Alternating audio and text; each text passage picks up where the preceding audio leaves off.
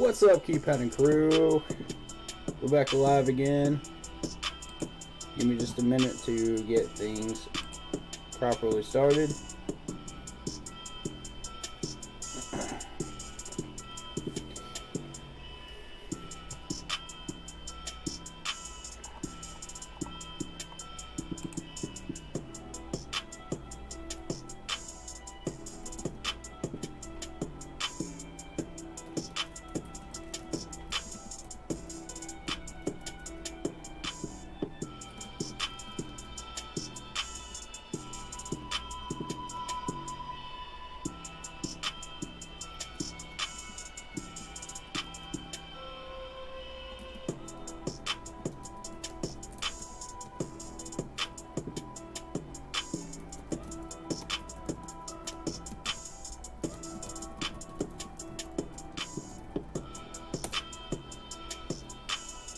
Alright.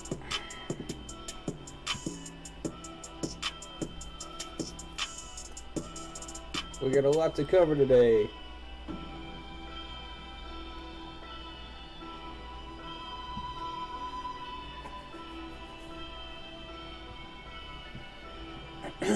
How y'all doing on this lovely Saturday afternoon?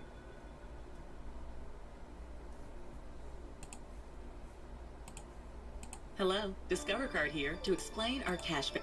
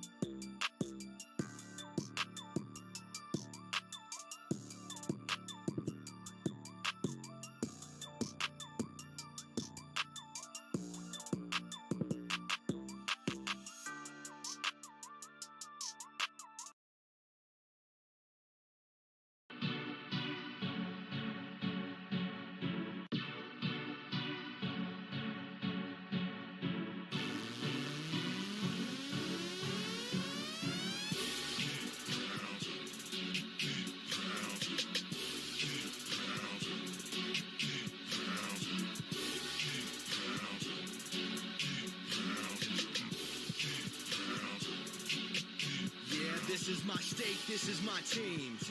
You know what that means. This is for the black and blue that I bleed. This is for the chance to bring home that ring. But everybody gonna doubt this. So far there ain't been another way around it. We bring heat to the game each week. They just say we ain't got what it takes, we ain't bout it.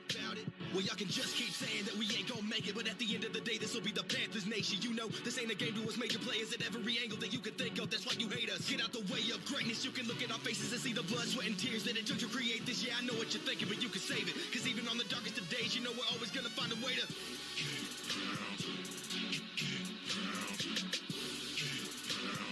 tell them what we gonna do, we gotta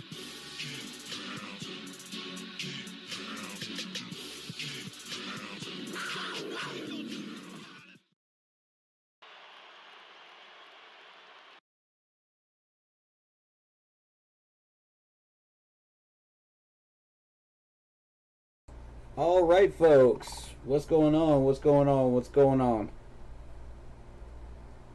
We are here. And it is a beautiful Saturday afternoon. We're going to be talking about a variety of topics today. I figured, we got at least half a dozen topics. Let's do a stream. We haven't done a stream in a while, and I think these are important things to discuss related to the team right now. Ranging from David Tepper to Robbie Anderson, Sam Darnold. We're going to be covering the Baker Mayfield stuff. We're going to be covering Minicamp. And, of course, a couple of pressers that were put out recently. So strap yourselves in.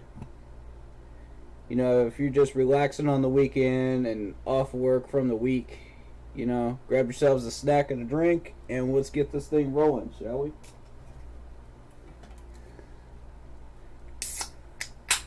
Speaking of, they finally got Baja Blast out in the stores in cans now, so I'm really happy. It's one of my favorite sodas, so, and it's seasonal, so. Alright, that's neither here nor there. We are going to be talking about, first of all, Mr. Moose Muhammad, the wide receiver from back in the day, visited Minicamp. How y'all feel about that? Let's start off with something positive.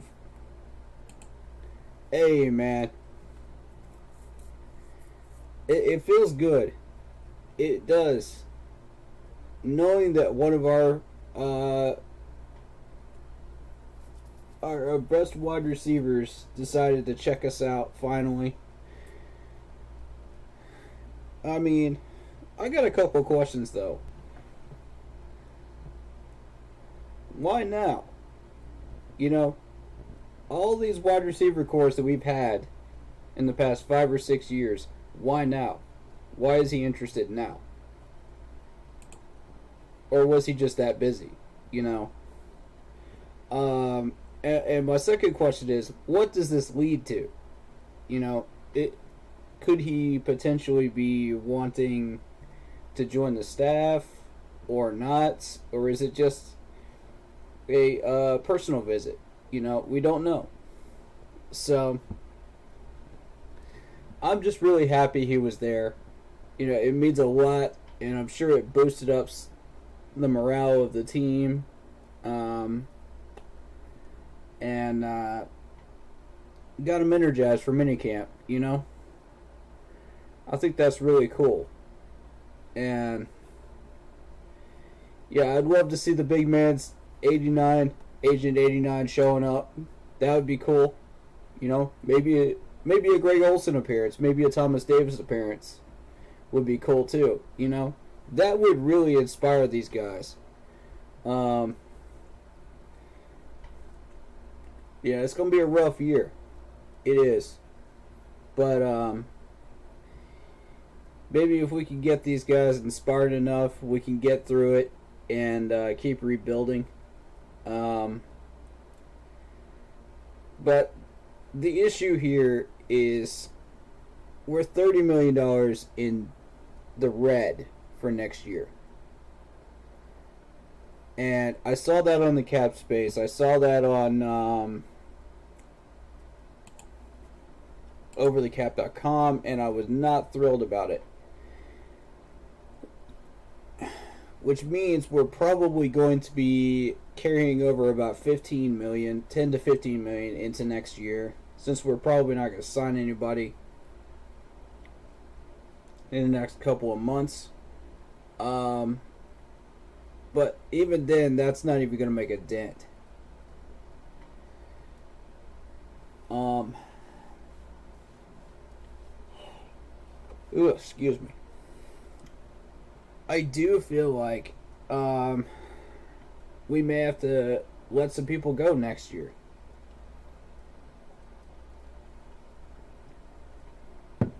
Starting with Brian Burns, I think, and I know a lot of fans are not going to want to hear that, but it's true.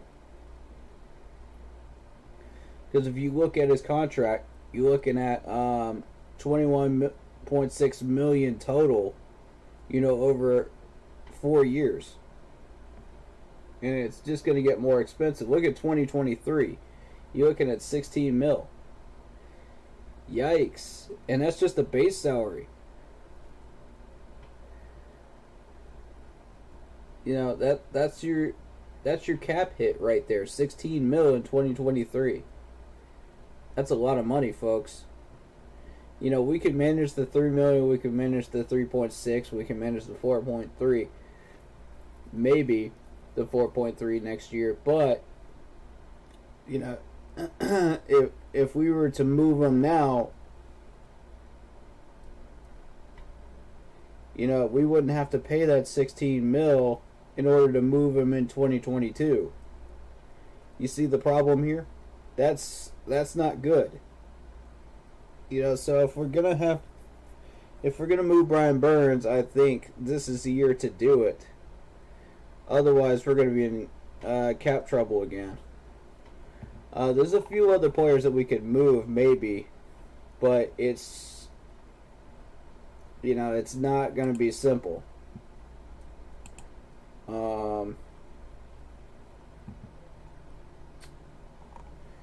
Because a lot of these are red numbers over here, and that's not a good thing. We're not saving money by moving these people. I can tell you one player we can get rid of safely and get $1 million back. And y'all already know what player that is if you've been paying attention to my streams.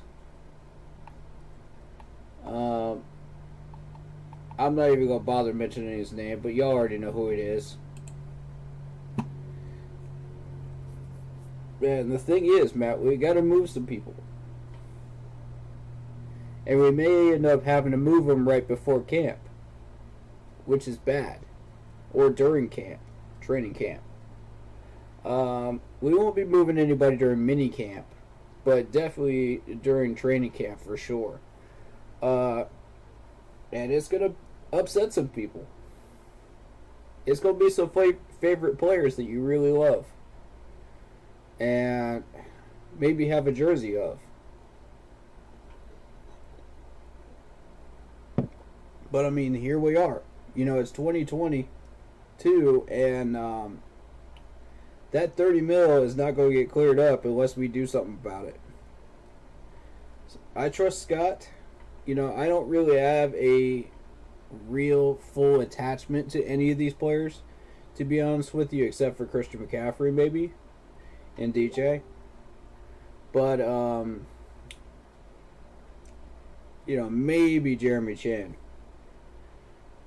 So honestly, I have no problem with us moving people. Or moving players. And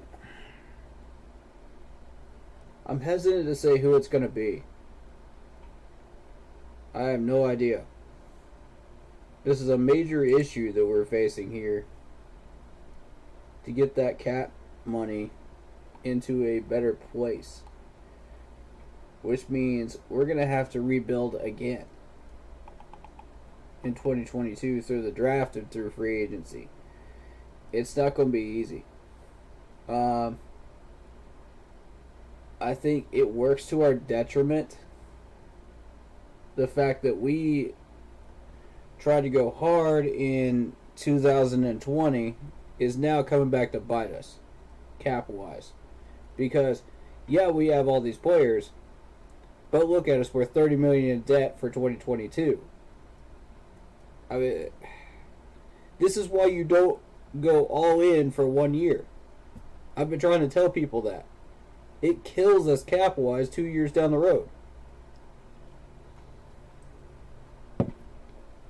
If you don't make the playoffs, if you don't get to the Super Bowl, what's the point? You're wasting your money. Stop wasting your money and go after something that's worthwhile. And that's what Marty did, man. He wasted money in 2020, and that's one of the reasons why this man is not here in Carolina anymore. And now Scott's got to deal with the repercussions of it. I feel for Scott, man. He's going to have to cut some people he doesn't want to.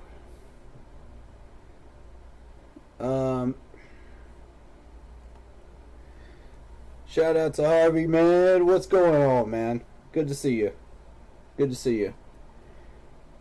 So with that 30 mil, we may be pushing 10 to 15 mil from this year into next year.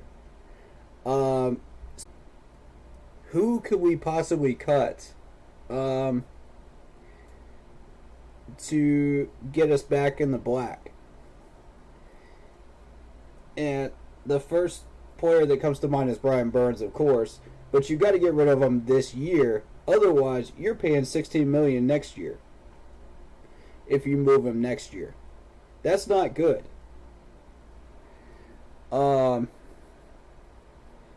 Yeah, it's $30 million in debt next year, man. So I'm afraid you're going to see a couple of players off this roster next year that you're not going to want to see gone. And it's going to frustrate me as well, because there's a few players that I think are up and coming that could really make a big impact on us.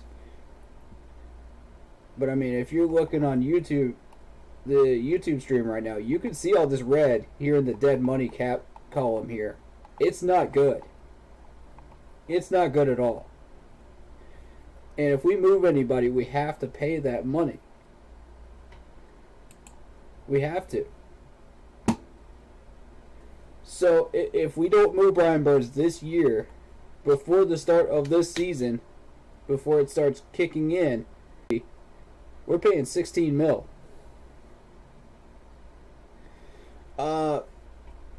Sam's 18.5 will be gone by then, or it should be. Well, see, that's the thing. We've got to pay that 18.5 to Sam and let his contract run out. Trading Robbie is a good idea.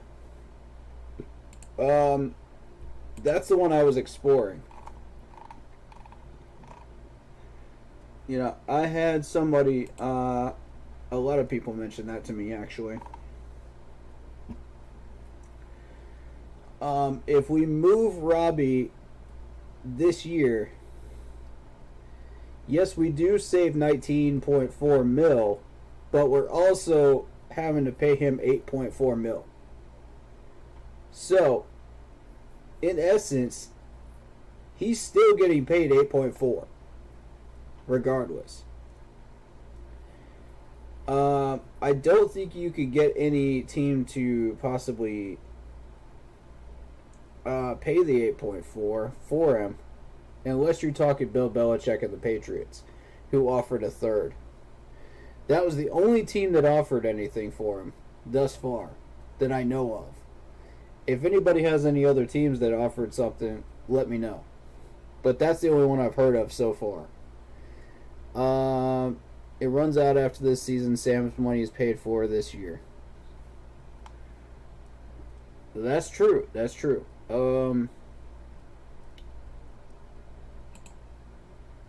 But yeah, with Robbie, you're still paying 8.4. which would come out to about 11 mil, somewhere around that range that you gain, right? If you're doing the math. I don't have a calculator in front of me, but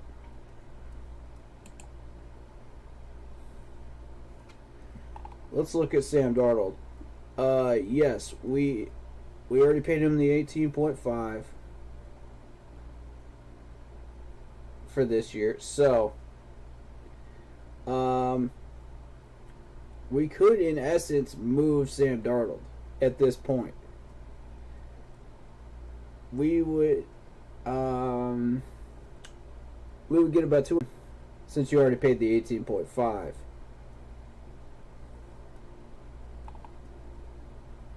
The thing is, the team just, Scott doesn't think it's worth it, apparently. You know, and frankly, I don't blame him. You know, you're dealing with a lot of different things on this contract sheet that is out of my depth, to be honest with you, because I don't know enough about this stuff to really fully explore and tell you what we need to do versus what we don't.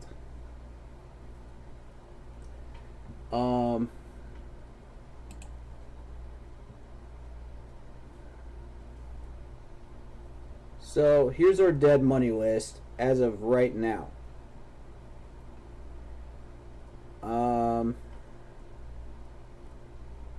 Morgan Fox, we already got rid of Morgan Fox.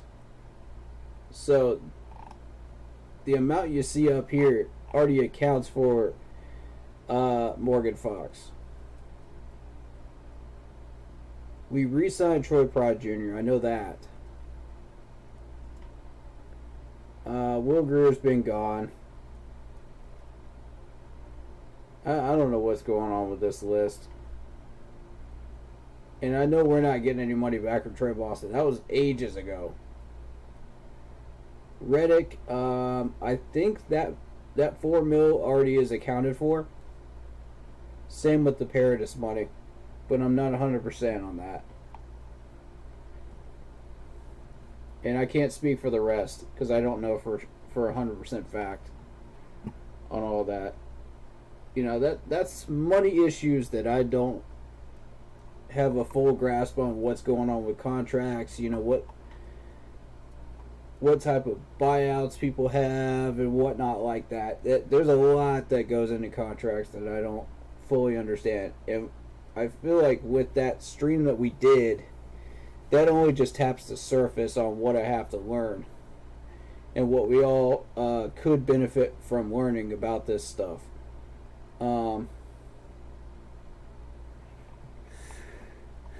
But yeah, you could definitely see Robbie gone. You could see Brian Burns gone. I feel like there's going to be a corner gone, probably.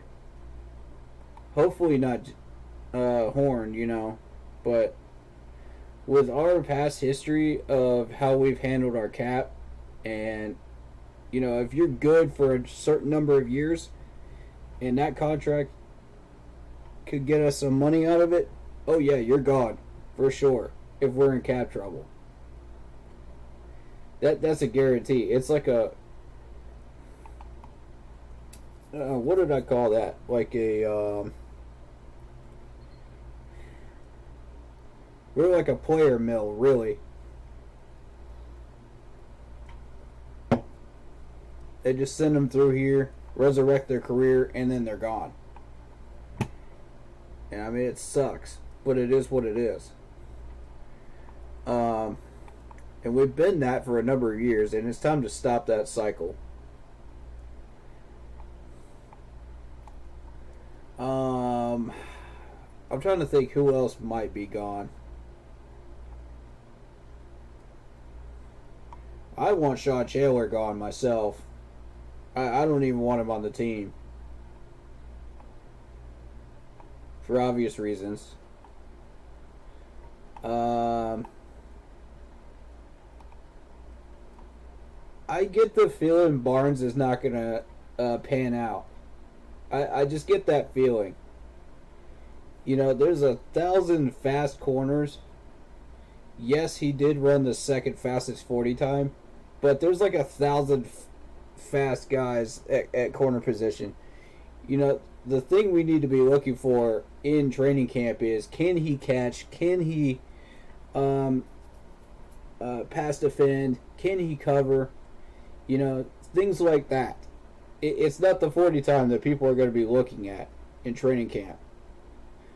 It's going to be everything else. And for that $720K, I saw an article saying that, you know, he didn't really impress the coaches and he's got a lot of work to do. So that doesn't seem too hopeful for Barnes. If he can pull out a miracle, man, I would love to see it. But, you know, it's always that 7th round pick that rarely ever pans out. You know, it's kind of an experimental pick, which is why I've always said, you know, instead of experimenting, how about trading those 7th rounders up into the 6th, you know, every other year, and making sure that you get a solid 6th rounder at a position that you need in depth. You know, it makes sense to do that. Like, why would you experiment with a 7th rounder unless you need a kicker or a punter? You know, or an emergency third quarterback. You know, it just makes no sense to me. Or an emergency running back or something like that. You know, I mean, if you want to experiment with a wide receiver that has a lot of potential and could be a steal of a gold mine pick, then maybe. But how rare is that? How rare is that in the 7th round? I mean, really. How many people have actually pulled that off as GMs? I don't know of many. So, yeah, I'm not holding out hope for Barnes. I'm sorry. I want to see him make it, but I don't know. So, you got a couple of these names that are probably going to be gone. Most likely Rambo won't make it. He'll either be on practice squad or he'll be gone. You know, all these new signings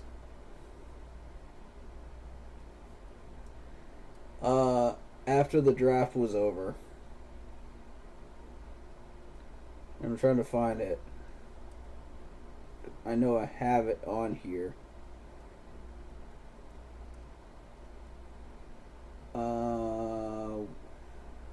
Did we sign people? Helen Barnes stats.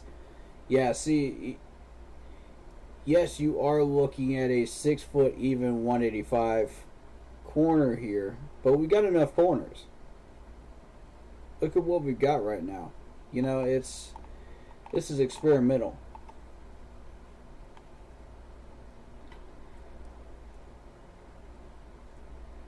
So,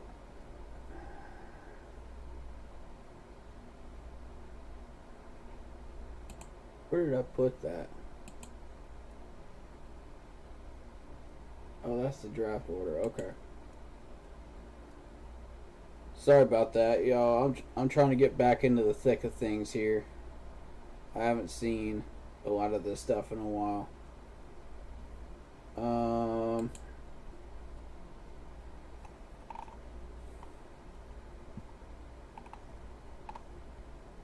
But yeah, there's all the vertical jumps from the linebackers. And I wanted to point this out because that was an important drill for them to run during the combine.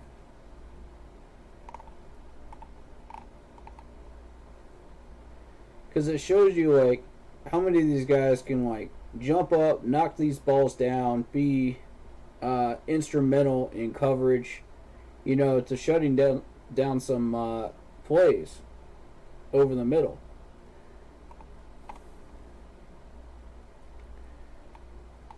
Obviously, you got Tyndall there. You got Brandon Smith, Damian Clark. You got all the usuals. Devin Lloyd wasn't really talked about that much, but I think he'll be a major factor out there. Christian Harris, of course, right there, that I was high on. He made the top 10. But we had a few. We added a couple of linebackers. So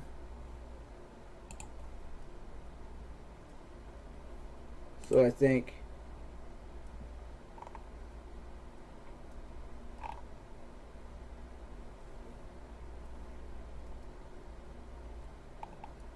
I don't know who's going to stay and who isn't, to be honest with you. Till I see him in camp. That could rack up some money for us that we spent on these guys, for cheap. With Barnes probably not making it past training camp, that's $720K that comes back to us.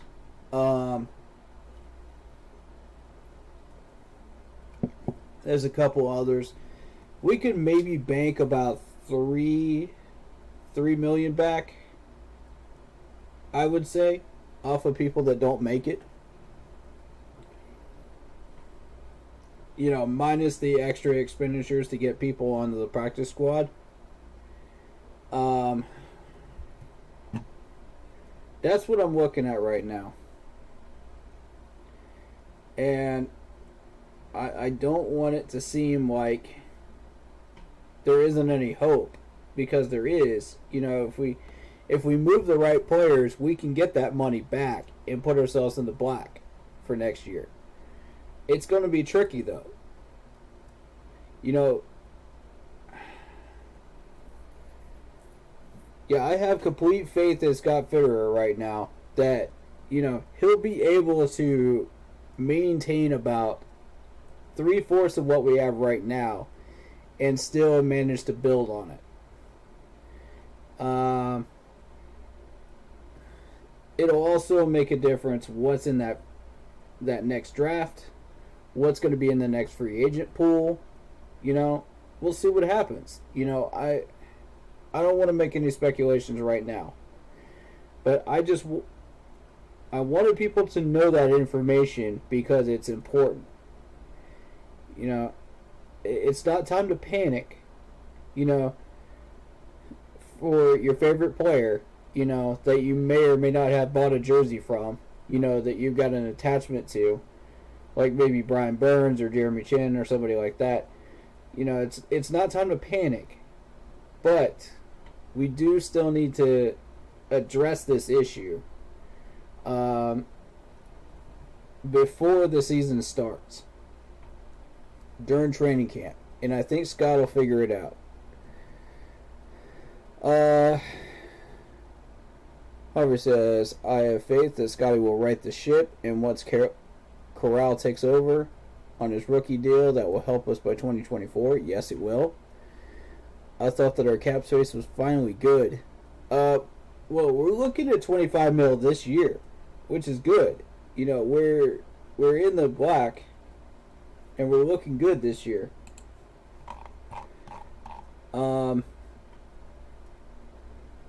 We've already paid off the rookie deals, so that's already accounted for. We've already signed our free agents, so that's done. So what you see here is what we actually have. It's $25 million, which is exactly what I estimated it would be.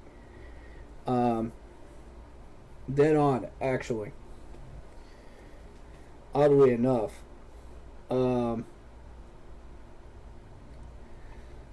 So currently we're spending about $109.1 million on offense, 79.2 on defense, and 5.5 on special teams. That's essentially the breakdown right now.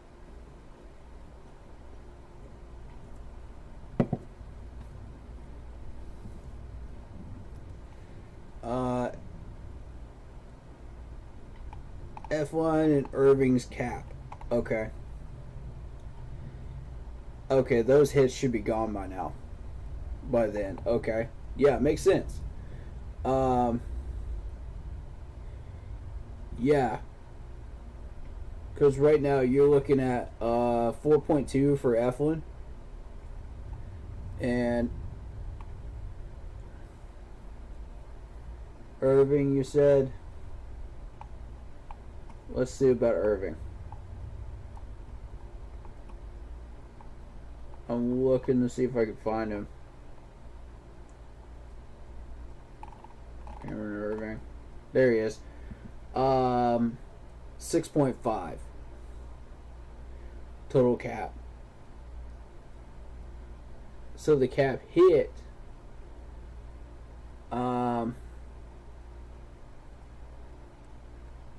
is about 4.5 out of that. So I think, we'll see. We'll see. There's certain players that we need to have. Taylor Moton's one of them. That's a guarantee. We have to have him. We cannot part ways with this man. There are certain players we cannot part ways with. Otherwise, we lose the essential building cornerstones that we need to continue building.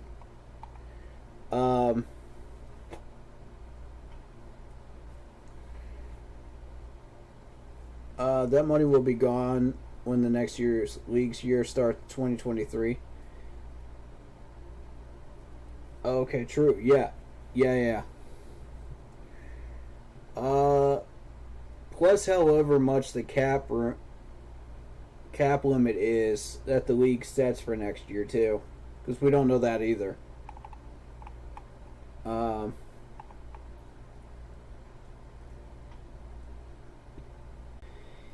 You could pretty much ensure that Christian McCaffrey is going to be safe. I would say Terrace Moton's probably safe. I would say probably Chin is safe for right now. I don't see him getting cut or moved. This is why I was trying to make such an urgency of making trades, during that trading period. Because I wanted to see if we could maybe add some money to that 25 mil that we have now, and maybe push us up to the 30 mil range so we wouldn't have as much trouble for next year. Have a little bonus money, if you will. Plus, we get draft picks out of it, so we get players that we need. So it made perfect sense to try to make some, package deals during that early time before the draft started. But now, we're sitting at 25 mil. We got 30 million in the red for next year. So I don't know what to tell you. We didn't make those deals.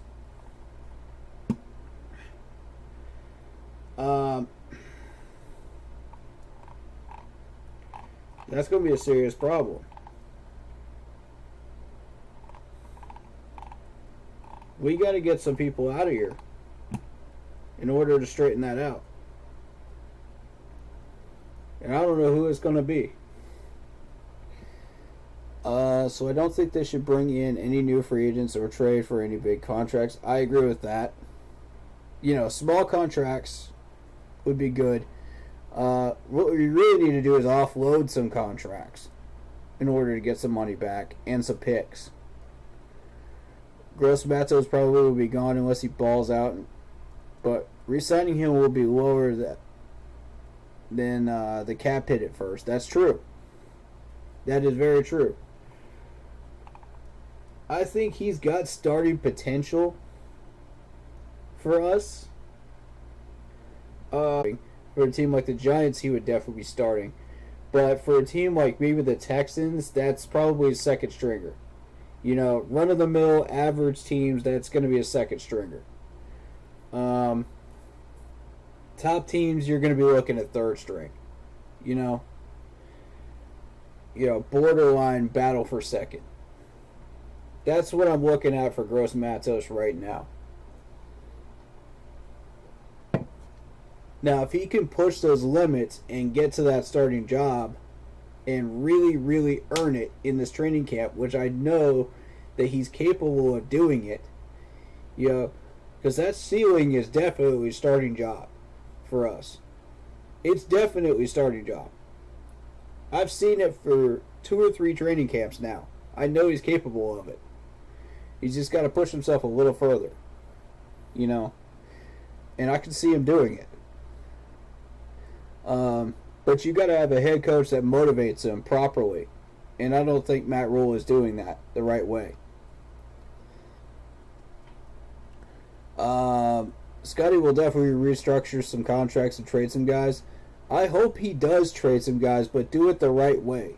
You know, package them up. Let's get some picks. You know, starting with that 3rd round that we lost in that trade for Matt Corral. We need to get that thing back because that's an important round for us in these drafts.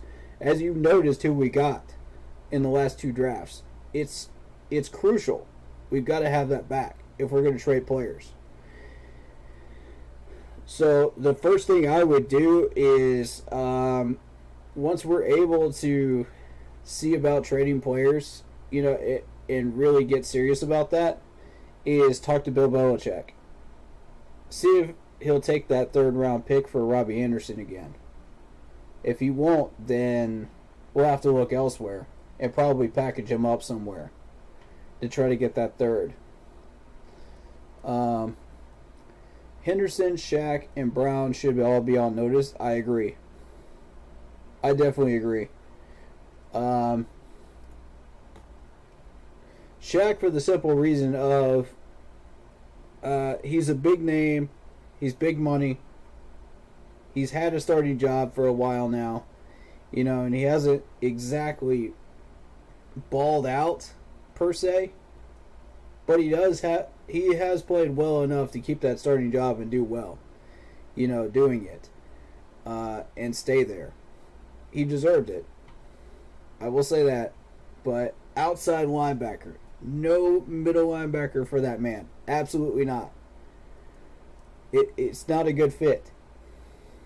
So I think we did well with the free agent pickups and moving him around.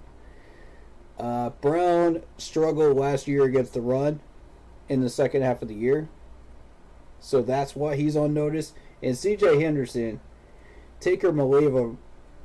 Take this guy or leave him in the cornerbacks room right now. You know, he hasn't really stood out. He hasn't really done that much to catch people's attention. So I think he could be packaged. He and Brown could be packaged. If it were up to me, I would probably package those 3 together and see what we could get. We're looking for picks. We're looking for offloading of those contracts. We're looking for something we can improve our roster with in 2023. You probably won't see the immediate improvement in 2022, depending on who you trade for. If you're trading for a player when you package those 3. But I would definitely put Henderson, Shaq, and Brown together and see what we get. I would bet on probably a 3rd or a 4th for all 3 of them together. Maybe 2 picks. I know we would get at least a 3rd and a 4th. Because Shaq is worth at least a 4th by himself. Brown, that's debatable. Henderson's probably worth a 6th at this point. I wouldn't. Nah. Unless you're looking for a little bit of corner depth, Henderson's not going to show up on your radar.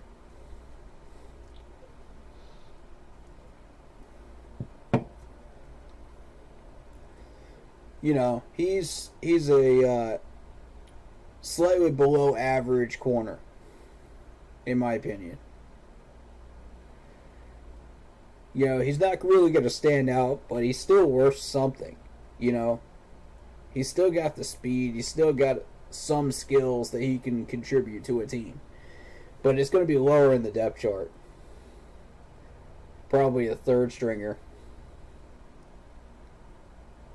You know, for the major teams out there that might want to sign him. And to most of those teams, it's not going to be worth it for him alone. So you got to package him. And again, the Texans are still looking to rebuild. So the Texans are a great trade partner. There's a couple other teams that are great trade partners too. But you got to be smart about it. I think Rule is doing better with all the experience around him now. You can have all the experience around you that you want, man, but if you don't learn from it, you're not going to get any better. And I don't think Matt Rule's learned a thing since he came up in the NFL as a head coach. I honestly don't. What he found out was it's a totally different animal up here. So we got a rude awakening, if anything.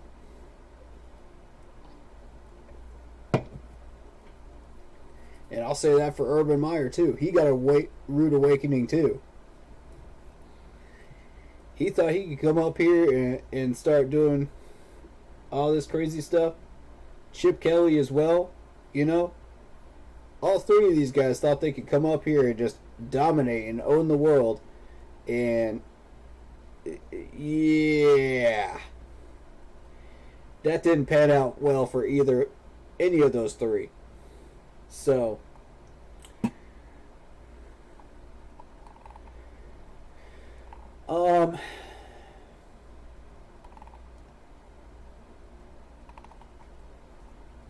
here's another thing I'm concerned about. All these free agents that we signed, about half of those are probably going to be gone. I mean, you're talking,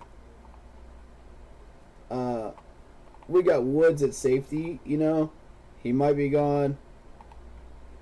It's like 1 to 2 year deals for these guys, and I just don't see them sticking around if you're trying to clear up cap space.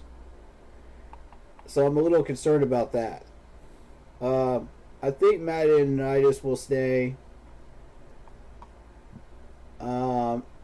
It all depends on who you feel like you need at certain positions versus what you think you might be expendable.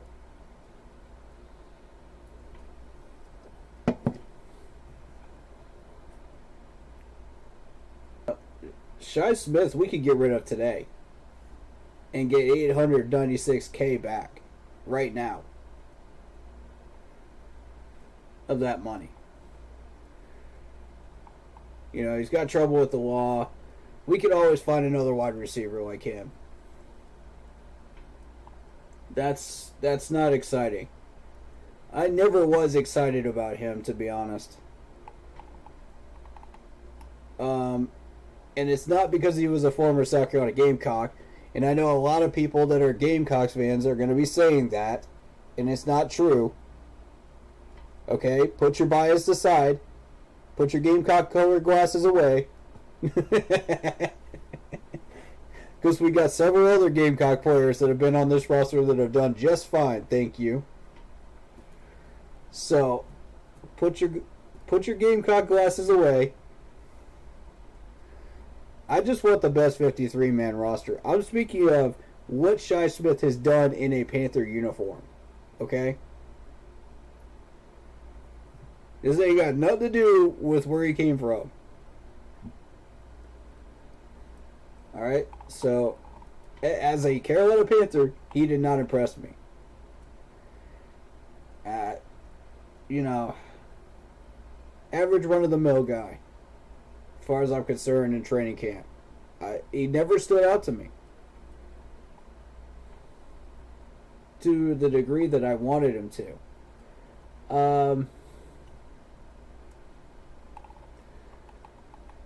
There were people talking about we needed a replacement at tight end.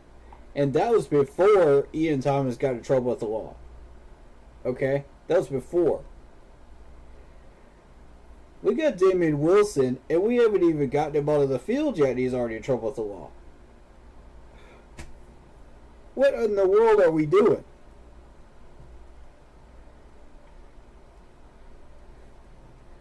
We spent $4.68 million on this dude, and he hasn't even been put in a uniform yet. He's already in trouble with the law. Oh my God.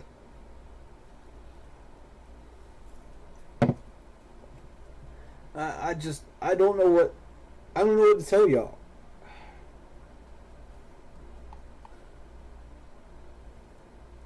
We're paying Ian Thomas $6.7 million right now. He hasn't really stood out, except for blocking and doing the basic things that a typical tight end would be able to do. You know, as much as I love the guy, he needs to step up. We need to get the ball in his hands a little bit more. Let's see what he can do with it. You know? That's what I want to see in training camp from him. And thus far, I haven't seen that. So I'm a little skeptical on whether this dude is going to stick. You know, when you start cutting players for money, or trading people. So, as I said before, I see a package deal for Ian Thomas. And I'm going to stick to that. I'm going to double down on that. Obviously, Robbie trade. We got to get something for him. This is ridiculous. Robbie, every time this man opens his mouth, it's hurting us.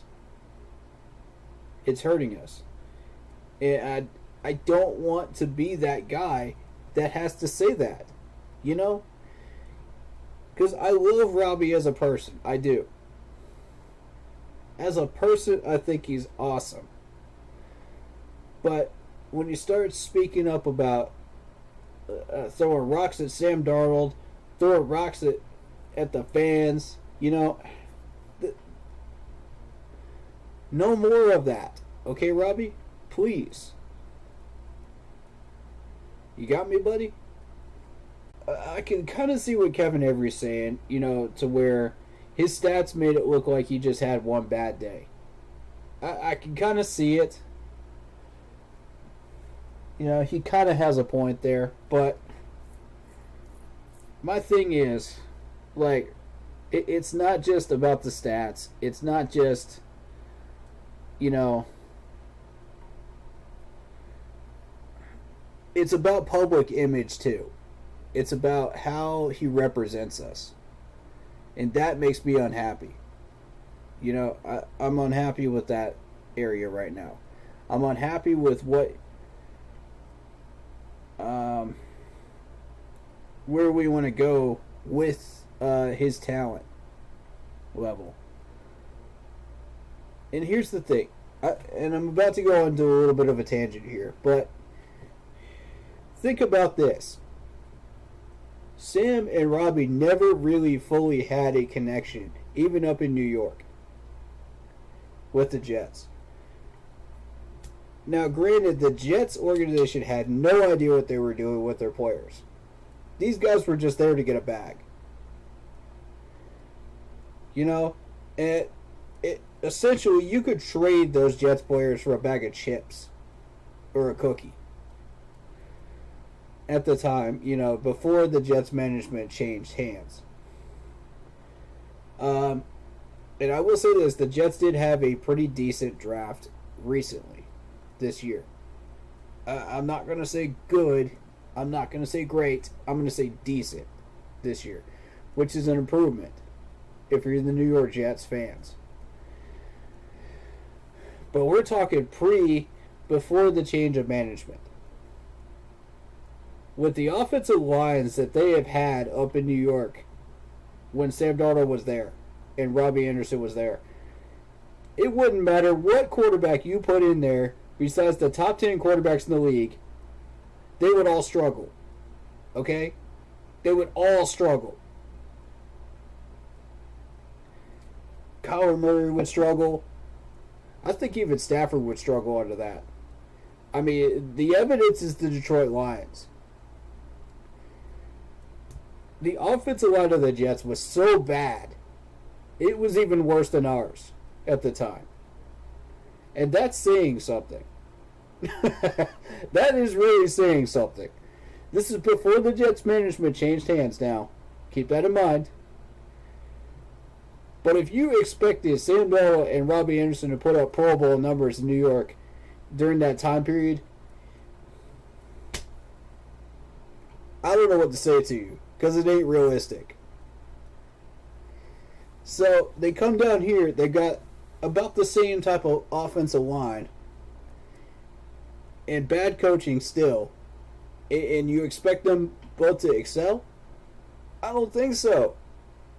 It's just a repeat of the New York Jets. You go see the exact same numbers you saw up in New York. The exact same. Yeah, Robbie had a breakout year. It's because of the teammates he had around him.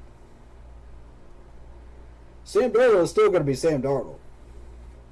I mean, that's not going to change. Maybe he has a slightly higher ceiling, but I doubt it. It all depends on how they coach him up this year. But Robbie Anderson, yeah, you could tell he had a little bit more in the tank. You know, to where he could possibly put out Pro Bowl numbers, but I doubt it. You know, it would be enough to draw attention on a major team, you know, if he had the proper teammates around him. But without those teammates, nobody's going to pay attention to him on the Jets. Nobody. Nobody even noticed him. It's like he was the invisible man up there. And it's the same thing that's happening with DJ Moore right now. Nobody's paying attention to DJ Moore, even though he's putting up 1,000-yard seasons back to back to back. But the problem is he's with us. You know? And we're not succeeding. If you don't have a successful team, nobody's going to notice those numbers. Nobody's going to notice you. No matter how high your ceiling is. I think the only exception to that might have been Larry Fitzgerald. But still.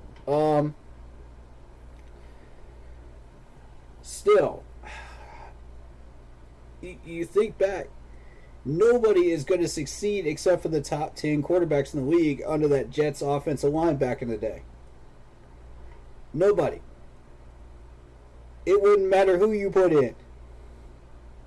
You could put in Derek Carr, you could put in anybody would struggle. I think even Stafford would have trouble. And like I was saying, the evidence is with the Detroit Lions. He struggled under a mediocre line with no weapons. That's exactly what the Jets had when Sam Darnold was up there. And you expect a Pro Bowl numbers from Sam Darnold up in New York? Forget it. You bring him down to Carolina, bad coaching, bad offensive line, what do you expect is going to happen? You expect him to turn a miracle, and you expect him to turn into Jake Delhomme all of a sudden? It's not going to happen. Y'all are delusional. So, like, I don't... All due respect, that opinion is delusional. Not you, I'm sorry. You know, language. I gotta... I respect everybody's opinions.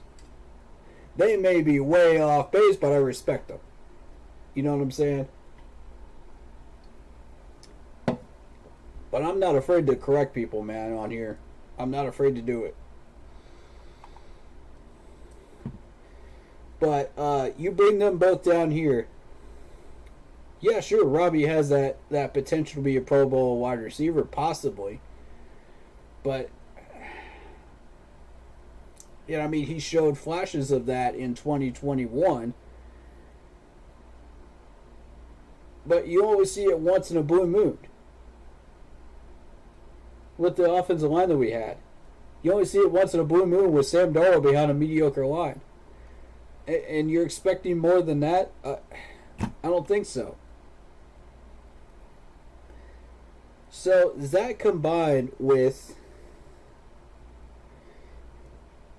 his recent outbursts in his public image, that's why he's got to go. I'm sorry, he's just got to go. I've seen enough. You can't be throwing rocks at your quarterback that you've been playing with for how long now and not done anything with, and it's not even his fault. You can't be throwing rocks at, well, a good 3/4 of it was Sam Darnold's fault. I will say that. Because even if you give Sam Darnold a line, he's only going to get a little bit better. But still.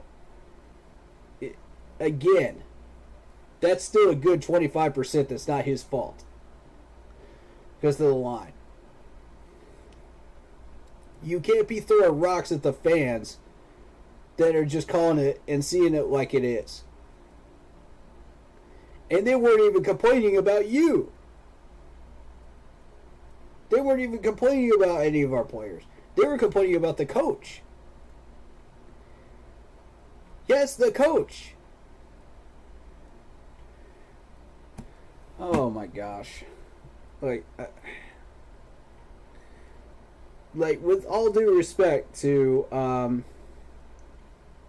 my man's opinion on that stuff, you know, from the 4-man rush, it's just, you got to take everything into account. You can't just take 25% of it, just the stats from last year, into account.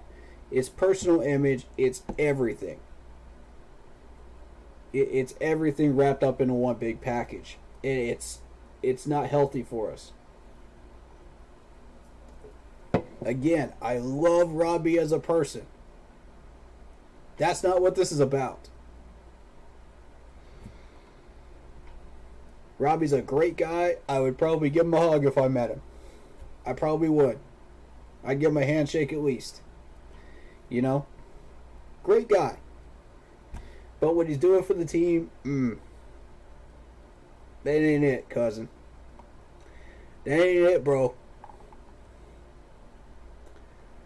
So, yeah, Robbie's going to be in those trade packages. For sure. We got to move him.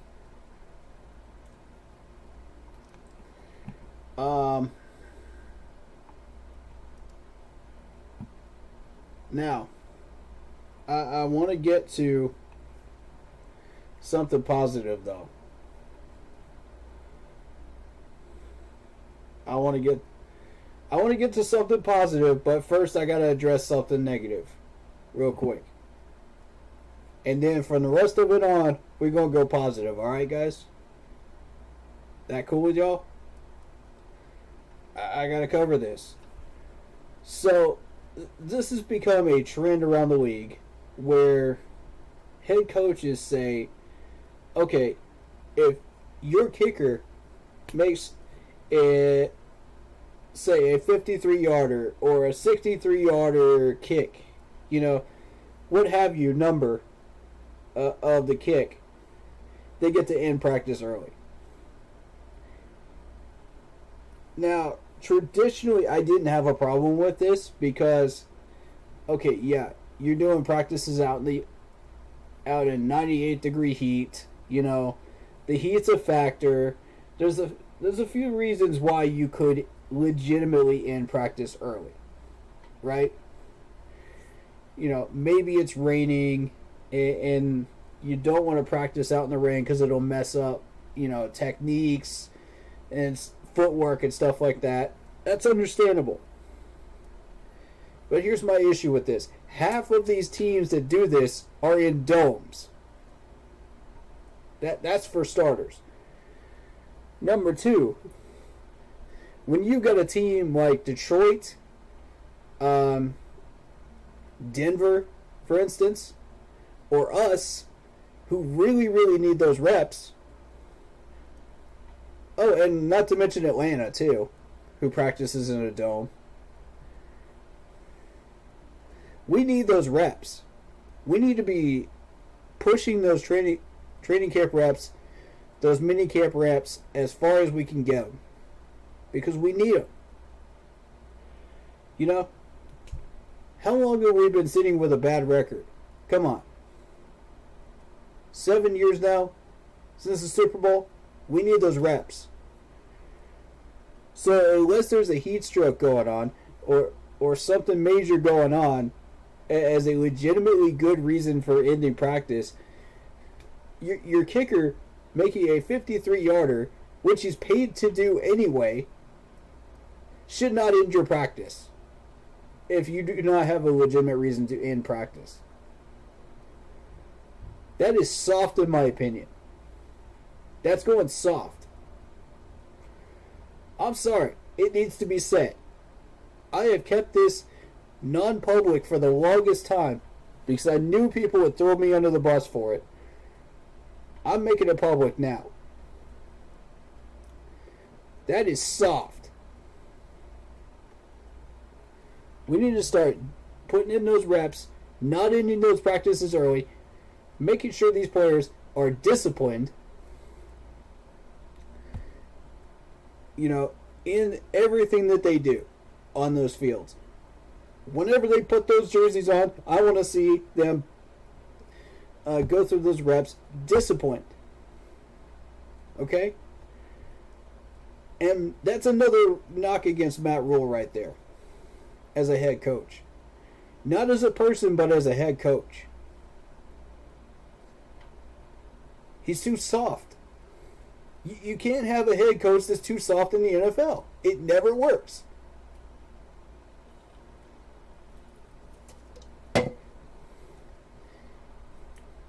You consider all these guys that are making way more money than you, and skin color ain't got nothing to do with it.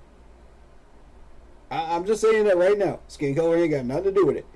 You got white guys, black guys, all types of mixed races on these teams that are making way more money than you. You cannot be soft as a head coach.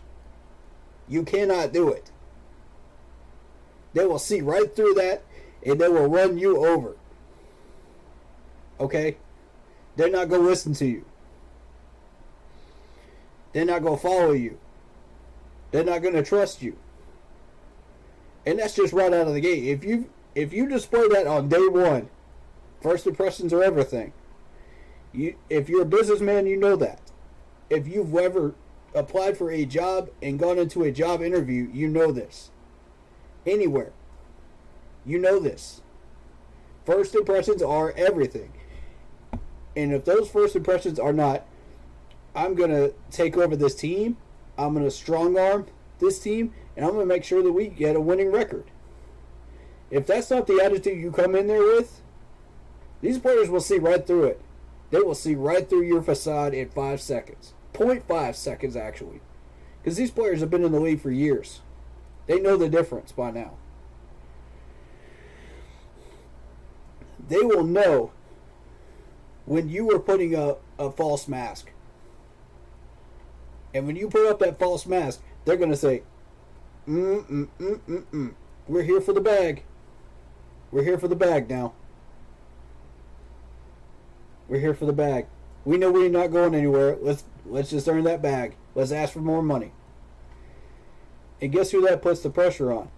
To fix these contracts up so you are getting paid. Think back to the Jacksonville Jaguars in 2016. If you guys have ever seen... I'm going to show y'all something. This is going to freak y'all out.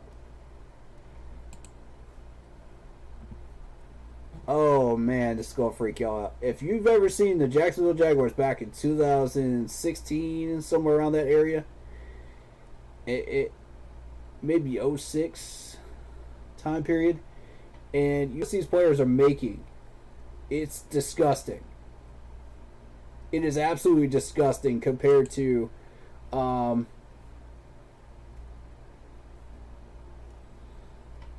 me see, compared to the head coach. I gotta find it. And believe it or not, I saw these contracts in Madden. I didn't even see them on this site before. The overthecap.com before this. And I was absolutely disgusted when I went to go try to restructure these contracts and do stuff with it. I was absolutely appalled. Do we have anything from back in the day? No, we don't. Okay, it only goes back to this year. Sorry. I'll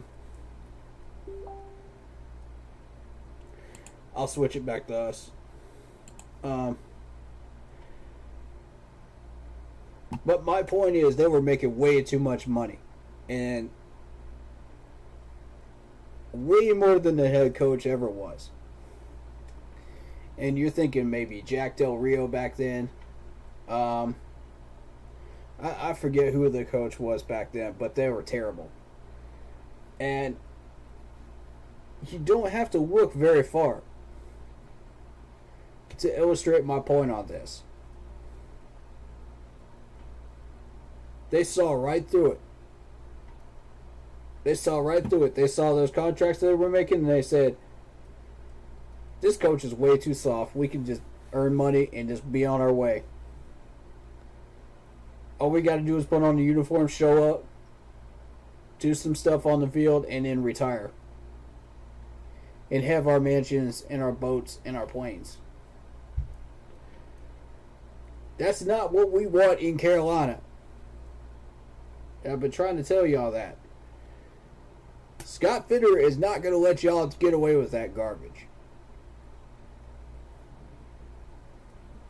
Okay, Matt Riddle is. That's why we got to change this stuff, man. We got to get rid of Matt. He's not it. Alright, so. Okay, so Over the Cap has a trade value chart. Interesting. I didn't even know this. Okay. Huh. That's interesting, y'all. I didn't even know this.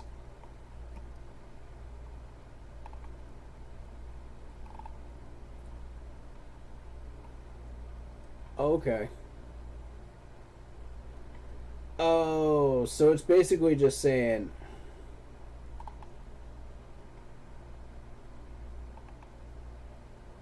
that's the value for each pick.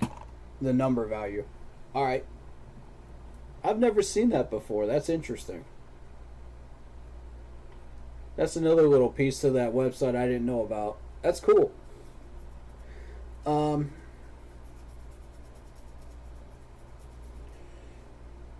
So the next, my point being, we can't be ending these practices with just kicks, you know, if there's no legitimate reason to end these practices. These kickers are paid to do this anyway. I mean, what are we doing? What example are we setting? Oh, let's be lazy and not put our put the work in for the entire minicamp? How about training camp? How about practices during the week? Laziness shows, folks. Softness shows. On Sundays. Every single time. If you've been soft all week, it will show. There is a guarantee of that. There's so many examples. I couldn't even begin to start scratching the surface on that. But that's a practice that's got to end. You know, that trend has to end. In the NFL and college. College I can see because some of these players are actually trying to get degrees, you know what I mean? They're trying to study, and you know, heat exhaustion can have a mental effect on you. I can understand that. You know, there's certain reasons why it's okay in college. But once you get up to the NFL, these guys are paid to do only just this. Okay? They're paid to only just practice and play football. And the kicker's paid to kick field goals. What are you doing? And what makes it even worse is these guys do this in domes. Like, you don't even have the excuse of water. Of rainwater drowning out your practices. You don't have the excuse of heat waves. I mean, what is this? Come on, man. You got temperature-controlled domes. Oh, my God. That stuff frustrates me to no end. It frustrates me to no end. For real. Alright, so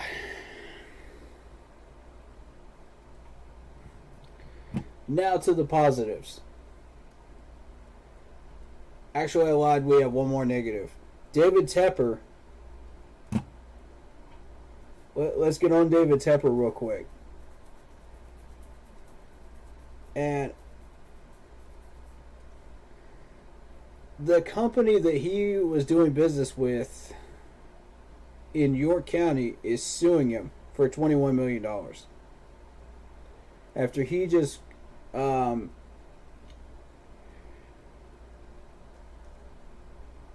forget exactly what happened there.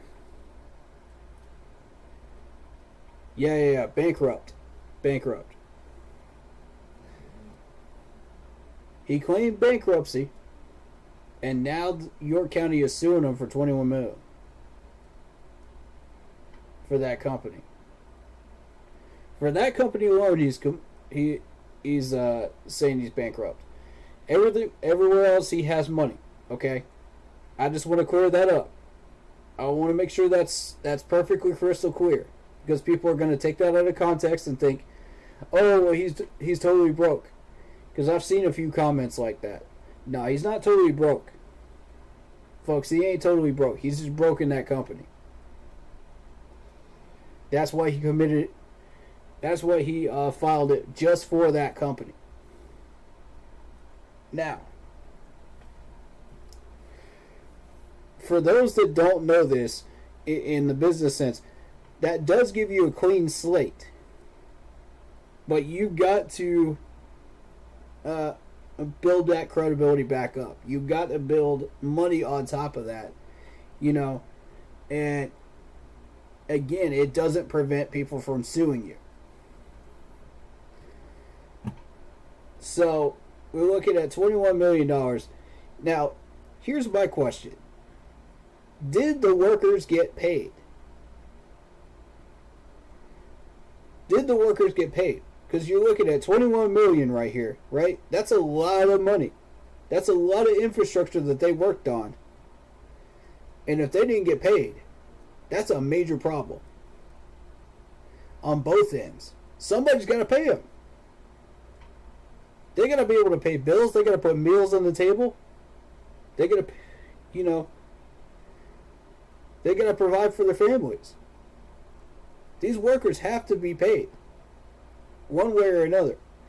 So my question is, did they get paid from one side or the other? Did Tepper pay for them? Did the company pay for them out of insurance for those contracts? Did York County pay for them out of their stocks and bonds that they were going to give David Tepper, that they were not supposed to give him? He never asked for stocks and bonds in payment. Never once. In fact, he said the opposite several times. And that's why he shut down construction, because the first payment they were going to make was stocks and bonds. And Tepper said, nope. Shut it down. Shut everything down. That's based on the facts that we know right now. And I know there's probably a lot missing that we don't know about. A lot of stuff that happened behind closed doors, a lot of political garbage that went on in York County and South Carolina, state legislature. But you know, fact of the matter is, the main question I've got is, did these workers get paid? That's the bottom line question that I need to know. Because that's been bothering me since day one of this whole thing. It's been bothering me since day one. You can go through all the business nonsense that you want to, but at the end of the day, you got workers that have been put on these contracts. They've worked for you. They've gotten, what, 25% of that building done? They got to get paid. And there's some people saying, oh, well, this is Tepper's way of getting himself out of it, out of paying for these workers. I don't think so. I don't think so. I think it's because of the fact that York County decided to pay in stocks and bonds, and he didn't want the payment in stocks and bonds. It then falls on the construction company that Tepper owns to foot the bill, you know, for the construction work, for the metal beams, for everything, you know. Since York decided we're not going to pay for it the right way, therefore Tepper footed the bill, technically. And that's why you saw the bankruptcy being filed. Now this is from business. A lot of people don't understand the business perspectives on this stuff because, you know, it gets complicated. It really does. Because there's a whole lot of contracts going on. There's a whole lot of nonsense going on behind closed doors that people don't even know about. And that's not even dealing with the legislature. But, you know, we're just talking about the business part of it right now. I'm trying to give y'all a basic overview of what I see happening based on what I know. I could be way off base here, but this is my assumption. That Tepper footed the bill with that 21 mil, and that's how much it costs to build what he did already. Plus or minus a certain amount because of construction losses, right? There's all sorts of things that can happen. You know, you don't get the proper materials on time. Something. There's all kinds of things that can happen, folks, with construction. It gets wild. It really does. I've seen and heard all kinds of stories about stuff like that. But so now York County is like, okay, well, we're going to sue you for that $21 million. Why? Why? First of all, y'all didn't even pay a dime of that money in the right way.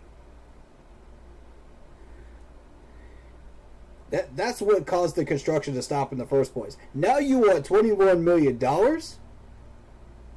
The same amount that they used on the construction work to build that place? Yes, sure, you own the property. But is that the amount that it costs to refurbish that property and destroy all the construction work that was done there? No. York, stop it. York, stop it. For real. You're making my state look like an embarrassment right now. None of what you're doing makes sense. None of it. On a business scale or a construction scale. And especially not on a political scale. None of it. York, for real, man. It just shows the greed right now. It shows the greed. And I don't like it. I mean, assuming all of this stuff is true, it paints York in a very, very, very negative light.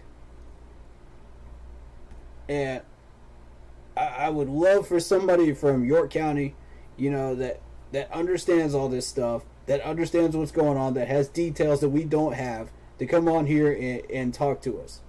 I would love for that to happen. Please do. Correct me on where I'm wrong. I don't mind it. Y'all know I don't. I'll be the first one to tell you I'm eating crow on something if I do. So please do. Tell me what's what. Tell me what's up and down. And I want to hear representatives from both sides. I saw Keep Pounding TV do that same thing, and I want to do that same thing myself. I want to know what's going on, because the people deserve to know the truth. This ain't about money coming into the channel or not coming into the channel. This is about truth. People deserve to know what's going on. People deserve to hear from both sides of what's going on and make those decisions, those opinions on the situation for themselves. I would gladly host both sides people. I would gladly do it. You give me names, numbers, contact info, we'll do it. Even if I got to spend a month of off season, whatever's left of it, doing this, I'll do it. It's that important, folks. We got to know that we have a respectable owner that's doing his job properly. And if he is getting screwed over by York County, we need that stuff exposed. If Tepper is not doing his job properly, we need to expose that as well. So that we know for a fact where our ownership stands. And how we should look at him. I want the unblemished truth to come out on this channel, man. That's what I want. How do y'all feel about that? Y'all want to see that happen? Because I do. Y'all send me some contact info. We'll get that done. We'll get that done for sure. I'll even put off the side project video series that I was going to do for that right there. I'll put it off for that right there. It's that important. But that'll be announced next week. We'll start working on that next week. But if y'all haven't seen the poll, it was what series we should do. And I'm trying to find it on here. What I should do is a side series, since we're in the off season. Yeah, here it is. And put it on the 2014 and 2015 seasons of why they set the bar for the Panthers football these decades. So we'll do a series on that. I had a couple of late votes come in as well. But I think we'll do that. We'll do that.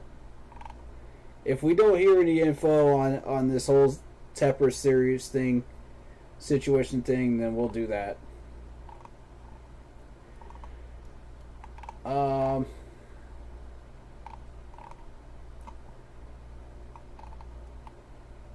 Alright, so next, let's get into some positive things. Sorry about the messenger stuff there. Didn't mean for you guys to see that, but check out this 7th grader, man. Look at this arm. If you're watching on YouTube, this dude is incredible. The accuracy on these. I mean, this is college level accuracy from a 7th grader.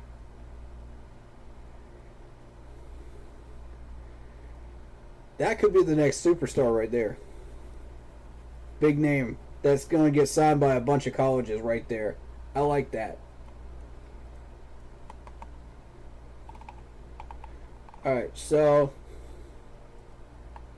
as you know, I always encourage the youth to get into this sport and really enjoy it, and have a passion for it like we do. And show off those skills, Alright, so this is another thing I wanted to bring up right here.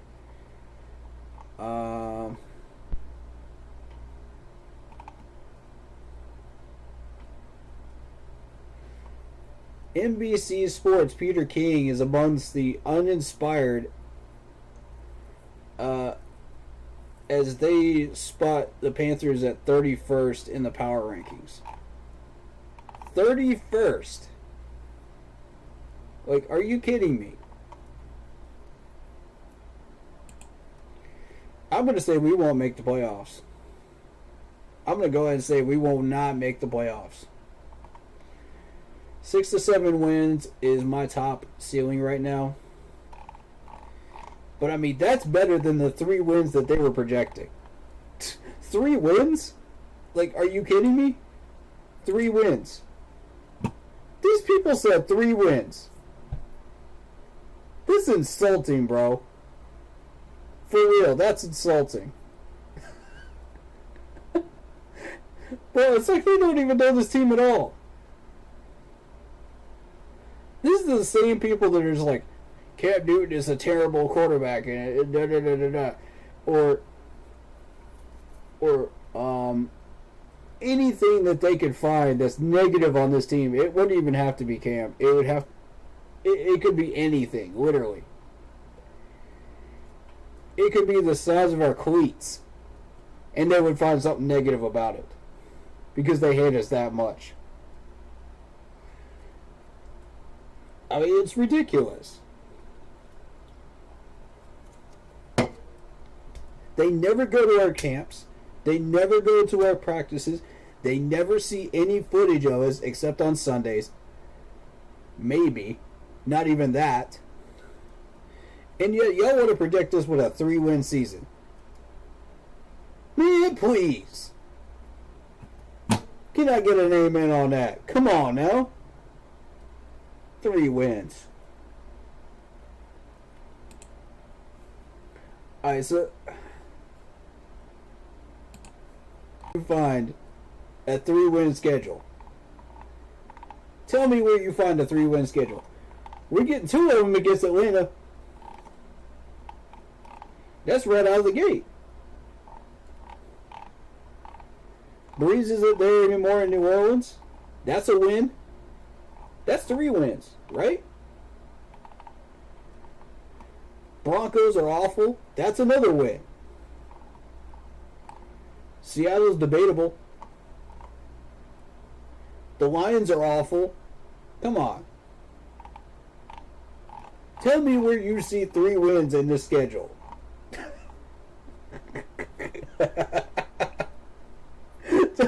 Tell me where you find 3 wins.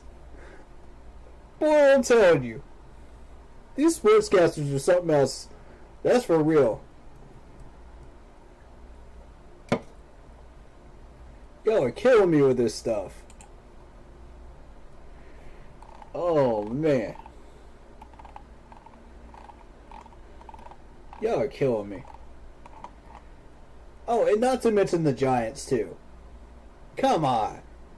If you're not counting the Giants as one of those wins, I'm sorry to tell you that you have no idea anything about this team. Oh, and let's not forget the fact that they ranked our defense as 24th. 24th, folks. You see it. You see it. I'm not making this up. PFF.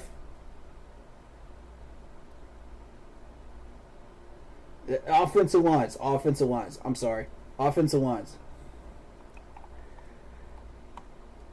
I don't think they properly ranked our defense yet. But I guarantee you it's going to be a bad rating. What they said, I forget what it was, actually. I was going to post it. But, it wasn't good. It was far below what they respected us at before.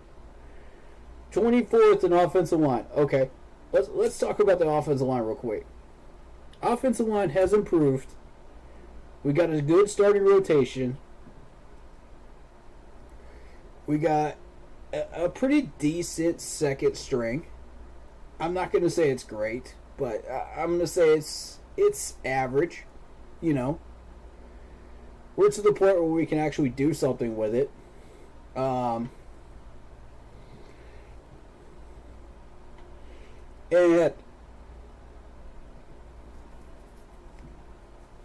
here's the thing, man. It's improvement.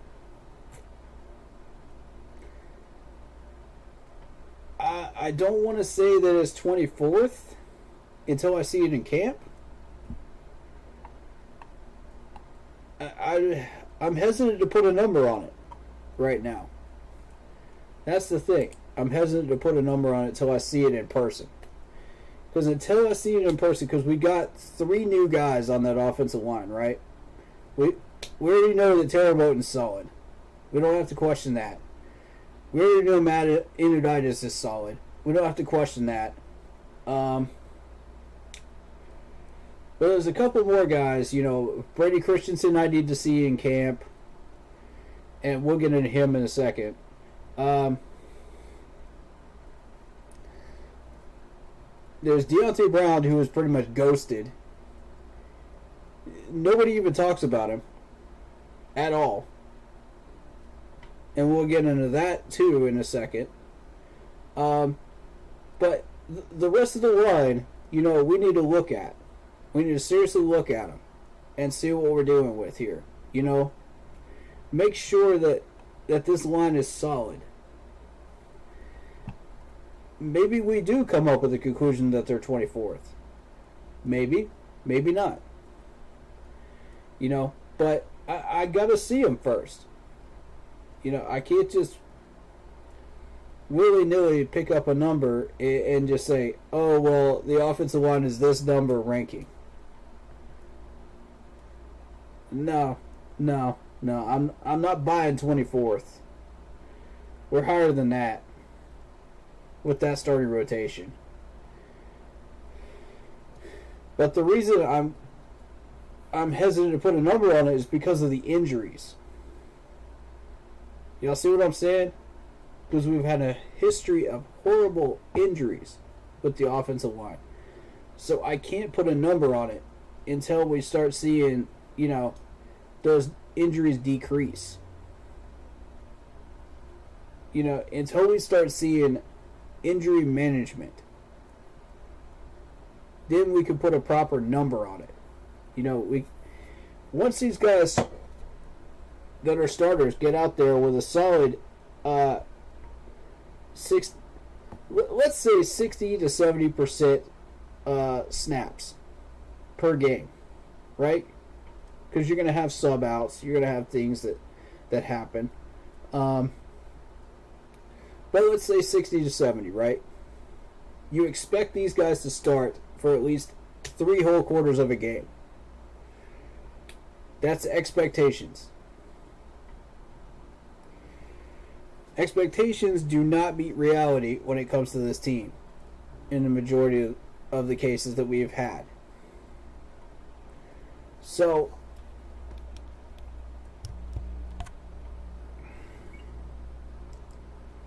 let's say they do get that, they do meet that quota. Then we start taking a look at, okay, are these guys really ranked 24th? Where would we rank them at that point? That's when we can get a proper number. I'm not ready to give that proper number until we get both of those things dealt with. You know, that's not something I'm comfortable doing. So, all due respect, I will, for now, accept the 24th ranking. For now. Until we know for sure.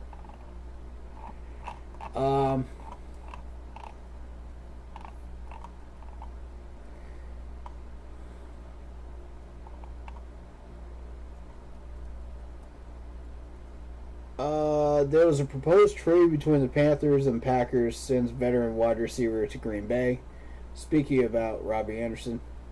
But let's get into the offensive line real quick one more time. Brady Christensen. Okay, Brady Christensen. Recently, Matt Rule said I don't know who to put at left tackle.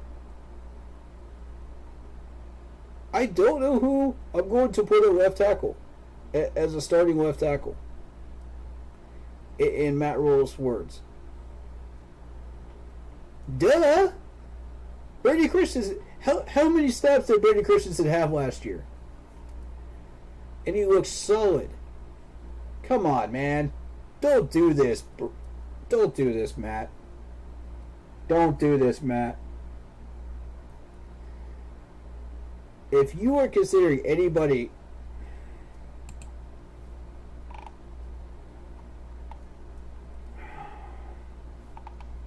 I don't get it. I don't get how you can go through minicamp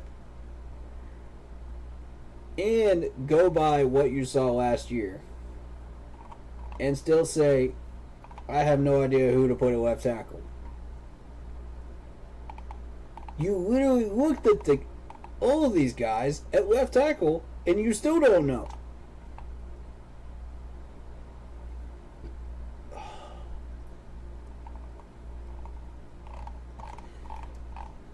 This is getting ridiculous, y'all. Okay. We'll get into that in a second. Robert Anderson wants to put last year behind him. Okay. We'll take a look at that in a second. I haven't seen that article yet.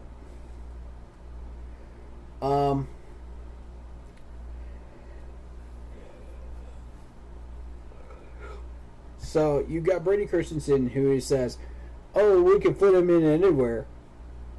Why the heck did you draft him as a left tackle if you're just going to put him everywhere on the line?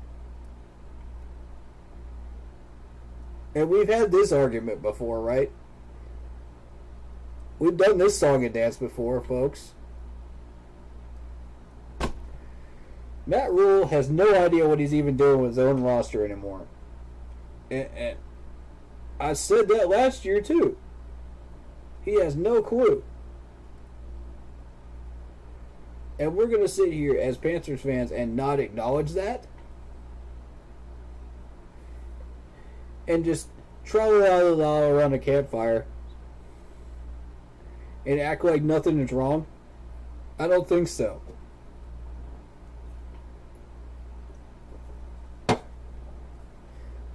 People have acknowledged it. The vast majority of the fan base has acknowledged it. That he has no clue what he's doing with the roster. He has no clue what he's doing with anything at this level. Why should this be any different? He's soft as well. We don't need that.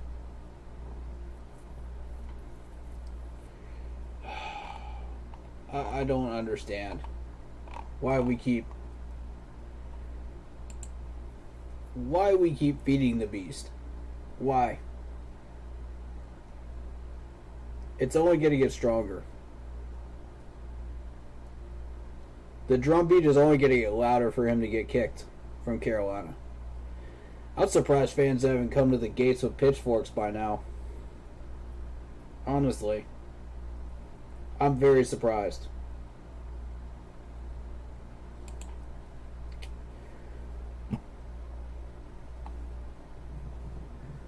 And then you got Deontay Brown. Completely ghosted. Now, I could understand if Deontay Brown was not making any strides and you publicly acknowledge, okay, well, he's got a lot of upside, but we've got a lot of work to do with him.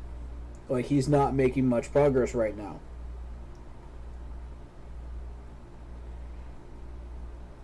I can sort of buy the fact that no news is good news. You know what I mean? Oh, well, we don't want to acknowledge the fact that he's subpar, you know? So let's put out nothing. I could sort of buy that argument. Or the fact that he's stagnant. And let's put out nothing. You know what I mean? I would bet on the second one. But, you know, point being, he is better than everybody thinks he is. And he's just not getting the opportunities he deserves. Nobody talks about him. Nobody. That's the strange part. I don't understand this. How can you have a third round left tackle or a left guard that nobody talks about? How does that happen? Speak up. Say something about him. We haven't heard heads or tails from him in a year. He hasn't done any press conferences. Nothing. Tell us you're at least making progress with him. I'll take that even at this point. Even if it's from an off-brand website, I'll take it. You know, that at least tells me something. You know? I don't want to hear nothing for an entire year about a player. I don't want to hear nothing. You know what I mean? Because that tells me, okay, well, he's a no-name. He's just on our roster. He's just a 53-man roster fill-in. That ain't going to cut it for me. I need to see more.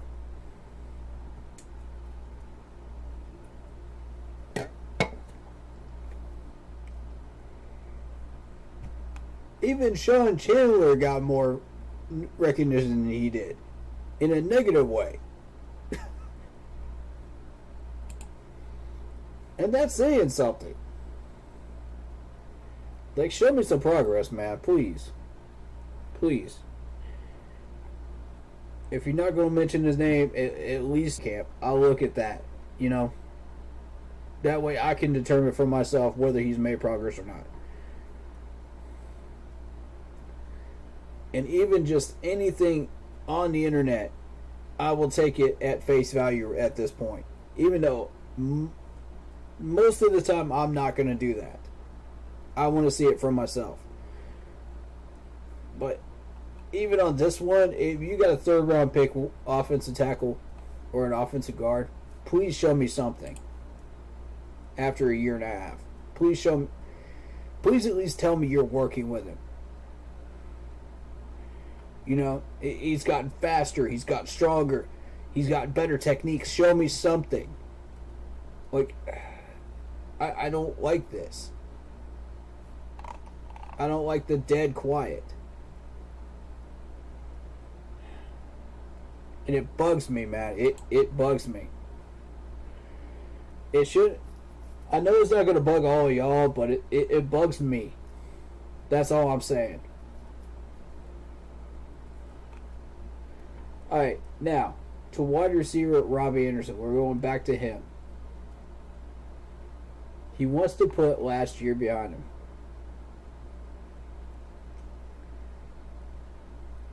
Okay, when asked about his new approach after a disappointing 2021 season, he said, I could show you better than I could tell you. Alright? Alright? I respect it. Show us.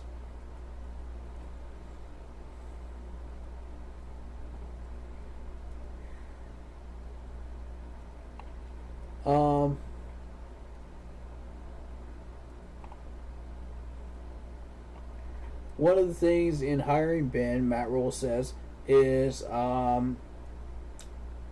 he didn't want to just utilize one or two players. Okay. Thank you. Finally. He's evolving. He's evolving. Wow.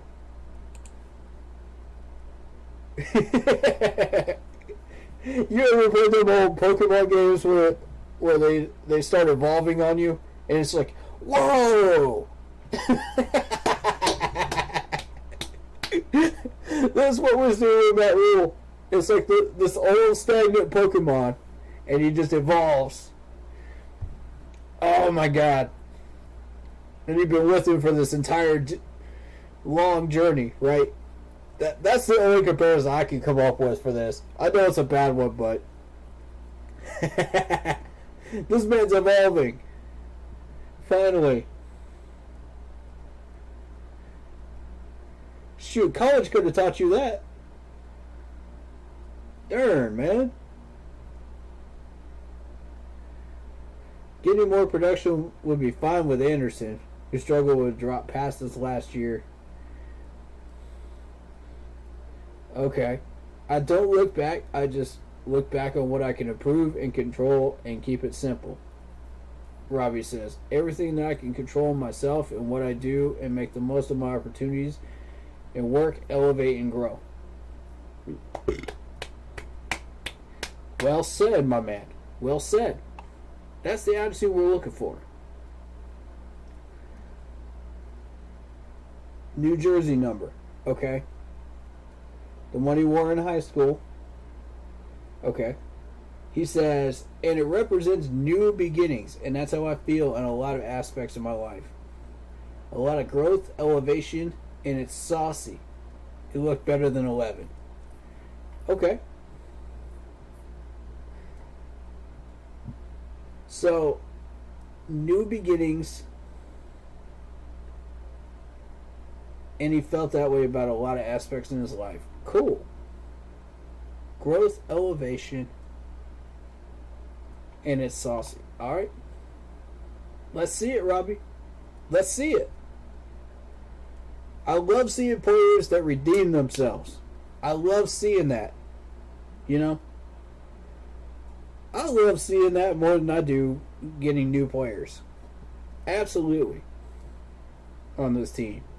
I love it. So let's see you redeem yourself, my man.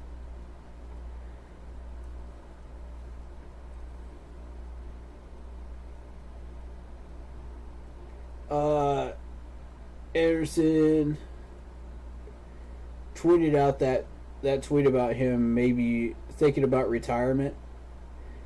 But he said it was more a reflection of personal things than a workspace decision. Okay. Fair enough. Fair enough.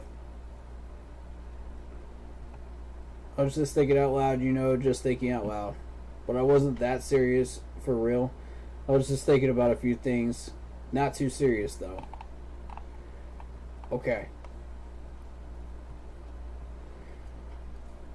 Alright. Please don't put stuff like that out on social media if you're not going to do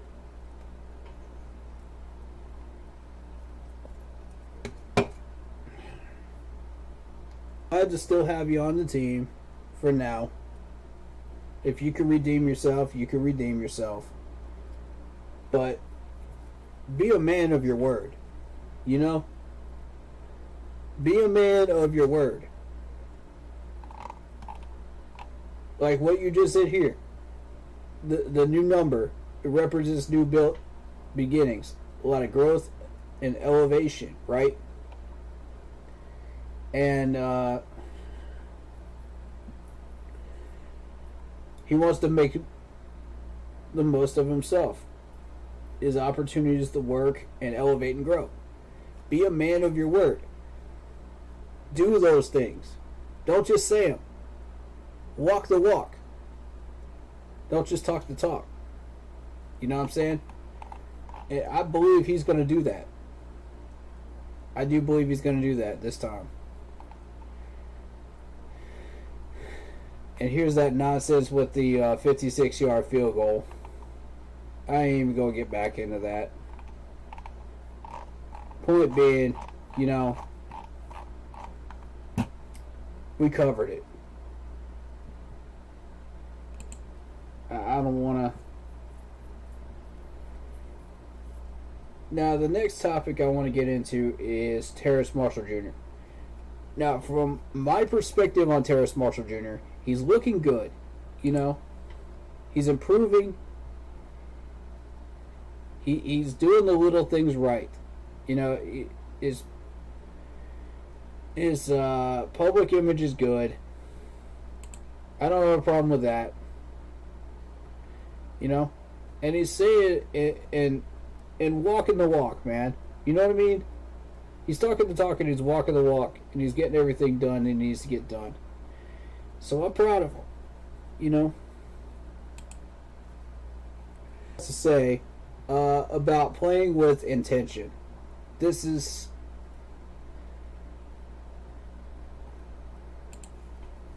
Terrace Marshall Jr. Let me see. Desktop audio. Make sure that's up so y'all can hear it. Terrace, the other day, Christian said that you had taken a massive leap from year 1 to year 2. Has there been a change in your routine? Would you say that you've taken a massive leap from last year to this year? Yeah. All right. So the question was, would you say that you have taken a massive leap from last year to this year? I would say I'm a little bit more comfortable, just with this off season. I had time to grasp from last season and learn from all of the mistakes and everything that I got to learn from last season and apply it to this year. So I feel like I've taken a big leap and I'm ready to move forward. Okay, he's ready to move forward. He's taken that big leap. He's learned from his mistakes. Good man. Good man. And notice what he says, what his hoodie says, is make the world a better place. I like that. I like that. Let's continue. Seeing improvement? Just coming in and out of my breaks, understanding info when it's given to me, quickly. Just doing everything better overall. Just being more aware of, what's going on in the field. Just feel like I'm ready. Being aware of what's going on the field, just being more ready. It really is that simple. You work hard, you put in the dedication, you put in the study time. That stuff is going to improve. And I mean, look at this. That's the result you get. Terrace Marshall Jr. is doing great, man. I'm happy for him, and I'm happy for that growth that he's had.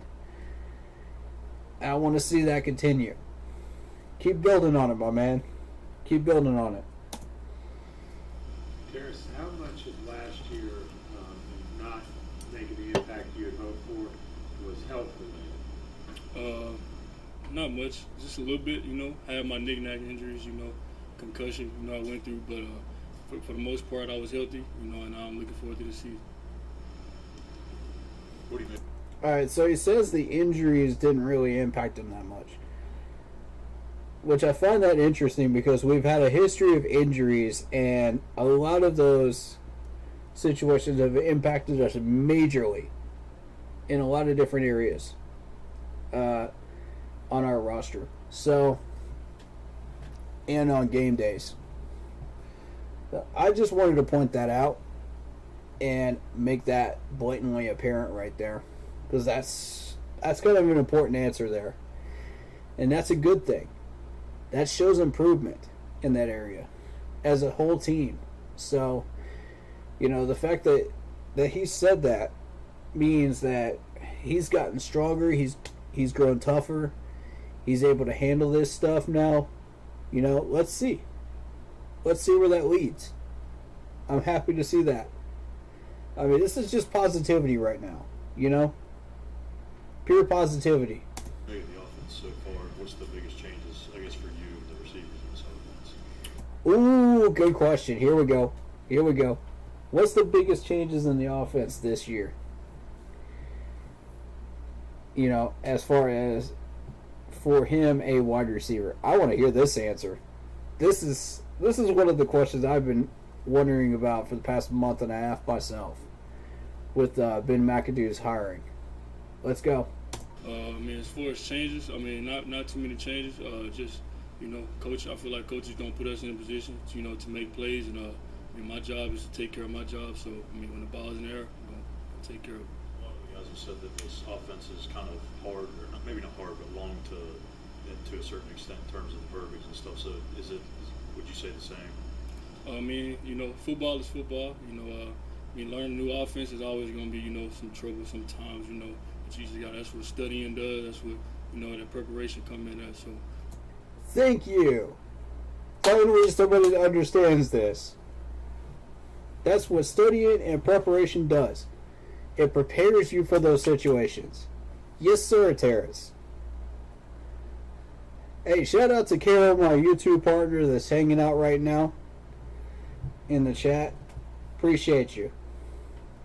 for getting that info that I've been putting out on the stream today. So thank you so much. You know, I just been having my head down, grinding, studying the playbook, and just taking it day by day. Head down, studying the playbook, and taking it day by day. You never see this man publicly throwing stones against other players. You never see him throwing stones to the fans. You never see any of that nonsense that Robbie Anderson was doing from Terrace Marshall Jr. This dude has his head in the playbook and on this, and is working. He's grinding, you know. He's doing what he's supposed to be doing. That is what we need. 53 players that do that exactly at each position. Thank you, Terrace. I appreciate you, man. You represented us well. And yourself. I kind of just took what came with it. You know, just played my role. You know, like I said, I had my head down grinding. You know, just learned every day from the best, DJ and Robbie. You know, just constantly, getting a feel of the game. Now, feel like I'm in a better place. See, that's how you're supposed to be doing this, man. Just keep your head down. Learn as much as you can. Especially if you're inexperienced in the league. First 2 to 3 years, Keep your head down, learn as much as you possibly can, and apply it. This is a proper Panthers role model at the wide receiver position, right here. This is a proper role model. That and DJ. He's learning from DJ, mainly. And you never see DJ do any of that nonsense either. DJ comes out here, gets 1,000 yards plus every single year, keeps his head in the book, keeps his head in the film study, and got the job done. Where do you think he learned those skills from? Luke Kuechly. Luke Kuechly. Because that is the ultimate Panther role model over the past franchise history. This dude did everything right.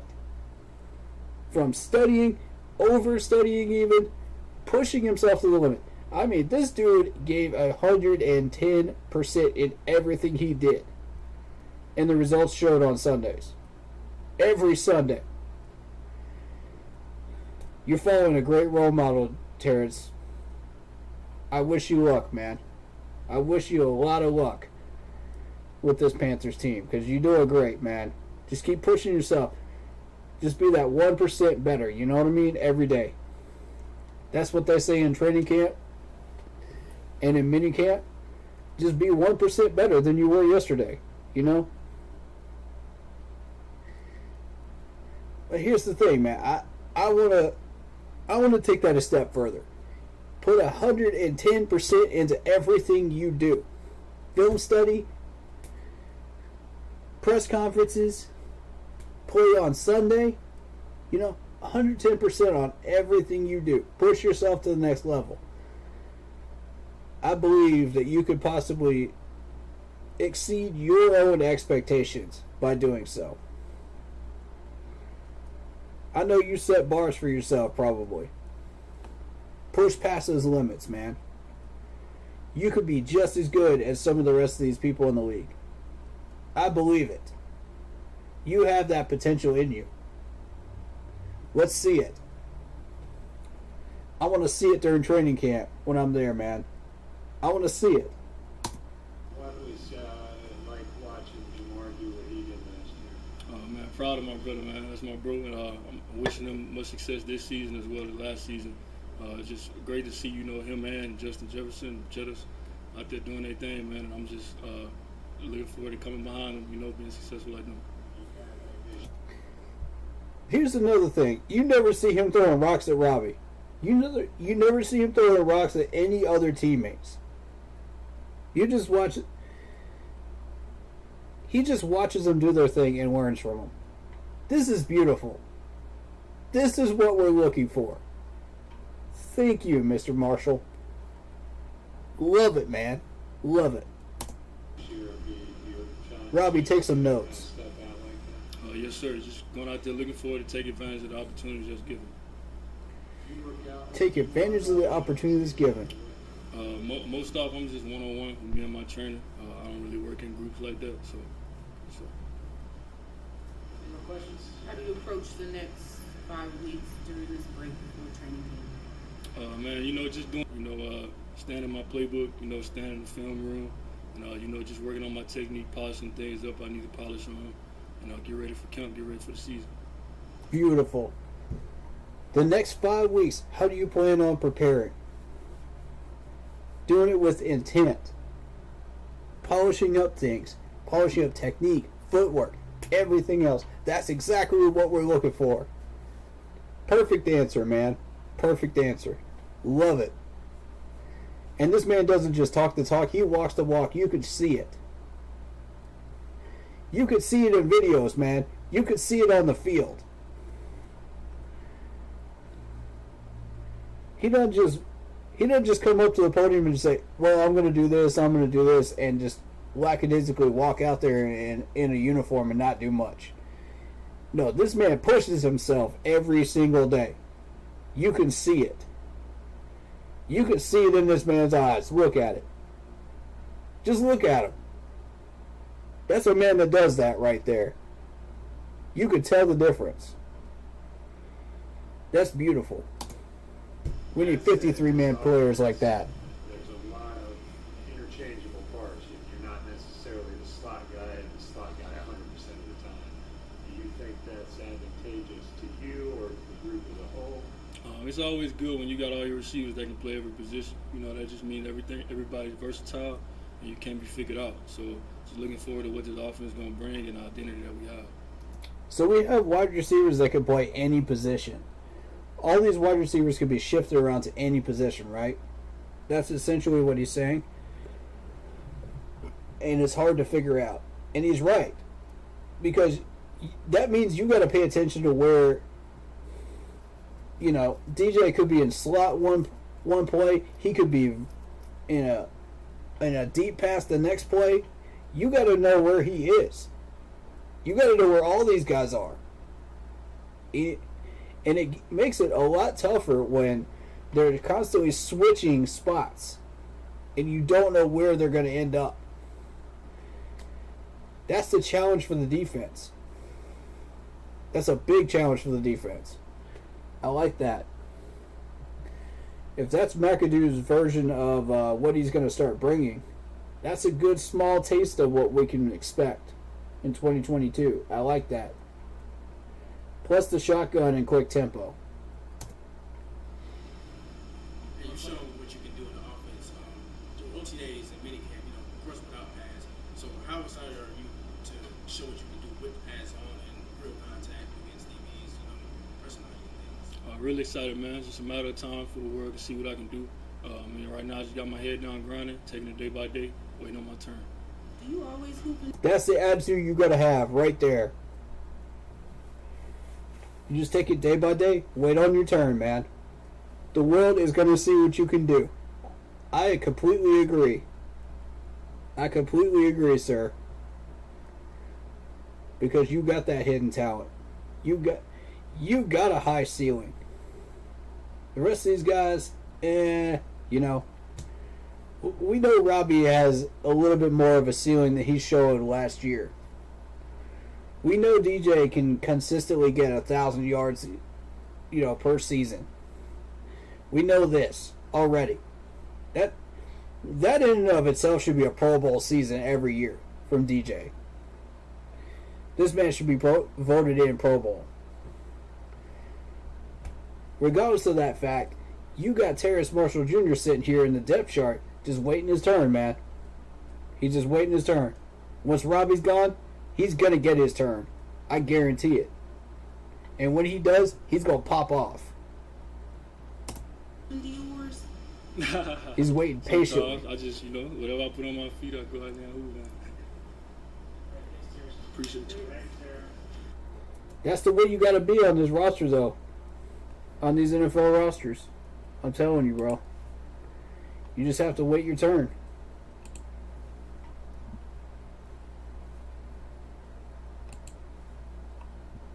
But I want to hear from Icky though. That's who I want to hear from. Because Icky's gonna get everybody excited up in here, man. You mic up Icky, man. That's oh yeah. Let's hear from this dude.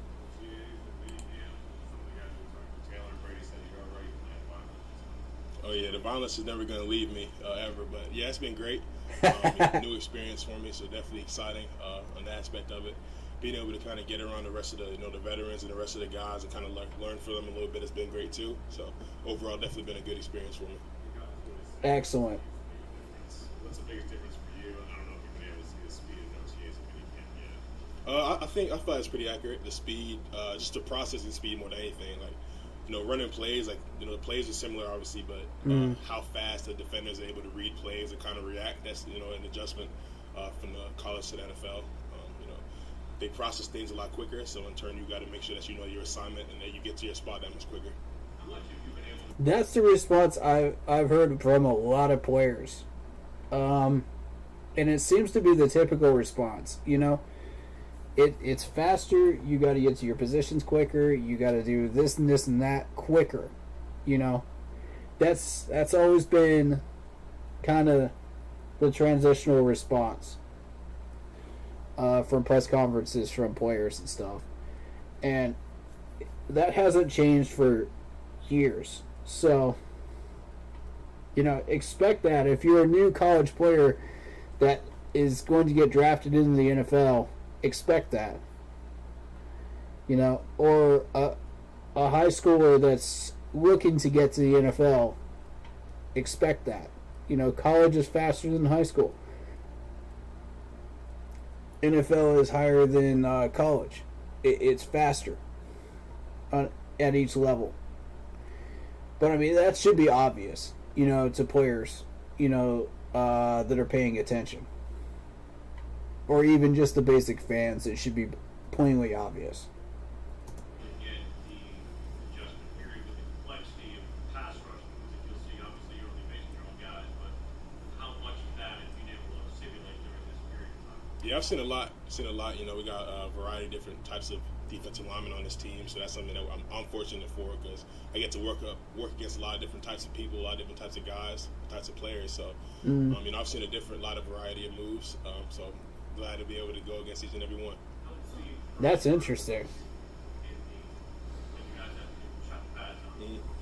Brian, man, obviously every time you get to go against Pro Bowler talent, it's only going to make you that much better.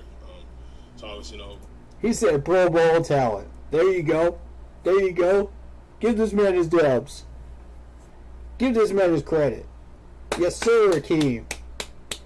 Yes, sir, Icky. Give this man his love. Brian has helped me a lot, kind of getting used to, like you said, speed of the game. Getting used to his get off. It's only so many people on this planet that gotta burst like Brian. So hey, see each and every day is making me that hype him up. Yes, sir. One of the biggest things they kind of taught me was take care of my body. Obviously, that's something that a lot of people say, but actually hearing like a first-hand accounts of like, yeah, this is how I felt my rookie year. This is how I feel now, and this is why. It's great to kind of hear that first-hand account of that. A lot of guys have specialists that they actually bring in from other states just because they're comfortable with a specialist, and that just kind of goes into taking care of your body. One of the things that they say a lot is like your body is your business in this league, so making sure that you stay as fresh as you can, as mobile. Ooh, his body is his business in the NFL. Y'all hear that right? That's beautiful right there. I love that. That needs to be a slogan. That straight up needs to be a slogan right there. Spread that around the league. Your body is your business in the NFL. Love that. As you can, it's definitely key, stuff that I've done for some of the veterans. That's awesome. Route running, yeah, I just doing my job. Had to reach a little bit, reach block the guy, kind of like make him think I was just blocking him, and then last second kind of release for a route. I knew Sam was going to put it on the money, so I just had to catch it, and I'm glad I was able to do my job. Oh, passes. he caught a pass? So we had a play Okay. at state for me. The one time he ran it, it was a different look. I will admit it was a different look than what we practiced. And I wanted to get in tackle. So I did catch it though, but yeah, I ain't score. So that's something that haunts That's me to okay. this day. So I'm gonna make sure I score now that I'm in the league. Wow. Now that is a man that sets his bar high. That right there. That story right there just told me exactly what I need to know about you, Icky. You set your bar high. You're not even supposed to be going out for passes. And this man wants to score when he catches the ball. He had just settled for just catching it and getting a few yards. No. This man wants to score when he catches that ball. That is high expectations. That's a high bar that he's setting for himself. I respect the heck out of that right there. That's beautiful. Set your bar high. Panthers players, are you listening to this? Are you paying attention to this? This is what we need right here. This is your motivation right here. Use that. Use that, I'm telling you. Set your bar higher. That's amazing. How many offensive linemen do you see actually catching passes? And I'm not talking about tight ends. I'm talking about just offensive linemen catching passes. And it doesn't even have to be a minicamp. It doesn't even have to be an OTAs. It doesn't have to be, How many times have you seen that happen? And this dude says, I'm not just going to catch this ball. I'm going to try to score. And the fact that I didn't score haunts me. It haunts him. Wow.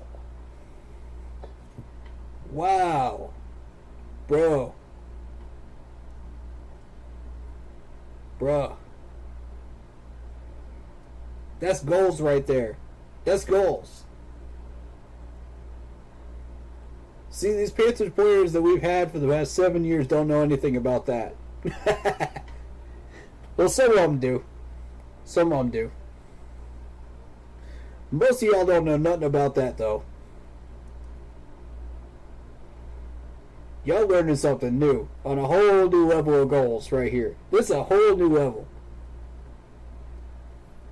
That man said, I'm going to push way beyond what y'all want me to do. I'm not settling. And what have I said on stream several times over? Do not settle. Do not settle. On to the next goal. On to the next goal. On to the next goal. Until you accomplish every one of your goals and you are mind blown by what you have accomplished. You didn't think you could get there, but you did. Because guess what? Step ladder process. You went up this step, next to the step, next step, next step, until you get there. Long-term goals. A lot of people don't understand that process. They grow up not understanding that. And it's sad. Because that's how a lot of people get through life. You know? They just cruise right on through it. And I'm going to tell you, it's not going to work. It's not going to work. You got to have goals. You got to have something in mind that you want to accomplish. This isn't just a team lesson here. This is a life lesson. You know, take it to the next level. Don't just settle for that small goal. Don't just settle. No, push yourself further. Push yourself harder. And I love the fact that it actually haunts him that he didn't get it. Because that tells me That just makes him want to work harder. That's his motivation. That's his motivation for next time. That's why I love this. Because he's never going to stop. He's a train. He's a workhorse. This is beautiful. Y'all don't understand how much this team needs this right now. Y'all don't even understand. This man's a workhorse. Icky, man, if you're watching this, man, I got so much respect for you right now. It's crazy. This team needs that discipline. They need that push forward. They need to stop settling. They need inspiration from their failures. They need to find that workhorse mentality. Ladies and gentlemen, this man has it. There's no question about it. This man has it. You look at Luke Kuechly, you look at Thomas Davis, you look at Greg Olsen, all three of those men had it. You look at Christian McCaffrey, he has it. But y'all ain't learning nothing from CMC. Pay attention to what he's doing. You might learn something. Pay attention to Icky, man. You might learn something. Come on, man. Let's go. That was the Liberty game. Yeah, that game came down to the wire. It's a decent game, great game on both sides. Really wish I could have got that 2-point conversion, though. Sure. See, he's still on it. He's still haunted by that 2-point conversion he never got from that Liberty game. That further illustrates my point right there. Come on, man. Look at the determination on this man's face. You could see how haunted he was from it. He turns it into motivation. He turns that into inspiration to move forward. That's what you got to do. Panthers players, man, learn from this, man. Take notes. Please do take notes. This man's an inspiration. He ain't even been in the league. This man hadn't even been in the league for 6 months, and he's already saying stuff like this. Whew. I would love to see what kind of a player he becomes after 3 years. I cannot wait. I cannot wait, y'all. This is going to be magical, watching him in training camp. I can't wait. I'm excited. Bang the table for regular season. Oh yeah. See, now that I showed him I can caught it. This is actually the second time I caught it. So now that I kind of, showed him that I can catch the ball. Hopefully, we run something like that during the season. Oh, that'd be so cool. 100%. And really, wherever Coach wants, feels we can win, I'll play. I've said that's just the very beginning. I've been working a lot of left tackle. Honestly, be great. To be able to start there. Obviously, that's what I'm here for. I'm competing each and every day to earn that starting spot. The next 5 weeks. Excuse me. Charlotte. I know we talked about taking care of your plans. Be a little bit of time in Charlotte, a little bit of time training elsewhere. But yeah, I'll just be doing everything I can to kind of shorten that gap a little bit. I didn't really have a standard off season compared to some of the other veterans, so this is really a good time for me and some of the other rookies to kind of close that gap a little bit, conditioning wise. So we'll be here for the next couple of weeks, and then I'll be away a little bit. We saw Taylor working with you on the field the last couple of days in more of a coaching role. How big of a help has he been for you personally? Love it. Taylor Moton is working with him. All right. That's what I was hoping for. Because Taylor was the Panthers representative on this offensive line for about 2 to 3 years after Ryan Khalil left. And Ryan Khalil was an anchor for this offensive line. Y'all don't even realize how much of an anchor he was until he left. Absolute anchor. And actually, I've been saying that the Jets have not made smart decisions on very many things. I will make a correction on that. Signing Ryan Khalil was one of the 3 smartest things the Jets have done in the past 20 years.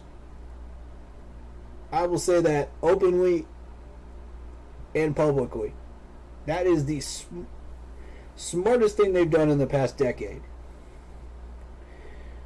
If they could just build around him in the last few years of his career, absolutely. I'd like to see Ryan Cool retire a Panther. I'd love to see that happen. Please make that happen, Scott. Please. Please, please, please.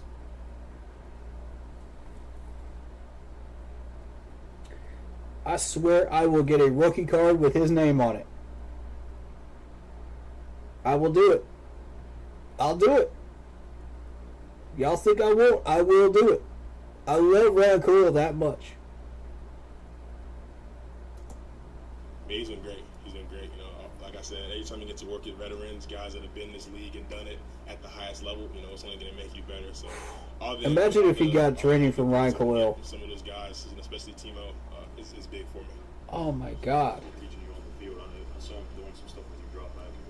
Yeah, like pass setting for me, just making sure like I keep my technique sound, toe in the ground, all that stuff. Some like the basic fundamentals of how Coach Campbell wants offensive linemen to pass set. He's been kind of helping me, hone that in a little bit, making sure that every time I do the drill, it's 100% every time. 100% every time. Keeping the toes in the ground. 100% every time. That's beautiful teaching. Nice, Taylor. Nice. Nice. Taylor, I'm proud of you, man. You're making great strides with this offensive line. And you're making great strides with him. Already. I'm very proud of you.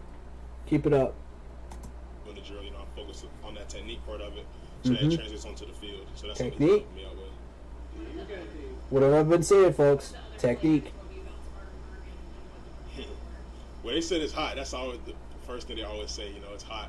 I actually been in Spartanburg. I went to a basketball camp there, so a little bit different. But got a little bit of a taste of that summer heat. So I know it's going to be hot. I know it's going to be a grind, but it's something I'm looking forward to. Yes, sir. Challenge yourself.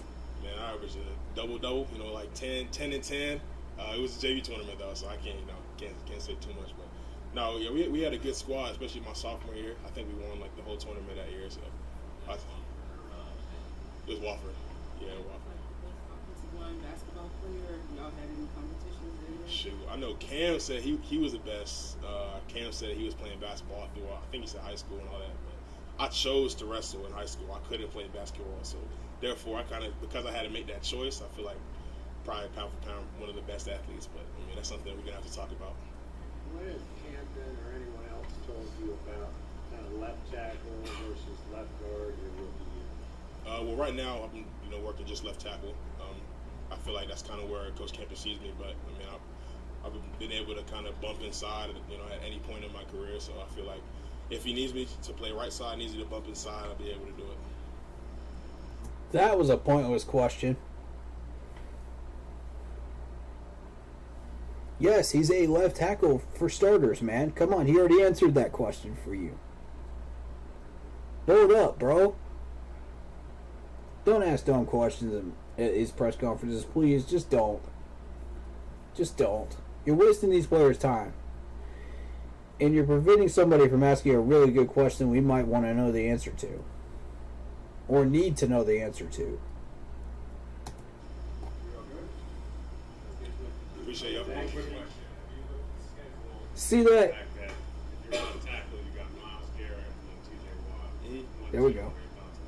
Man, it's something I'm excited for. Like I said, anytime you get to go against the best of the best, it only makes you better. It only shows you, like... Boom! Whenever you play the best of the best, it makes you better. There's a concept. There's a concept right there. Oh my goodness. And this man's excited to play against that. He's excited. He didn't just say, I'm ready. I'm excited. That's the difference between a guy like that and your average run-of-the-mill guy in the league. Right there. It's attitude. It starts with attitude. Half this game is mental. Y'all know this. What you are as a player. So going up against the best of the best in this league, first two games is going to be a big test for me.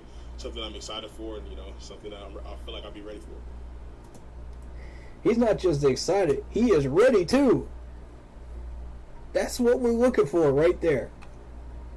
That's what we're looking for. Man, why can't we have a 53-man roster of these types of people, man? Why can't we have a roster full of players just like this? That's what I want. That's the goal. Oh, man.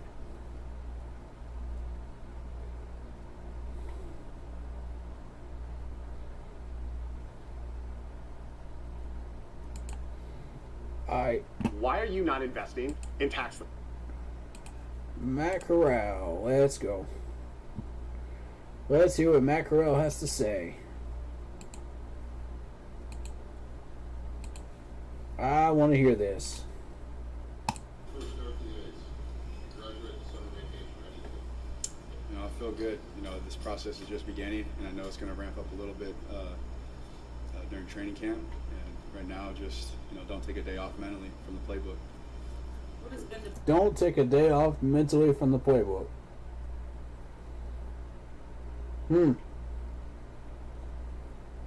There's a few players that can learn a lesson from that run right there. I'm just saying.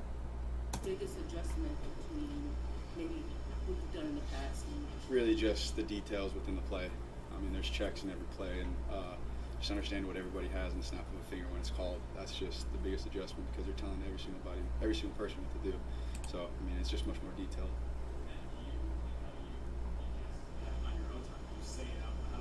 Yeah, I mean, there's various ways to do it. There's like steps to just say the play alone and then actually know what it means, and just understanding the verbiage from the beginning to the end. And then once you get you get abundance of plays that you understand, then you can start piecing everything together because there's a method to the madness that Coach McAdoo always says, and trying to keep it simple. There's a method to the madness. I mean, yeah, obviously. These are basic concepts that every quarterback knows since, like, high school. Come on, bro. It only just gets more complicated at each level. He's just basically explaining to you what the process is, and just in case you don't know it. Like, if you're asking boneheaded questions about what the process is, you shouldn't be in the press conference room with a quarterback. I mean, that's just common logic right there. Come on, man. Go ask somebody else some questions.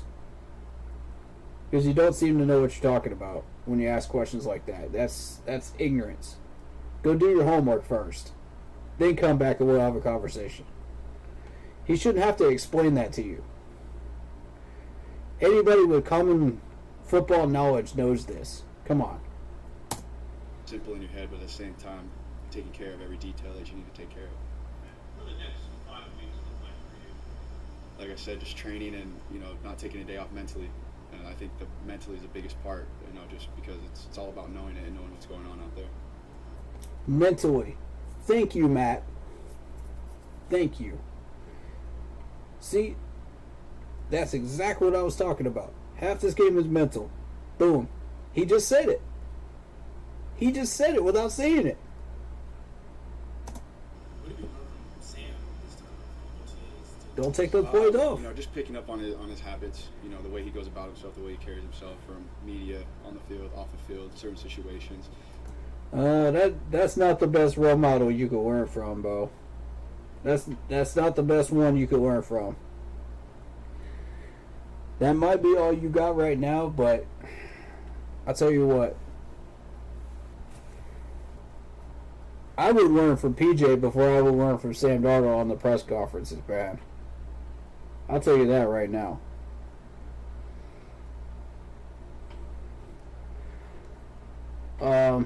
As far as on the field,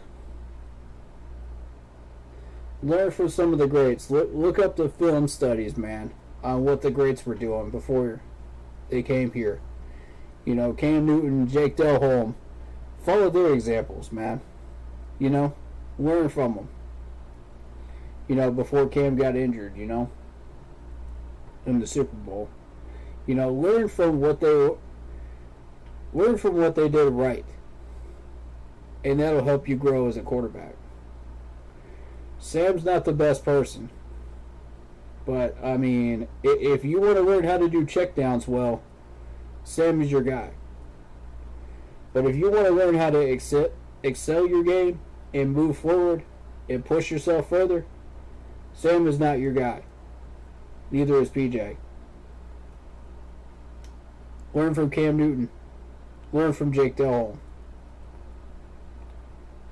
I would take notes from Jake Delhomme before I take notes from Cam on that. Because, I mean, you look at Jake Delhomme before he got in there. I mean, he was just an average run-of-the-mill backup. Like you are, Matt. You know? And then you take what... That 1 year, Jake Delhomme became an absolute beast on the field. He got his new opportunity. He came in and he just... Boom, boom, boom, boom. The chemistry was just there. And it was beautiful to watch. That's what I want Matt Corral to do. I want him to learn from Jake Delhomme. Don't learn from Cam. Learn from Jake Delhomme, because that's the best match for you. You know, you gotta learn from the best match for you. That mirrors your skills, you know? That mirrors your talents. And where you are. How you got to where you're going. You know? What position you're at now compared to the other player. That's where you're going to learn the most. And I think Jake Delhomme is the best role model for him. I think a lot of people would agree with that, based on that logic. And me just, taking stuff from him, whatever it is, and trying to implement it into my game. If I feel like it doesn't fit, then I won't use it. But, there's some things that If he feels like it doesn't fit, he won't use it. There you go. There you go. Thank you. Finally, a quarterback that makes sense. That uses his brain. Finally. It's been a long time in Carolina, man. Been a long time. If those things that you're learning don't make sense, don't use them. You know? If Matt Rule is coaching you something that makes no sense at all, don't use it. Because he has no idea what he's coaching anyway, to begin with. If Sam Darnold teaches you something you can't use, don't use it. It's that simple. Use what you believe fits best with what you do. Great mentality, Matt. I like that. Let's continue. Let's learn more about him. I take away from him. I assume you want to get started. What do you think are the biggest things for you to get to that type of... It's just understanding the playbook. I mean, that's all it's going to come down to. Winning and losing the game is all about who makes some less mistakes. So it's just knowing your job inside and out. Learning the playbook. That's what it's going to come down to, huh? Oh, Lord. Oh, Lord. We just put in a new playbook, too. McAdoo, that playbook better be solid. That's all I know. Because if the quarterback position has come down to the playbook, we're in trouble.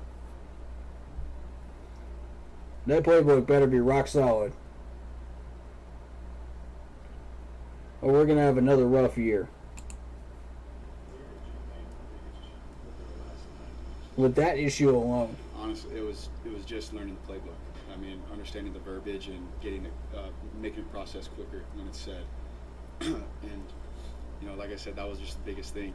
When he calls a play and you can't picture it, that's a problem as soon as you get up to the play, because now you just don't know what's going on.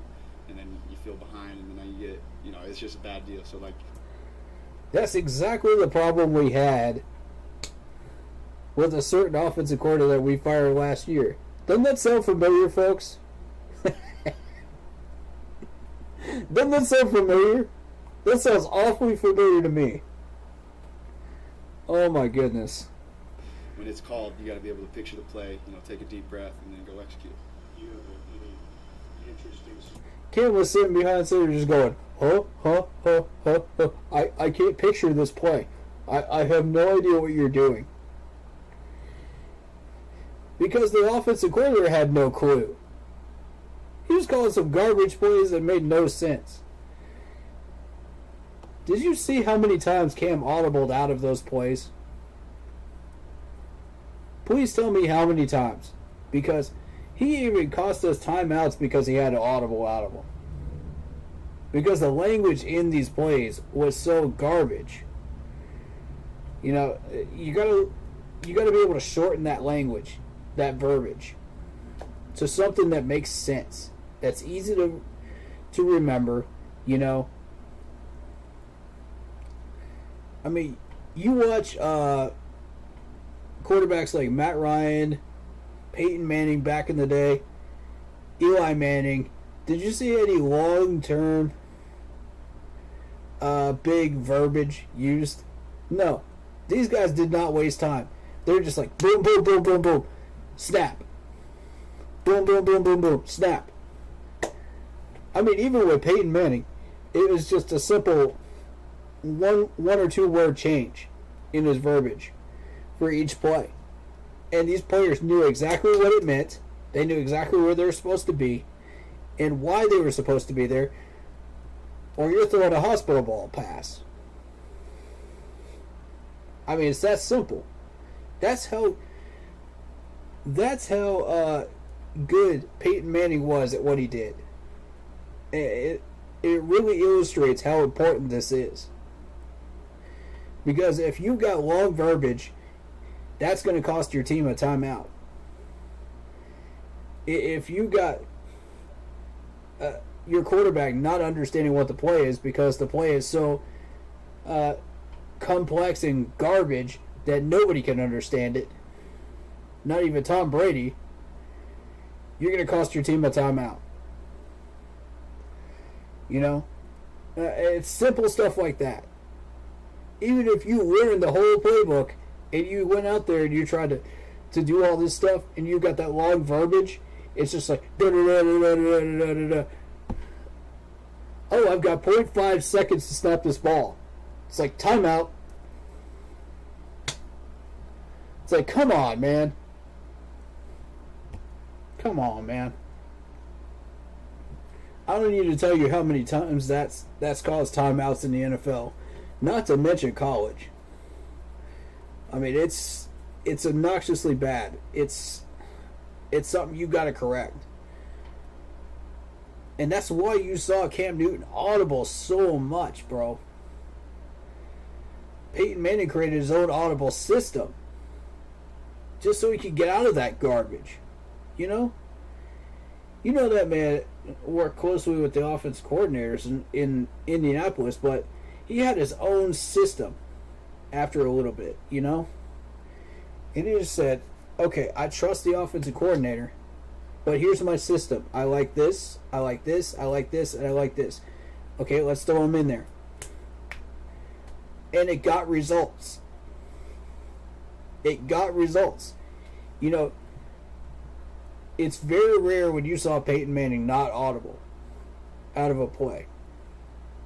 And it's not because he didn't trust the offensive coordinator. It's because he had his own audible system set up exactly how he wanted it. And you can read those in books, too, that he's put out. That's exactly how he does things. There was a sports ESPN thing about it, too. I don't remember the details of it, but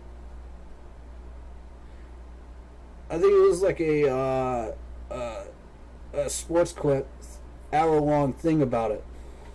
And it was fascinating to watch. Because he knew exactly what he wanted to do. And I'm not saying that Matt should go out there and create his own huge audible playbook of his own. But I'm just saying, that just shows you how important the verbiage and how important this stuff is. Otherwise you're going to be in big trouble, especially in the NFL with the 25-second clock. If you don't shorten that verbiage, you're screwed. That whole drive could be messed up. The whole chemistry of that drive could be, boom, done. You screw up even one of those plays. And that first play of every drive has to be, okay, I'm doing this for a very specific purpose. It's going to create continuity into the next play. It's going to create a chemistry that you could build on, like a train, on the tracks. Every brick that you lay down with every play has to build on each other in order to get to the end zone. If you stop laying those bricks, you're not getting there.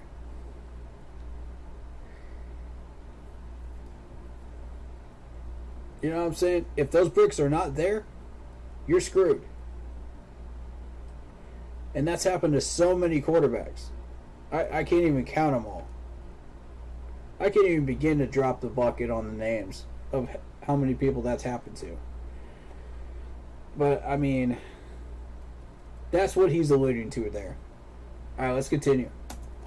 Stories of over the last 9 weeks when you I mean, were yes. studying it, like, Yeah. taking- Yeah, I mean, taking it, like, yeah, I mean, there's been multiple instances where I had to travel and I took everything, playbook with me, a whiteboard, everything, because I got to get my job done, and it's been a grind. It's been a grind for sure.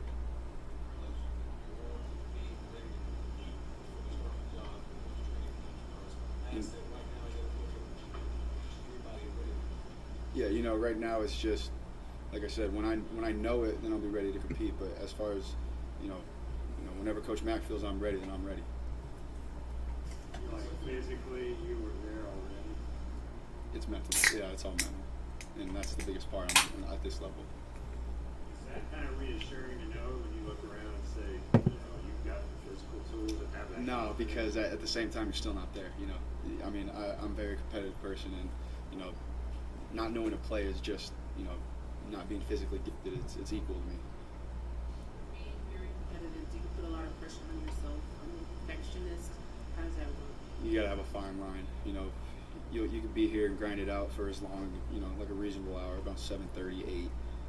And when you're done here, you go home and you gotta separate the two. That's something that I picked up quick on.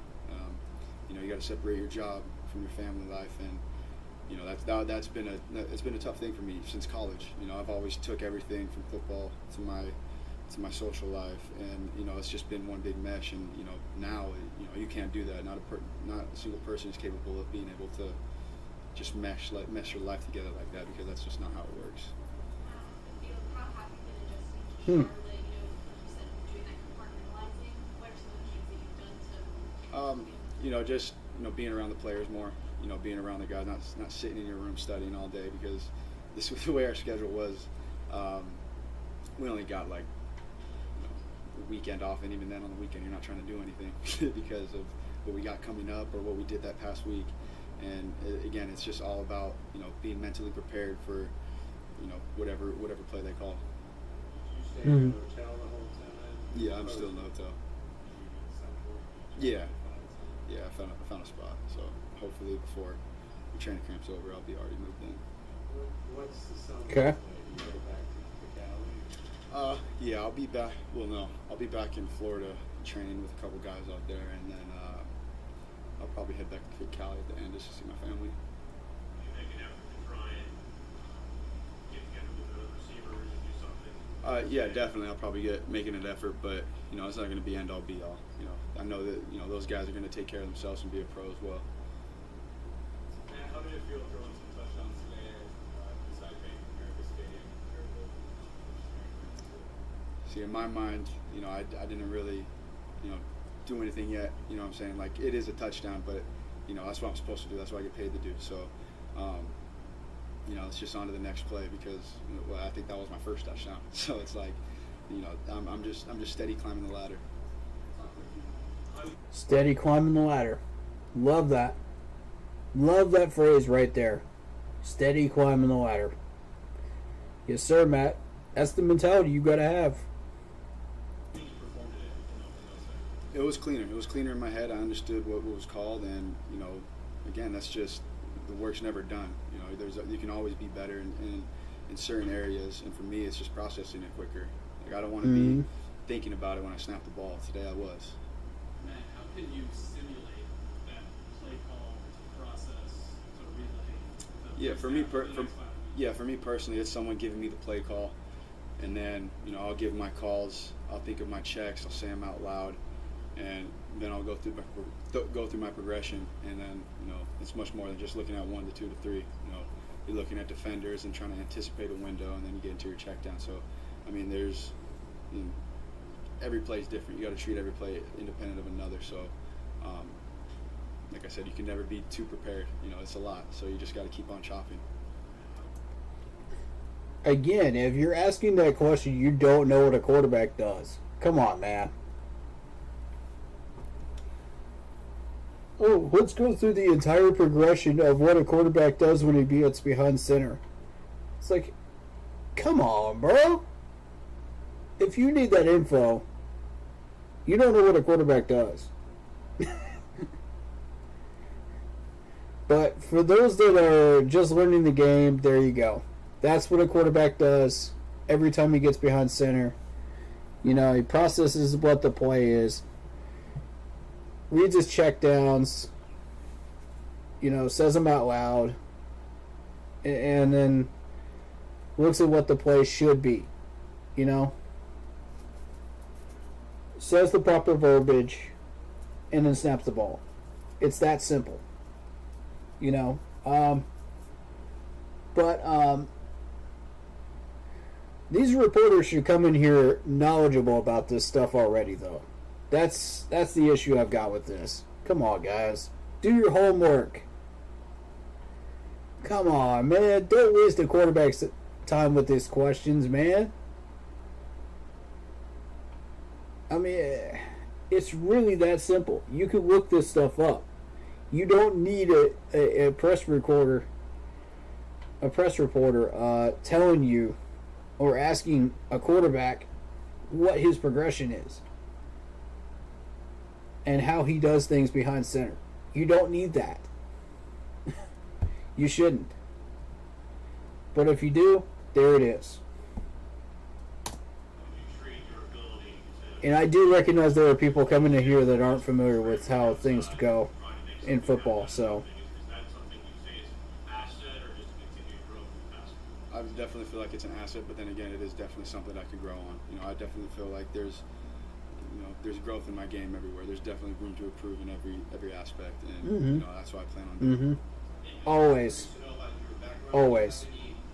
Never be satisfied. Yeah, I do.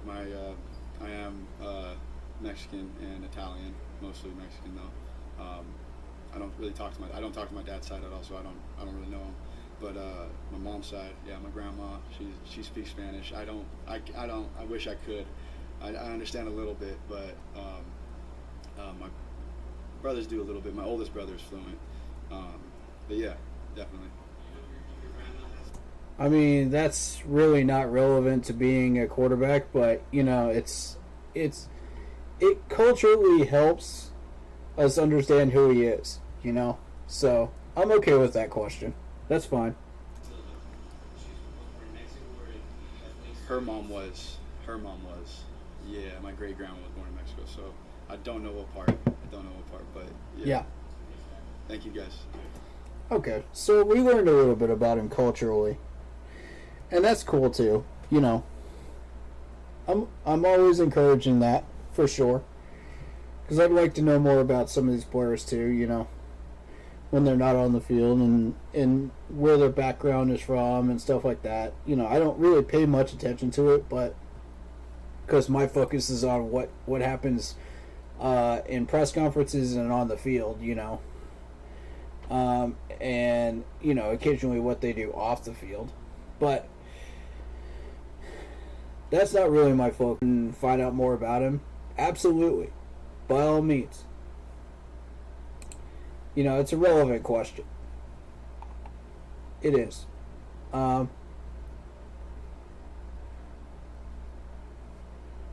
I want to hear from Brady Christensen. Let's go.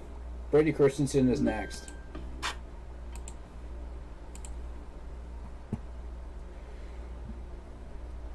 And then we're going to hear from Steve Wilkes, of course.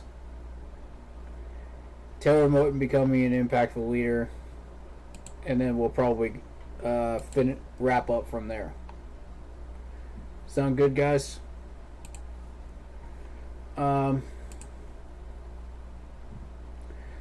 Honestly, I think we're getting a lot out of these videos and these press conferences, and I like it. You know, we're getting to find out a little bit more about these guys. You know, who they are, what they do, what their impact is, and just their leadership roles. You know what I mean? All right, so Brady Christensen, as of right now, Matt Rule has no idea who he wants to put at left tackle. But let's not get into that. Let's hear from Brady Christensen himself. Let's find out what's going on. I don't know, Big Birdie. It's the first time I've had a lot of nicknames here, so I'm just rolling with the punches. What's the best nickname and the worst? What's the best nickname and the worst? Yeah, since you've been. Well, I don't know if there's a best, but I've been, you know, with Coach Brady last year, they were like, "Oh, we got to call you something else." So Bradley, Brad, B, now Big Birdie. Like, I don't know. A lot of nicknames. Big Birdie. Yeah, I'll respond to. Who? No, he didn't. Surprisingly, he has nicknames for everyone. Never had a nickname for me. Just called me Brady. It's kind of nice. Honestly, that's probably what I'm going to call him too. Say again? I am preferred to getting better, and that's what I'm focused on right now. Learning the playbook, being a sponge, because it's a lot, and I felt like we've made a lot of great strides this OTAs, and I'm really happy with how far we've come. It's a lot to take in. They put a bunch on us, and I feel like we've all just been grinding our butts off and really trying to learn the offense. I feel like that's a dodged question, but it was dodged in the right way. You know, because of all the controversy going on with left tackle position, you know, you expect him to dodge the question a little bit. Because realistically, you don't want to give away too much information one way or the other, you know, on what's going on there. You know, who said this or that. You know, you kind of want to dodge that question and kind of keep it behind closed doors professionally. So I respect that, you know. And the way he dodged that and redirected that towards how he was preparing, I like that answer. That was good. That was very good. That shows me what kind of a person he is. He's a professional, and he's, you know, he's able to handle the press now, which is great. That's exactly what I was hoping for when I watched him today. He's had a year's experience now. He's dealt with the media for about a year, and now he knows what to expect. So I expected him to come through here and be able to redirect answers, be able to do stuff like that with controversial questions that, you know, shouldn't be answered by him. So that's good. Very good, Brady. Very good, man. Keep up the good work.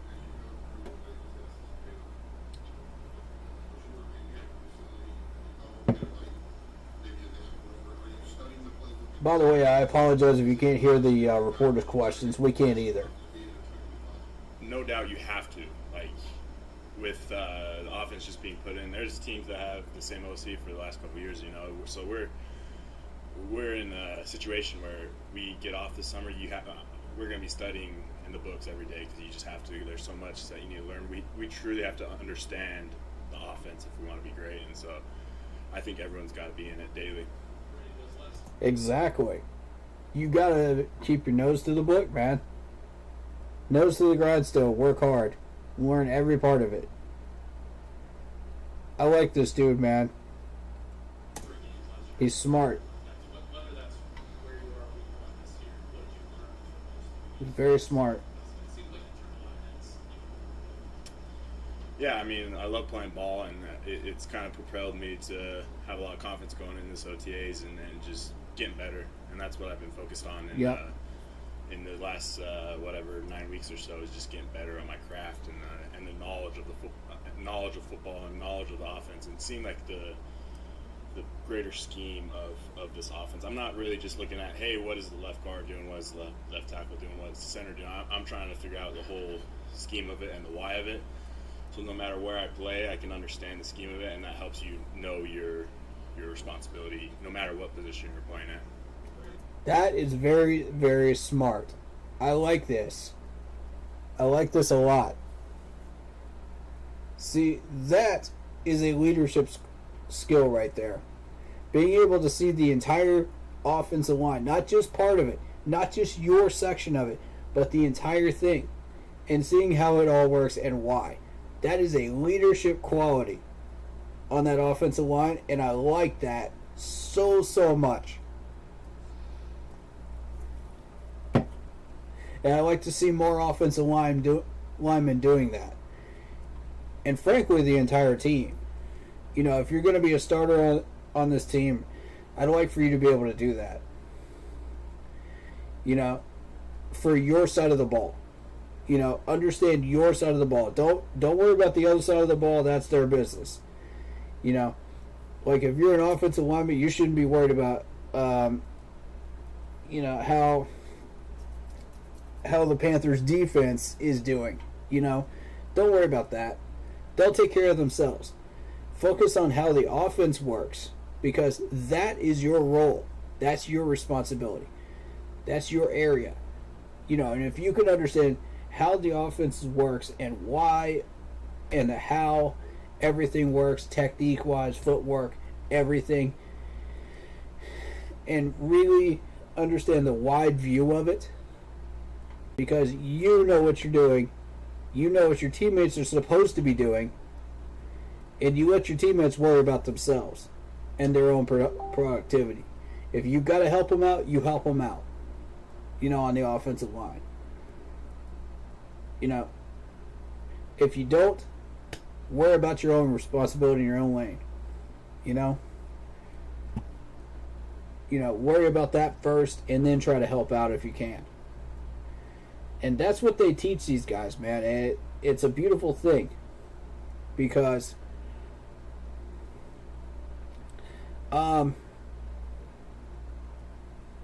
if you're trying to focus on where your responsibility is alone, you're not going to understand what the offense is doing at all. You're just focused on your block, you know, your blocking assignments. And that's, look around you, man. Everybody on this offensive line needs to open themselves up and look at everything. The how, the why, the when, the where, you know, and the why. And it circles around the 5 W's, man. Great job, Brady. I'm glad you picked up on that, and you're a step ahead of everybody on this line right now. The fact that you already picked that up, you know, mental-wise, very impressive. Y'all starting to see why I like this dude so much now, right? Coach Rule was in your early. It's not just physical. Where do you think specifically? I think just my mental game has improved the most. I mean, my sets are a lot calmer. I'm not being outside myself. I'm feeling more confident with, you know, just everything, like get off, the count, the offense. I think it's just small things that go a long ways. And if you can master the fundamentals and have confidence in it, that's when I started to play better. And I feel like that's what I've improved in the most. And the evidence is when they started putting him in at starter when we had those injuries, you know, and he really has learned a lot since then. I'm very proud of him. You know, he feels a lot more confident. You could tell by the way he was settling in. You could tell by his footwork. You could tell by everything he just mentioned. You could physically see it on tape. You know, it's not just observations. It's actual fact. You could see it when you go back and look at some of those games last year. And that's why, you know, you saw his physical abilities increase and be better than when he first started out as a rookie. And learning the playbook and whatnot like that in the depth chart.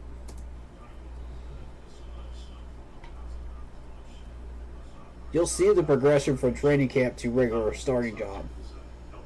It's impressive. Yeah, I think, like I said before, knowing the why of the play instead of just knowing, okay, left tackle's doing this, left guard's doing this, like knowing the why, the meat of the play helps you have more confidence in it. So it's not necessarily bounce around or not, you know. It's really understanding that play, and so you understand what everyone's doing. Yes.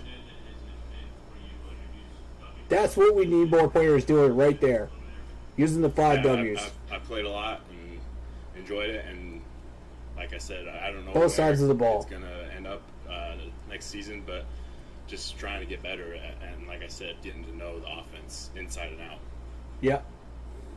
When Icky was drafted, I think the outside assumption was you'd move inside. Left tackle, your left guard. What was communicated to you by Scott or Matt or James when they drafted? Again, a lot was communicated. I'm mostly focused on getting better right now. Good answer. Keep an open mind, and you might end up sticking left tackle, or what was like I said, just trying to get better is the goal. He already answered that question, David Newton. Come on, man. That's where I'm at. Try listening, bro. You might learn something. Icky, awesome, incredible kid, great athlete. I think he's going to be a force to be reckoned with, and excited for him. He's come a long ways already this OTA. Yes. And, he's been awesome. Yes. I would love to see these two working together. Oh, for sure. You know, and even in the run games, you know, he's oh my God. He's a force, you know. So it's been awesome to watch. You know, I've learned a lot from him already. Wow, he's already learned a lot from him already. Look at this. Look at this. This hasn't even been 6 months, folks. And Brady Christian's already learning a lot about Icky. How exciting is this? Like, really. I love this. I love this. This is the impact Icky has, man. I'm telling you. We hit a absolute grand slam by getting Icky in the first draft. The first round. I am really starting to see it now. We're starting to see the impact in the locker room. And this is proof of it right here. This is just one small example of how Icky has had that positive impact. Oh, man. I love this. Imagine those two working together side by side on the offensive line. Oh, man. Oh, I can't wait to see that in training camp. I cannot wait. That's going to be exciting. And that's what I always say. It doesn't matter. Just building off of each other's success. I'm just trying to learn from everyone. And so you look at his strengths, you watch his strengths, and you try to adapt that to your game. Yes. And he's been great. Yes. I cannot wait to see those two just building off of each other, just competing with each other. Let's get better at this. Oh, you got better at this? I'm going to get better at this. And we're just going to keep building and building and building and get better. Until you hit the regular season, you see Brady Christensen as a starter right next to Icky. And the chemistry of these two on opening game is going to be ridiculous. That's what we're looking for. Not to mention Taylor Moton on the other side. And Matt Ioannidis, who's been in the league for years. Wait till he builds some chemistry with some of these guys. This is going to be a great offensive line if we can keep them healthy. Oh, man. I'm getting excited about this line. I'm telling you. We got to keep them healthy, though. If we can't keep them healthy, there's no point in spending all that money in getting all these guys. So you've got, if they only play like 1/4 of the year, what's the point in spending all that money? Prevent the preventable injuries. That's what I want to see as a goal in mind for minicamp, for training in the off season. I want to see it in preseason. I want to see it in training camp. I want to see it the whole 9 yards. Prevent the preventable injuries. I want to see this starting rotation stay on that field for as long as possible once we set it. And that chemistry is going to go off. I'm telling you right now. You're going to see an improvement right away. 24th ranking? No. Maybe middle of the league by the time we get things rolling. If we keep him healthy. Yeah, a ton. Especially Corbett, he's been helping me a lot, just like with my balance and my pad level and just being firm, especially in the pass blocking level. Not being on my heels and really just be planted in, so I can take out the bull rush, so I can redirect, so I can do all that. He's been coaching me up a lot, and it's been awesome to learn from him. Okay. See, I like that too, because he's citing specific examples of what he's doing. Changing up his game. What improvements are you looking at each day? Be 1% better at planting, be 1% better at pad level, be 1% better at this and that. I like that. There you go, Brady. My man's improving. He's getting there. Little by little, he's getting there. Yeah, it's obviously each coaches have their kind of different flavor they like to coach, different techniques, but I've loved it. He's coached a lot of incredible, offensive lines, and he's got a lot of knowledge, and I feel like yes, he has. Coaches too. It's really resonated with me, and some of the technique he does is something that I've really tried to implement in my game, and I already feel a big difference. Even in my pass set, just a few little minor things he's pointed out to me. I'm like, man, I didn't even think of that, and then he pointed it out to me, and I went and did it in practice, and it changed a lot. Wow! So he's been great so far for me. So this offensive line coach is already improving. This offensive line coach is already improving these people's game, these players' game, and it hasn't even been 6 months yet. Already the knick-knack things, Wow. All right, so let's hear from Taylor Moton becoming an impactful leader.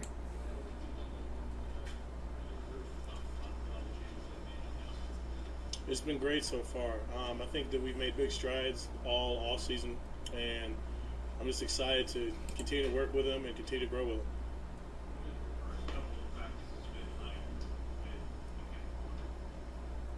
I've seen a guy that loves to learn. He's a sponge, and he's just come a long way, and he continues to seek to get better and better. So, this is great to have a guy like him like that just strives to be the best version of himself every day. So, I think he's talking about Icky. I'm not 100% sure, but I think he's talking about Icky there. And I agree.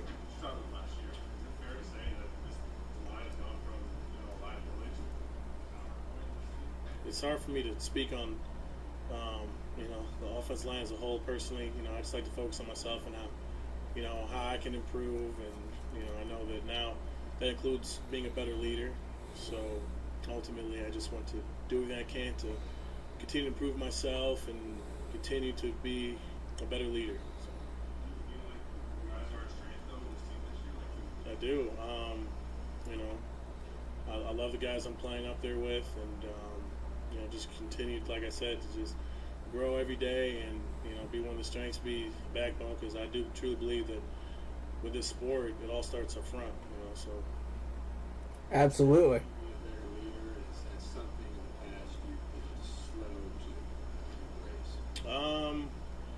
Just continue to just doing the right things, making sure that we're all on the same page, and make sure we all have the right mindset when we step on the field every day, not just game day, but practice. And, just that myself getting better and dominating. Yes. Second part. The right mindset, y'all. What's the target? Past of you, is that something you've been a little reluctant to embrace? Yeah, I mean, because personally, I've been always one of the younger guys, but now we look at the group. I'm one of the oldest, so I'm just doing what I can to just pass that experience to the guys who haven't, played on Sundays quite as much, and just share what I think has helped me grow and become a better player and help me prepare as best as I can when Sundays hit. Mm.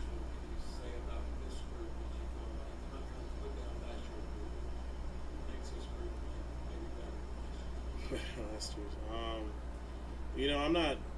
I haven't been focusing on what happened last year. I've been just figuring out what I could have done better, right? And do things to, just eliminate any of those mistakes I felt like I did.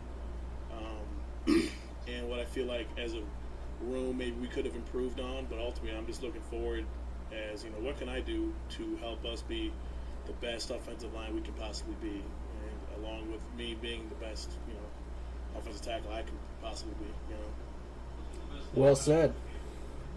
Well said.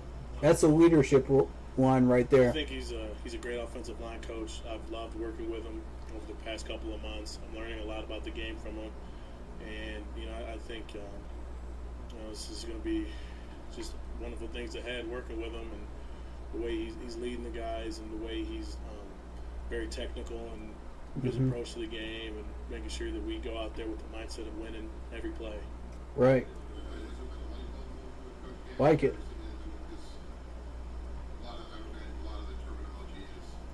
And I mean, those are leadership lines right there. That's how you know this dude has grown into that leadership role. It's because he's saying stuff like, "Oh, well, we're making sure we got the right attitude. We're making sure we got the right discipline going out on the field."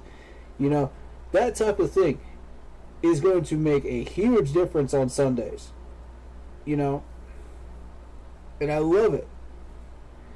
That's what we're looking for out of a leader on this team. Way to go, Taylor. Good job, buddy. Keep up the good work. He has really evolved. One thing, it's crazy our position, and I can't speak on any other positions, right? I'm not out there running routes, doing and I can't go too much, and I'll be here all day going into the intricacies of that. But it right. It is interesting to get just a whole nother perspective on the game and see things that I can add to my toolbox, and maybe just another look at how I can improve my own game. So yeah, I'm like I said before, I'm learning a lot from him, and I'm excited to continue to learn from him. Good.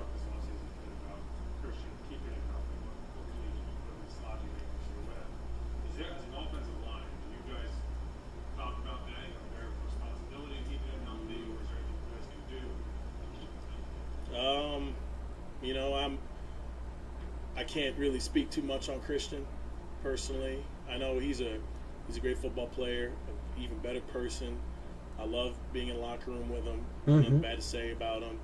This is the kind of guy you want to go to war with, and ultimately for me, it's just, hey, whatever play is called, I just want to go out there and execute that play to the best of my ability, and I just put the full faith and trust in that everyone else is going to do theirs. Well said.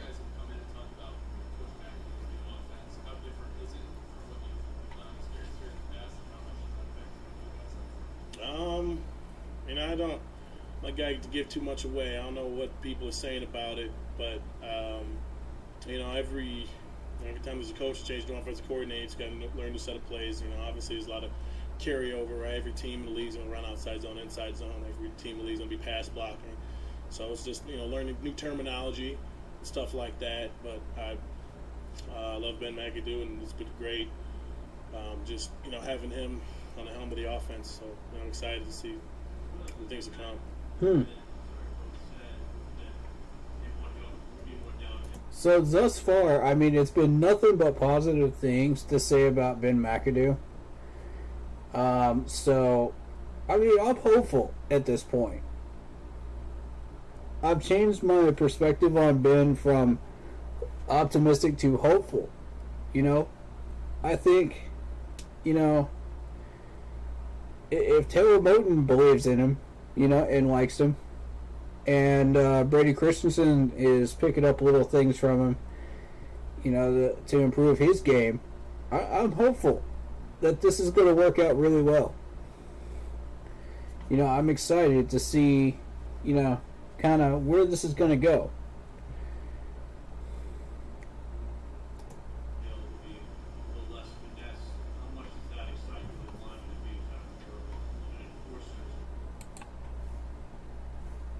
We got an ad.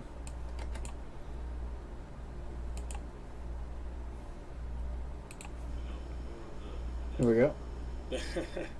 You know, that's funny. I don't know, like, because people think zones are more finesse type, but I never looked at it that way. You know, like, cause any outside zone play, you can still go and dump a guy. I've dumped plenty of guys on outside zones, right? Whatever play is called, I have the mindset of imposing my will on the defender, whoever that may be. I don't care if it's a zone play, if it's the downhill good duo, mindset, punch, you know, powers or what have you. You know, whatever play is ran, I want to, you know, do what I can to just dominate my opponent. So. Good mindset. I like that. Yeah, he's a very violent football player. I love it. You know, I love having guys like that in the room because, you know, stuff like that, it carries over everyone else to think, you know, playing with a nasty edge is very contagious. So, you know, it's good to have that mindset in the locker room, on the field with us. So, yeah. Is that maybe something that was, you talked about the physicality and so forth, but maybe was that mindset maybe lacking here in the past? I said earlier, you know, it's hard for me to talk about what it was in the past, but, you know, ultimately I know what we can work on now, and I feel like we are working towards a physical mentality. Stop focusing on the past, David Newton. Focus on the now, bro. Ask questions about what's going on right now. Playing to play out day in and day out. So we don't care about what happened last year.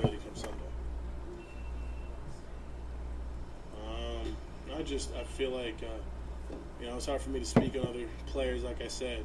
So, but you know, I love Sam. I think he's a great player, and it's like I said, it's great having that kind of guy leading the way and slinging the ball around. So, you know, ultimately, I can't speak too much on someone that's not me. Yeah, good answer. Mm-hmm. Yeah, it just, you know, that just comes with the experience of the game, right? I mean, I'm calmer. Every year in and year out, I'm feeling more and more comfortable in where I'm at and what I need to do. So, you know, just coming with the experience of football. You know, like I said, I love Sam. But nothing bad to say about him or the past or the future. So, like I said, just focusing on myself.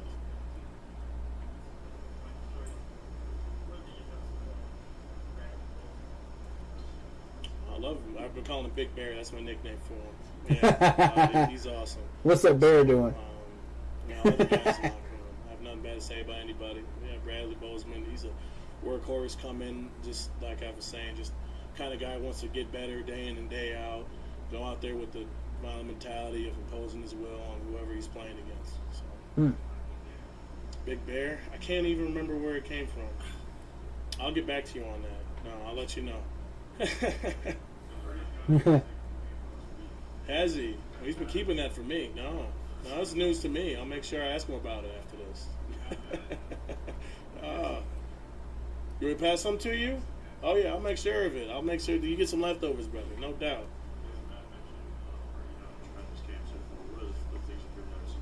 Who? Birdie Christensen? Brady? You heard Birdie, right? I heard Birdie. I heard Birdie. Big Birdie. You got Big Bear and Big Birdie now.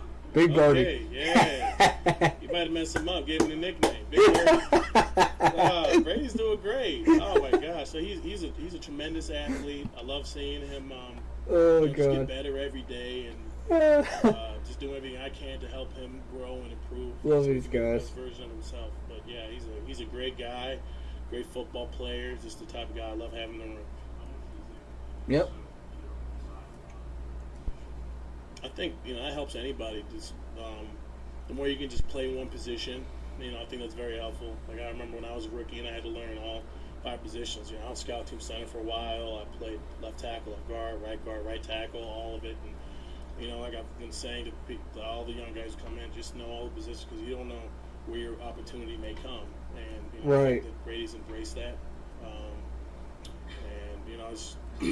I just feel like wherever he ends up, I know he's going to make the most of opportunity and play the best of his ability, just like I'm preaching. So. Yep. Big Bear and Big Birdie. Big Birdie now. That's the new name.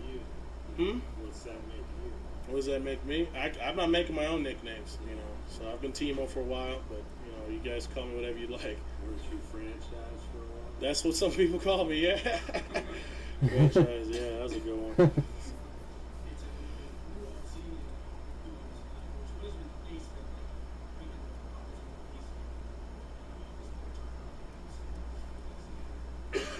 I'm sorry, who that? With the new OC and the new offensive line coach, what is the pace been like? Putting all the new terminology and things together to make the offense more cohesive? We have limited time, right? I mean, we only get a couple months to really get things settled in before we hit fall camp. So, it's a lot on us as players to just keep up, making sure we're hitting the playbooks, doing everything we can, studying together and holding each other accountable, right? Because ultimately, we're all professionals, it's our profession. So it's very important that we come in knowing what we're supposed to do. We have the mastery of it, so we know it so well we don't have to think about it, right? And that's what we're all striving to get to. And that just comes with reps and studying, That's something that you have to have time away from time with family, that sort of thing. But with all the changes and the new playbook, and DJ described it as long and treacherous. Are you doing stuff at home at night when you leave the facility? Are you going through stuff? I mean, is it kind of a 24-hour thing that you guys go through? Absolutely. Well, not 24 hours. Sleep. Sleep's important. I make sure I need my 8 hours type of guy. But, I make sure I put in all the work I can to still be the best father I can be, along with being the best football player I can be. It just comes to priorities, making sure that everything's right at home, and then everything's right with football. And then if I have any time after that, do what I want. But it's just if you set your priorities and make sure you've done everything you can to hit all your goals, whatever they are for the day or for the week or whatever, just go from there. So. And that's a life lesson right there too, y'all. Priorities. What was I talking about like 30 minutes ago? What was I saying about 30 minutes ago about that? Set your goals, set your priorities, and make sure you do everything possible to hit those goals. And don't settle for those goals. Keep creating more goals. Keep pushing yourself. Put 110% into everything you do. And watch how much your life changes. No matter what you do. Whether you're a carpenter, whether you're a plumber, whether you're an electrician, whatever you do, whether you're a DoorDasher, do what you do, and put 110% in everything you do, and watch what happens. I'm telling you, you will see a major change in your life. So, I like it, man. I really do like that.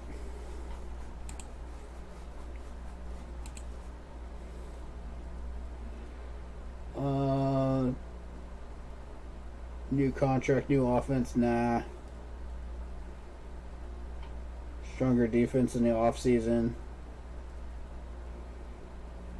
Minicamp. I don't even want to hear from Matt Rule right now. I don't even want to hear from. I don't really focus on minicamp that often. So, player production.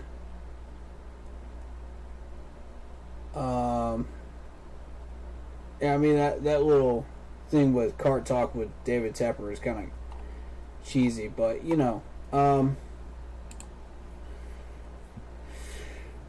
I think I covered all the basic major bases here, and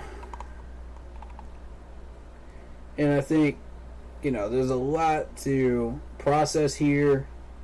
and a lot to think about, but, main thing being,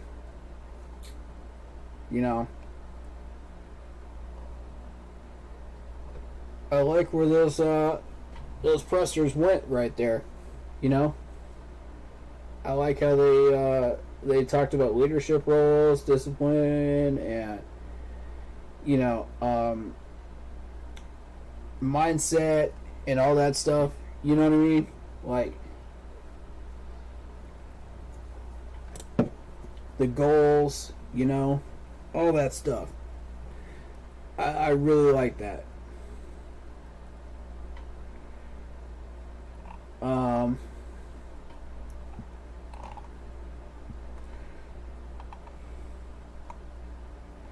I think everybody's pretty much understanding that Dante Jackson is super excited to have that new re-signing and to come back to work and stay in Charlotte.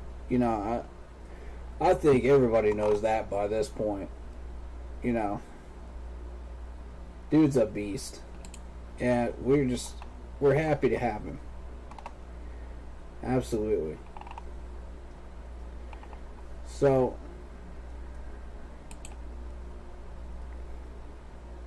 let me see. I think Carol sent me something. Hold up. Carol sent me something. I'm going to look at it. No, she did not. Let me see what else she sent.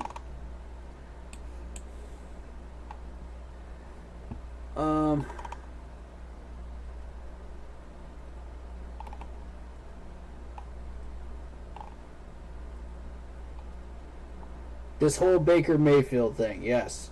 Let's get into Baker Mayfield. Frankly, I remember posting something about the amount of money it would take to get him.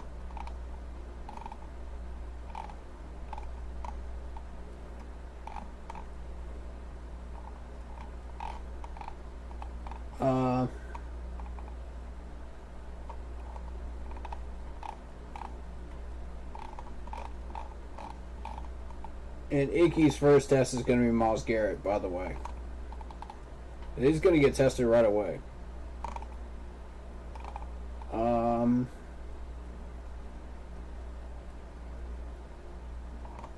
By the way, Travis Etienne is going to be in OTAs and minicamp and stuff like that, so watch for him in Jacksonville. Once he reunites with Trevor Lawrence, it's going to be... the chemistry is going to immediately return. I can guarantee you that.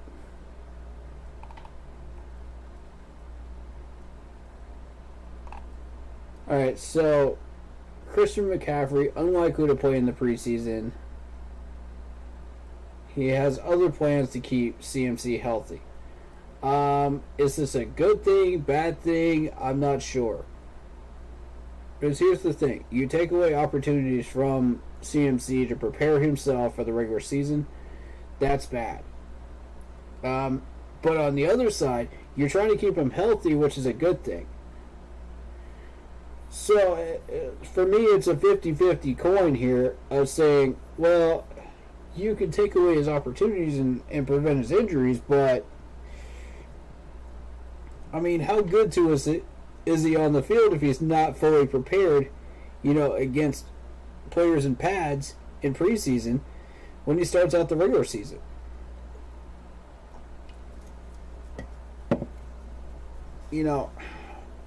He's got to have that preparation time too.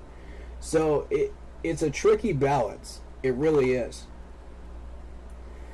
But I am happy that they're finally starting to take his health seriously. So that's a very, very good thing. Also, we never fully looked at Kenny Pickett or Malik Willis in the draft, which didn't surprise me. But at the same time, it's kind of like,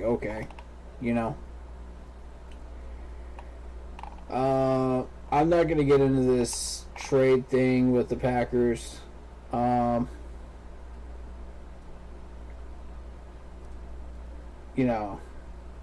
already explained that. If you want to watch the entire NFC Championship game against the Arizona Cardinals from 2015, I have that posted, as well as the rainy Week 8 against the Colts in Charlotte in 2015. I was at that game right there. I sat through that downpour, and just watching that for about 5 to 10 minutes should give you an idea of how nasty that weather was. I mean, it was just, whew, God bless, man. I'm not doing that again. I'm gonna straight up tell y'all I ain't doing that again. I watched that game from TV at home on my couch. Oh God, I kind of want to rewatch that thing just to see how that game went, because there's certain things I did miss because of the rain.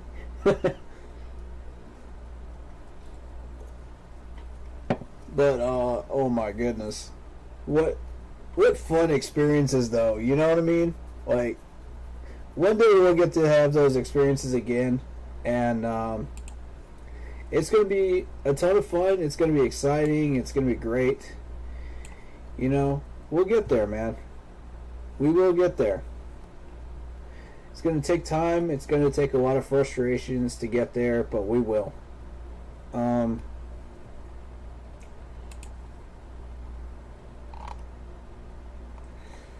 So let's kind of explore this right here. You all able to see that? No. Okay.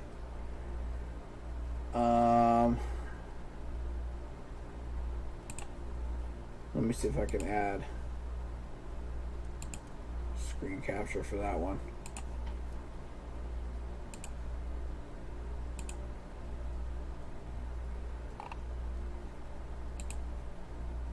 There we go.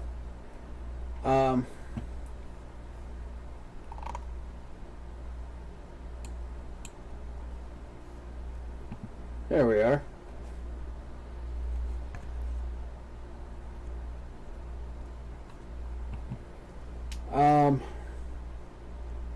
So let's kind of take a look at this article real quick.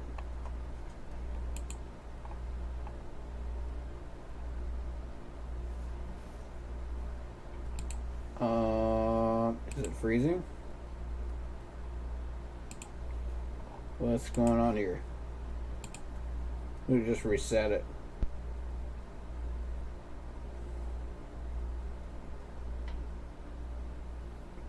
For some reason I couldn't scroll down.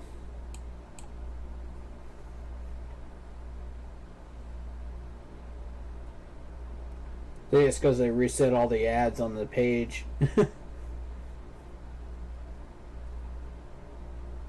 Alright. Here we go.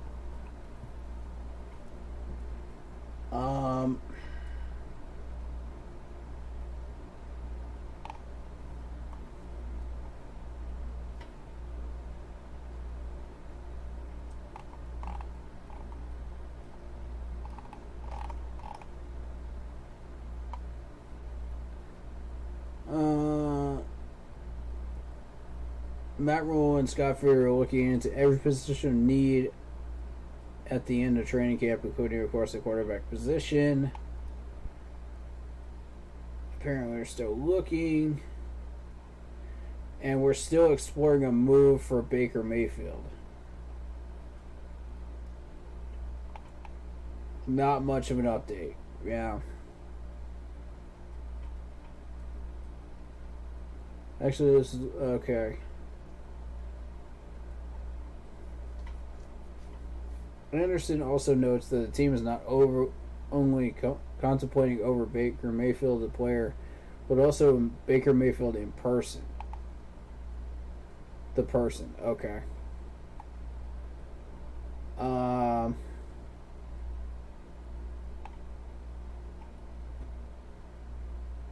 They're saying that he lost that position because of the departure of Odell. I don't agree with that. I don't agree with that at all. I think he lost that position because of the fact that Cleveland decided to gamble on Watson and throw everything in the kitchen sink at Houston to get Watson, which didn't really work out too well for him. Evaluating personalities obviously is a universal practice across the league when adding any potential players, which is as it should be. This is particularly pertinent probe for the Panthers considering their young roster and their make-or-break nature of the 2022 for Rule and company. Yes, exactly. Sam Darnold doesn't care if we get another quarterback, which, I mean, that's a toxic opinion right there. Let's just analyze that in and of itself. If your starting quarterback says, I'm not concerned about my team acquiring another quarterback, ding ding, you should be. Because that means you're not doing your job right. That means I got to step up. If you're that quarterback that's saying that, you need to step your game up. You need to stop talking out of your rear end and start stepping up.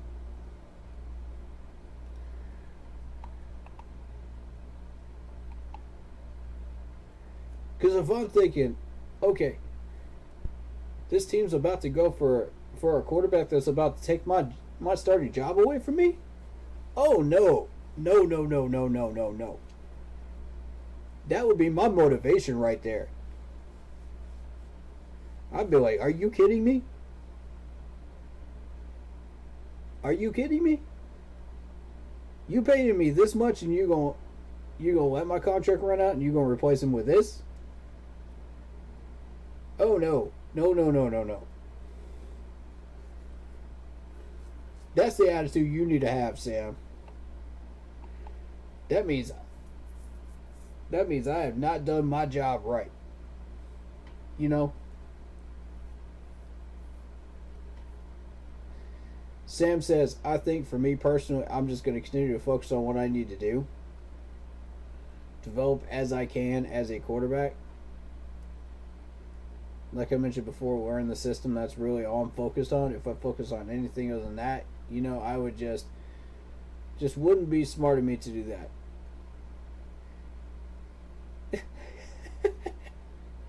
Wouldn't be smart of you to do that, huh?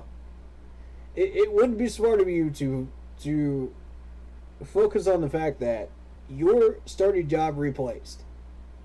It wouldn't be smart of you to focus on that. Really?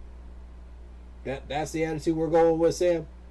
You're going to lose that job real quick if that's the attitude you're going to keep with your play level right now. I'm going to tell you that right now. Line or no line, it don't matter. I'm going to need you to keep that attitude once you lose your starting job. I'm going to need you to keep that attitude because you're going to end up at third string. You keep that up. Oh, I don't want to lose. Too late now. Too late now. The team already said, we're investing all our resources into another quarterback. Bye-bye. Bye-bye. See ya. Your contract's expired, fool.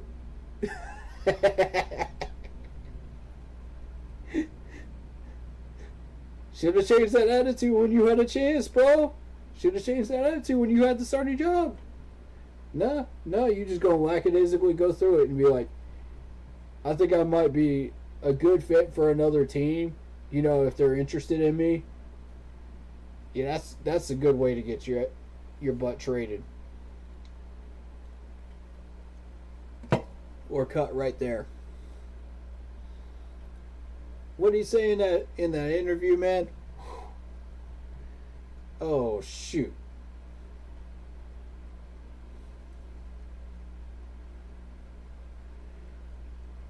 Darnold, who would later say he discussed the team's plan as position with general manager Scott and head coach Matt, added he can only control what he can control.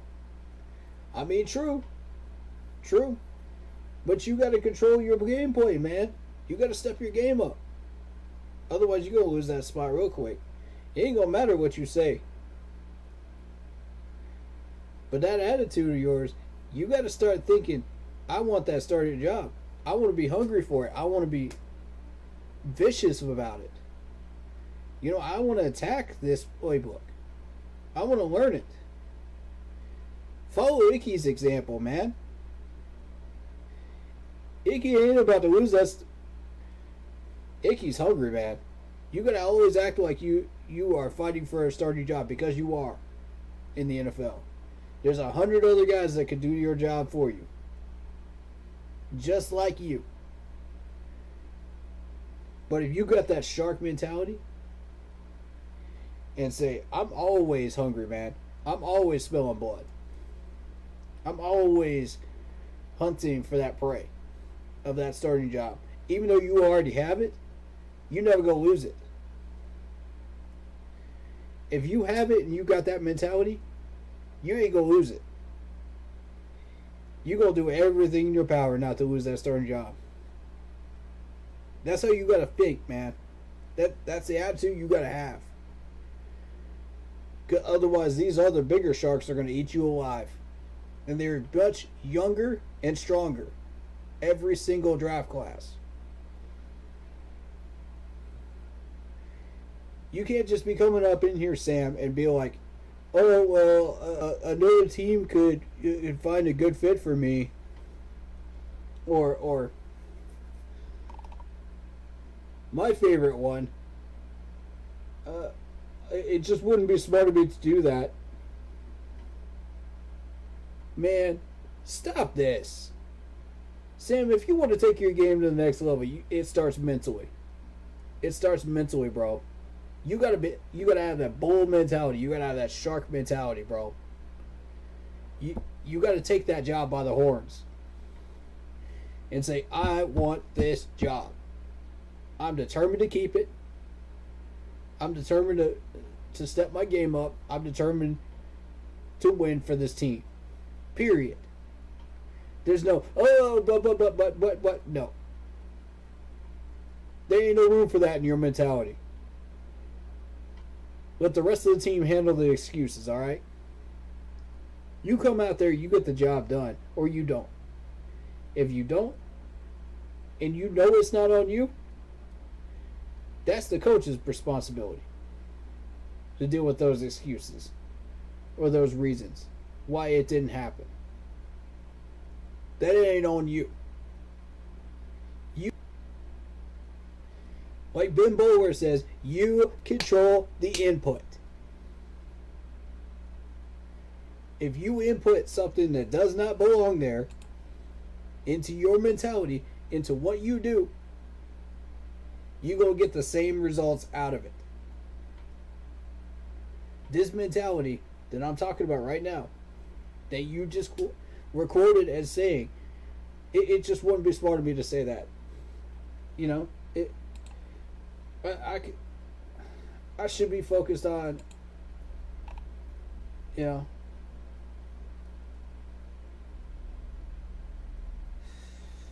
oh my God.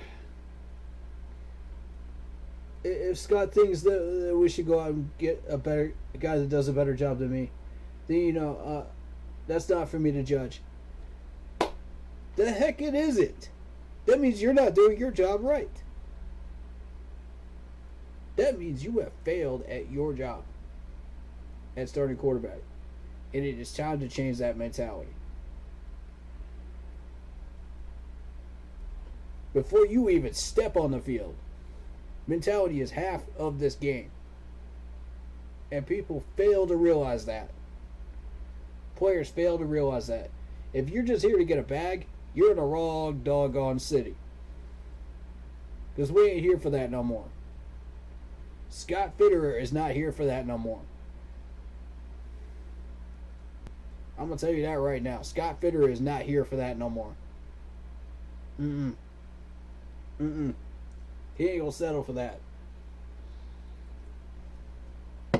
He will let your contract run out in 5 seconds. He ain't resigning you. I wouldn't either. With that attitude. Now you come into that meeting room with me as a GM. And you say, I want this job. I will do everything in my power to control the input and keep this job. And work hard and get the job done. I'm going to believe you.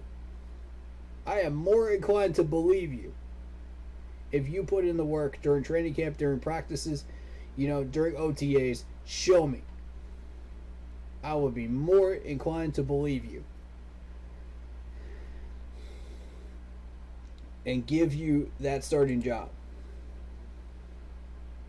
because that's the attitude I want to see out of every quarterback that we put on this field. Every player that we put on this field has to have that shark mentality.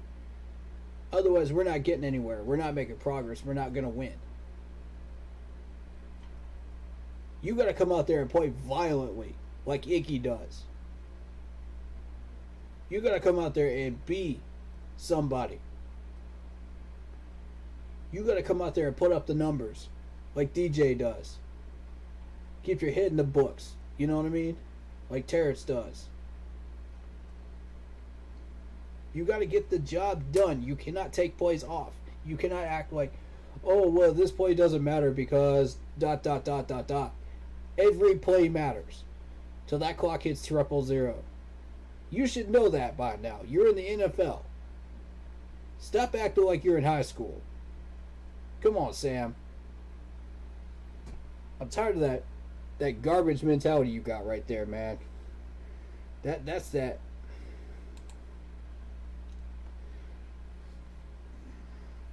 Oh my gosh.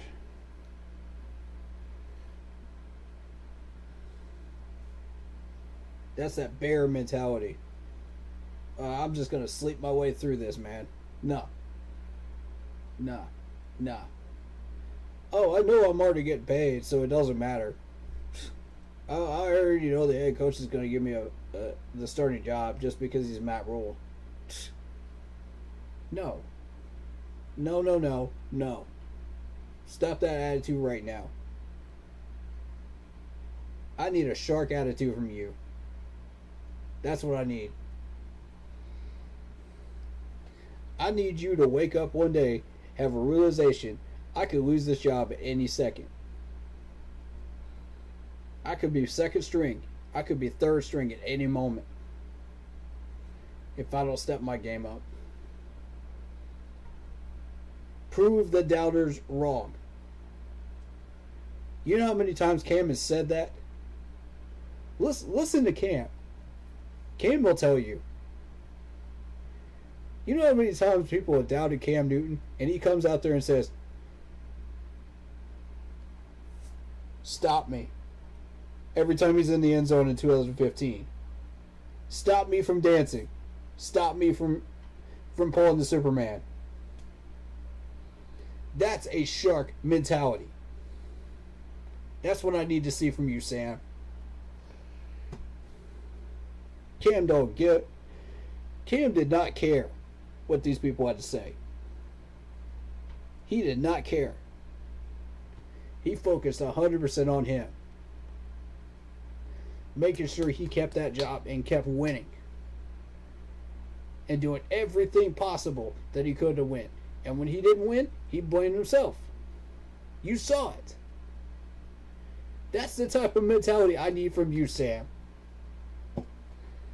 He put the whole team's issues on himself in certain cases, which sucks. But some of this stuff, man, I can defend you on, man. You know what I mean? The offensive line, I can defend you on. You know, Robbie not catching wide open passes, I can defend you on. When you have clearly thrown it right at his chest, I can defend you on that. But you got to give me something to work with, Sam. You can't be coming out here with that bear mentality. and acting like your job doesn't matter and your pay cut doesn't matter. It does. Scott is not paying you to sit out there and play dress rehearsals in a Panther uniform. All right? He's not paying you just so you can get paid. We're here to win games. Sam, and if you ain't on the same page with us, you can say it all you want in press conferences, but I need you to walk the walk, dog. I need you to walk the walk, and I need you to change that attitude of yours to, I want this job. I have a Sharks mentality. I want to win. Because if you don't, Matt Corral will take your job in 0.5 seconds. If you heard what I heard in that video about 30 minutes ago when we were checking out Matt Corral, it won't take long.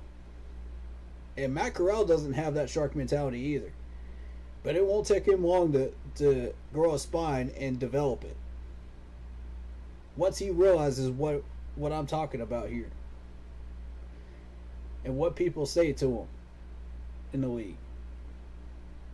It won't take him long. Sam, you keep that attitude, you ain't keeping this job long, bro. You ain't keeping it.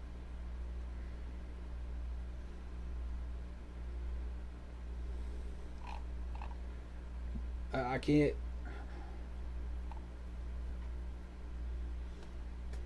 And as far as like getting better quarterbacks than you, yes. We're doing that because you haven't been fulfilling your part. Start fulfilling your part. Start doing your part. Improve your game, bro.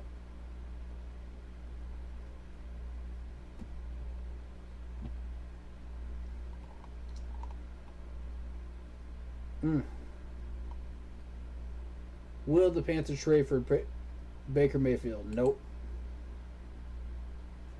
Nope, and I'm going to tell you why not. Number one, we got to pay off the rest of his salary. Number two, his personality. It doesn't click with us. Number three, there's a lot of people saying he's a target version of Sam Darnold. He's a bargain bin version. 2.0 of Sam Darnold. We don't need that.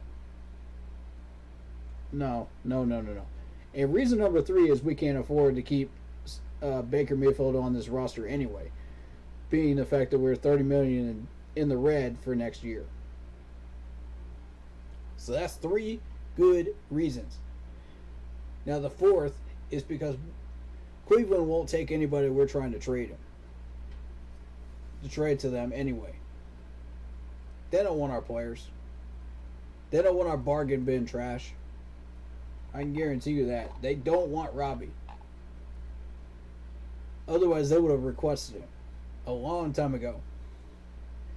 If they saw in him what we saw out of him in 21 as just a drop in the bucket and a potential Pro Bowler, they would have asked for him a long time ago and offered us a draft pick or two for him. But no, they don't see it. They don't see it. That's why there's no offer. They don't want nobody else that we have either. They don't want Derek Brown in his average run game defense. They don't want C.J. Anderson that barely makes a wave in the corner room. Why would you want that? When you're trying to build a Super Bowl winner, you've already been to the playoffs. If you're the Browns, why would you want C.J. Henderson? No. No.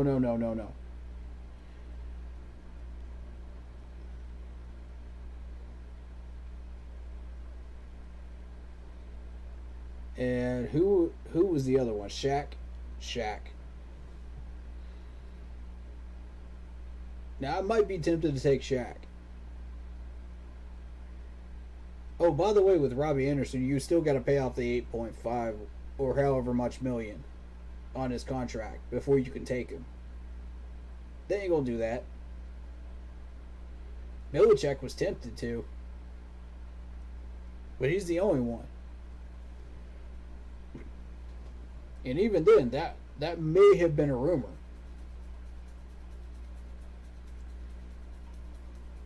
But for a third, yeah. Yeah, Robbie Anderson for a third to New England. Done. Wouldn't even hesitate.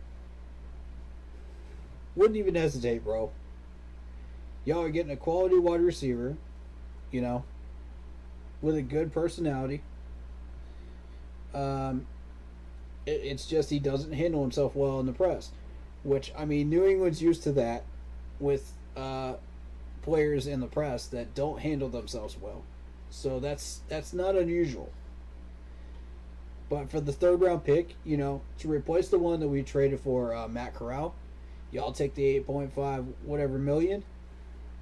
We get our draft pick, we're happy. That's a done deal. I wouldn't even hesitate. Wouldn't even hesitate. Would I like a sixth added onto that from next year? Maybe. Or a seventh. Maybe. You know, but I don't have to have it.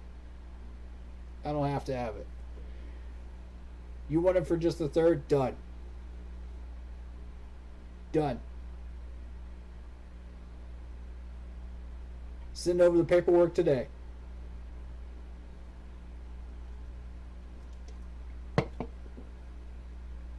I love you, Robbie. But moving the team forward and progressing this team and getting us to a Super Bowl is the bigger goal. As much as we love you, buddy, you know, it's... And at this point, people are unhappy with him. So, I mean, at that point, you know, to me, done.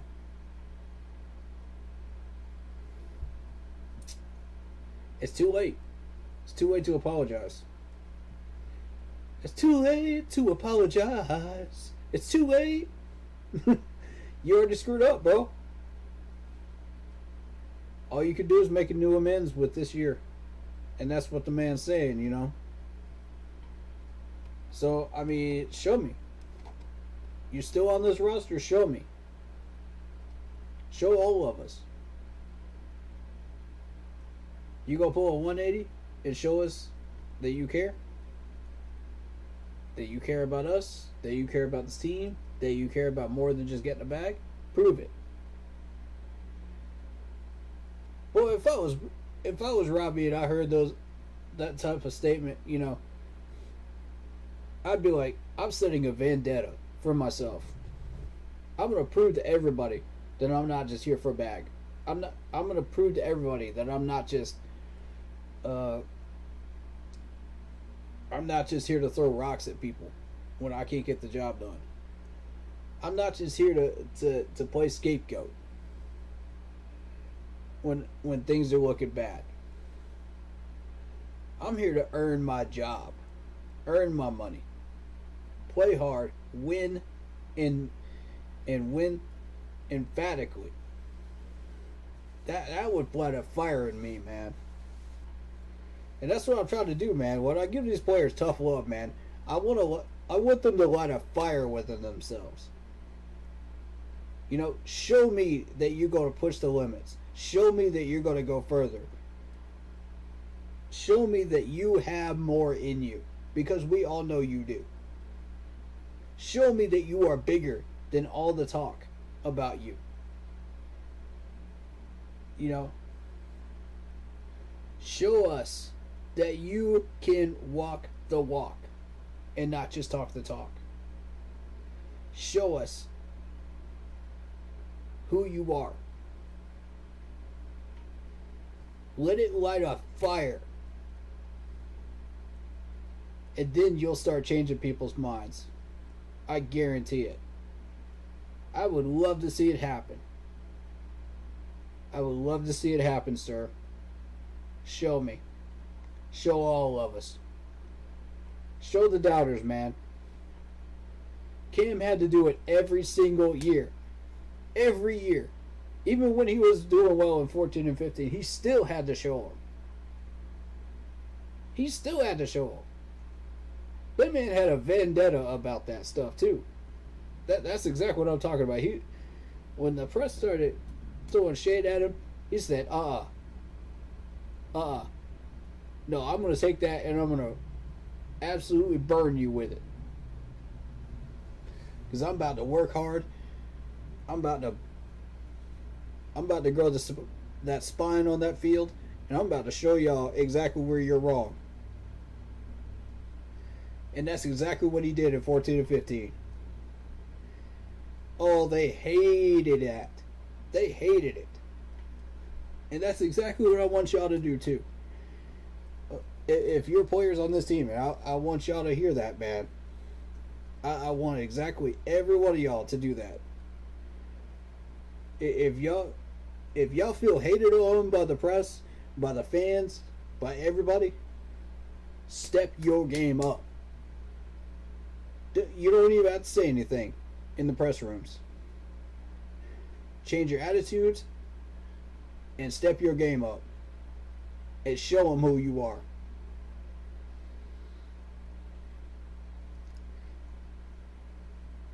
If you feel like you were on the bubble of being cut or traded, step your game up. If you feel like you are being abused by this management, step your game up. That's the quickest way out of here. If you don't want to work for this, if you don't want to be a part of this organization no more, and you want a better management, step your game up. I'm telling you. If you make yourselves tradable, people will make moves. They will request for you. I'm telling you. The answer to all of this is set goals and set a vendetta for yourselves. Change your attitudes and ignite that fire. Because otherwise, you're going to be stuck in this situation for as long as you possibly can. Until you hang up them cleats.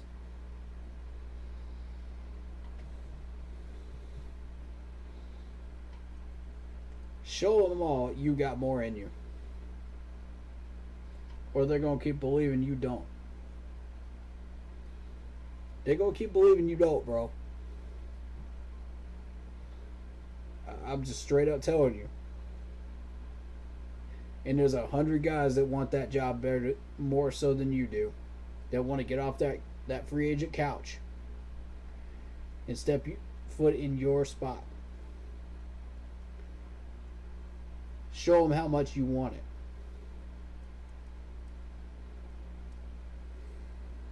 Show them how much you want that job. Show them how much that it don't matter the paycheck. It don't matter, what you look like. It don't matter how you feel. Step that game up. And you're going to stay on that roster. Once the management sees that they have potential, you have potential, and you have value, you will stay on that roster. I guarantee it. I can almost guarantee it, actually. Because training camp is the 90-man cuts all the way down to 53 are a grueling experience, but I will tell you that. I can almost guarantee that if you step your game up, you will stay on the roster. Depending on how much you step your game up. So just do it. Change your mentality. Wake up. And just say, I'm not gonna stand by and settle anymore. Look at Ben Boulware. I want y'all to see what. Oh my God, Ben Boulware would change the entire mentality of this locker room overnight. Just let him make one speech to y'all. Let him make one speech. I want y'all to know what this man's doing. Hold up. You about to see a whole nother side.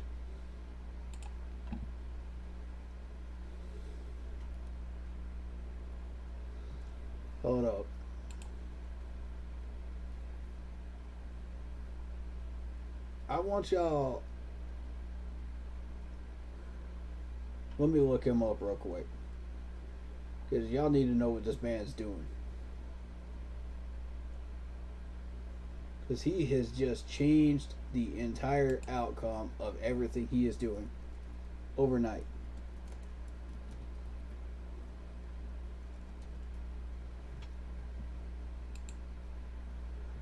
Van Bower, here we go.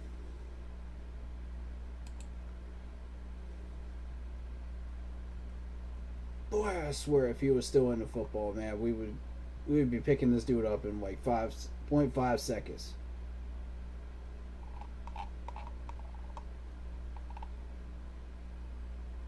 Let me scroll down. I don't care about that video.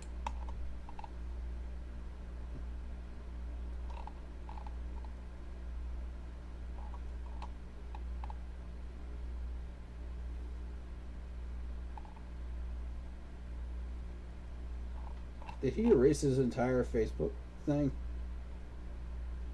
Did he? Well, there it is. Control the input right there. Boom.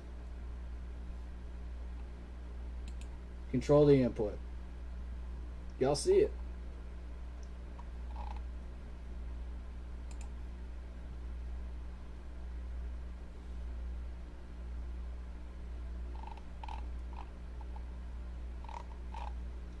Maybe it's on Instagram. Hold up.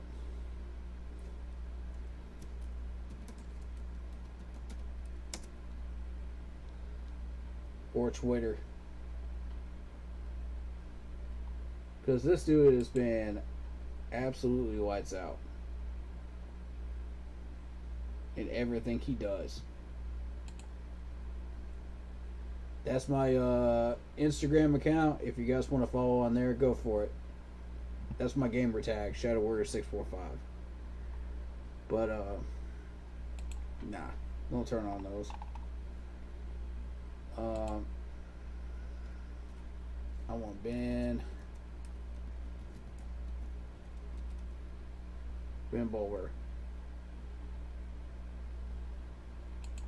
There he is.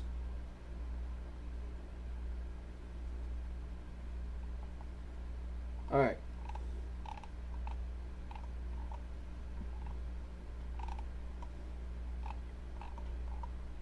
So, since Clemson, since our training camp, when he was a Panther in the training camp,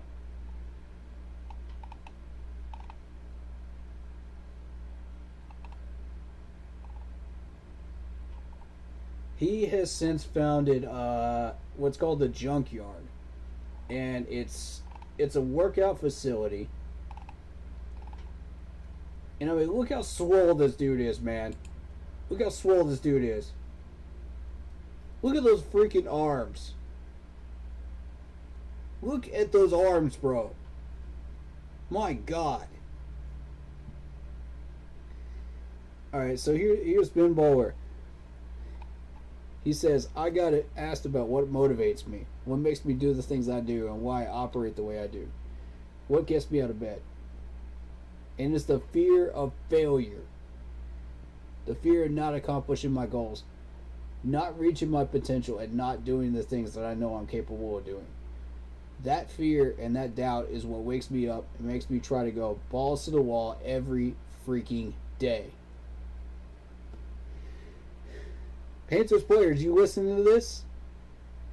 Y'all hearing this? Y'all seeing this? This is what I want y'all to learn from right here. This is why I wanted this man on our roster. Y'all starting to see it now, aren't you? What makes me try to win every single day? I'm a very black and white individual. I say what's on my mind and I have no filter, and I set my mind on.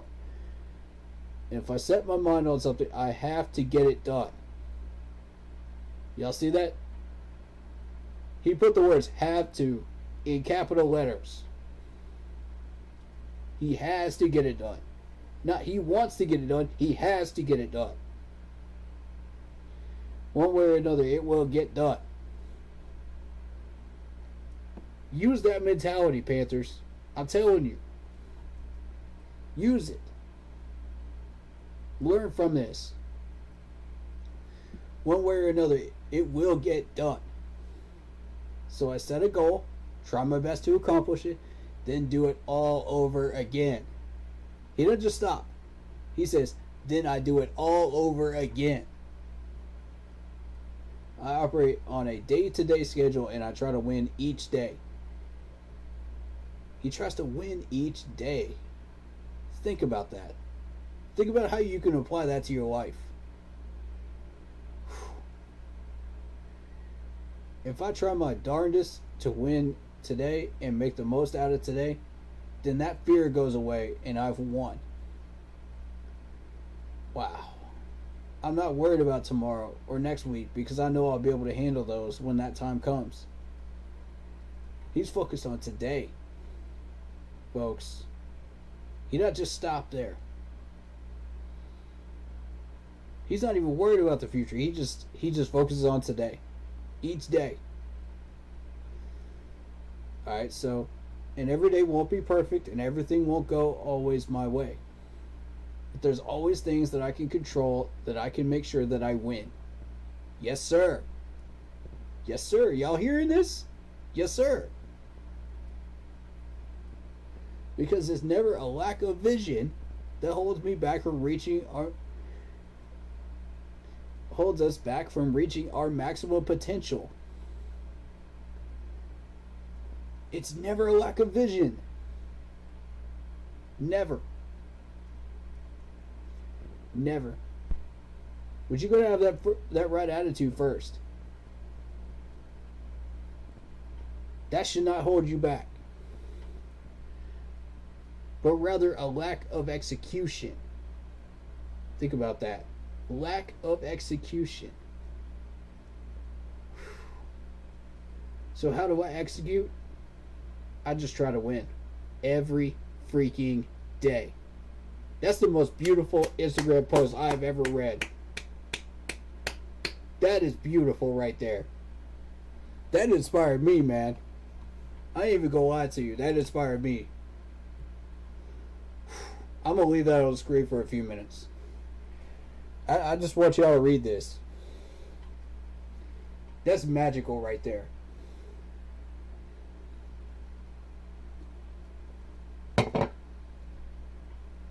That's why I give 110% every day to everything I do.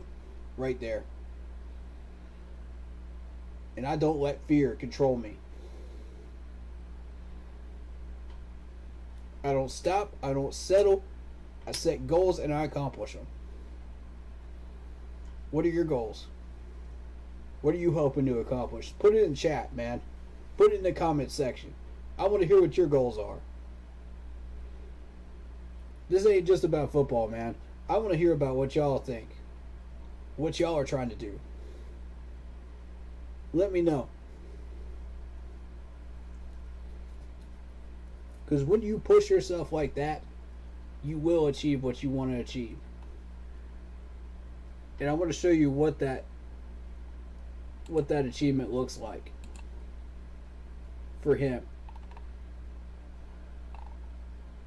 I want y'all to see what this man has accomplished just because of that right there. National champion. Right there. You see it. You see it. ACC championship trophy sitting in his hands. That's real. That's hard work. That's determination. That is the accomplishment of his goals. Oh, it gets better. It gets better. This man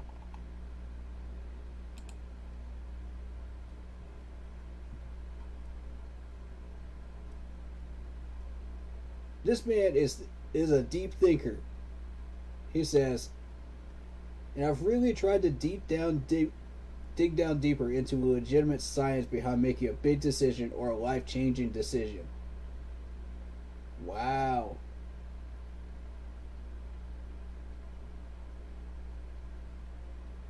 Wow, man. Someone that hasn't worked out in years and just randomly made a commitment one day and hasn't looked back. Okay, what happened? You know, this man is pushing himself to go further.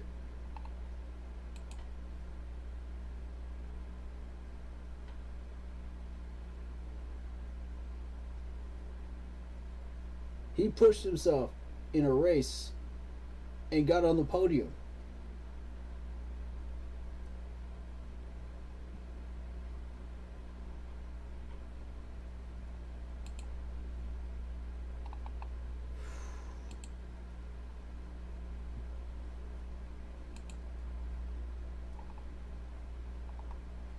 I'm trying to find the specific post where he said he was going to get into this Florida race, right?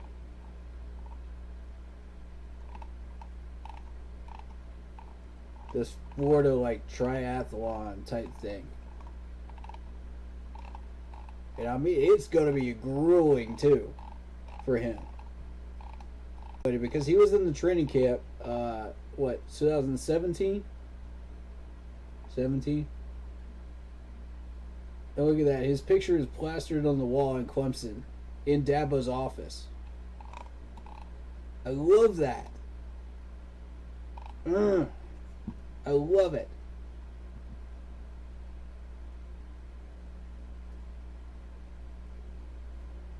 Oh, they're putting a junkyard in Malden, too.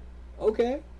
Malden, South Carolina. If you guys aren't familiar with Malden, it's right outside of Greenville in South Carolina. So, just down the road from Spartanburg in the training camp.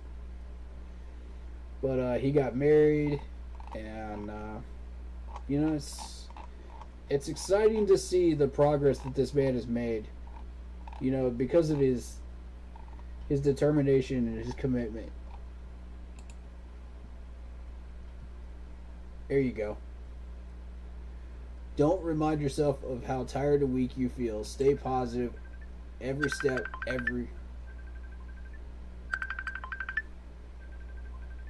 Hold on.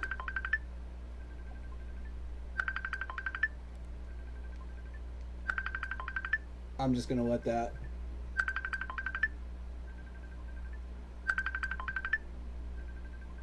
I'm going to let that be a non-answer. There we go. All right, we're back. Sorry about that.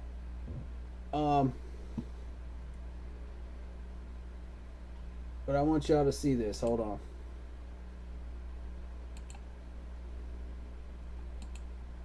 Hold on. Let me replay it for you. Don't remind yourself of how tired and weak you feel. Stay positive. Every rep, every step brings you closer to your goals. Panthers players, I hope you hear this. Push yourselves further. You can go further. You can reach your maximum potential. You got to put in the work. You got to put in the effort. You got to change your attitudes. You got to bring that fire every day.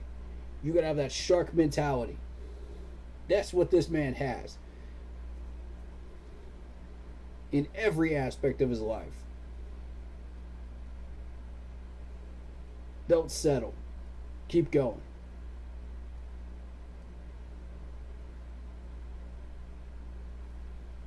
I'm going to leave this stream here, man. Thank you so much. I hope y'all enjoyed what you saw today. If you did, hit that like button, hit that sub button, hit that bell, select all, leave a comment down below. Don't forget to check out the Facebook page. Keep pounding in all caps for in-game posts, polls, opinions, and reactions to NFL news, and announcements on the new video project that's coming out for the channel for this off season, leading up into training camp of the 2014 and 15 seasons and how they set the bar for us going forward.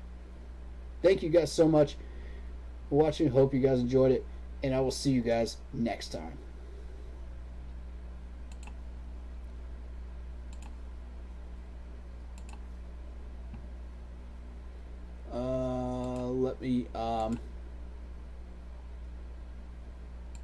Let me set up some music for you guys, and we will head out of here.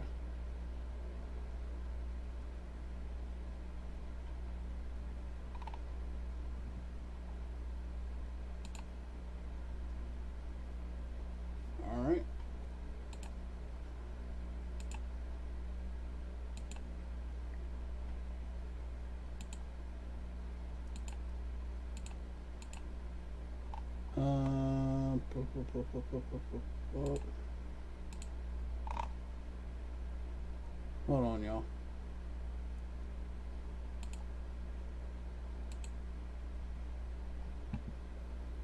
Alright, guys. Thank you so much. We'll see you guys next time.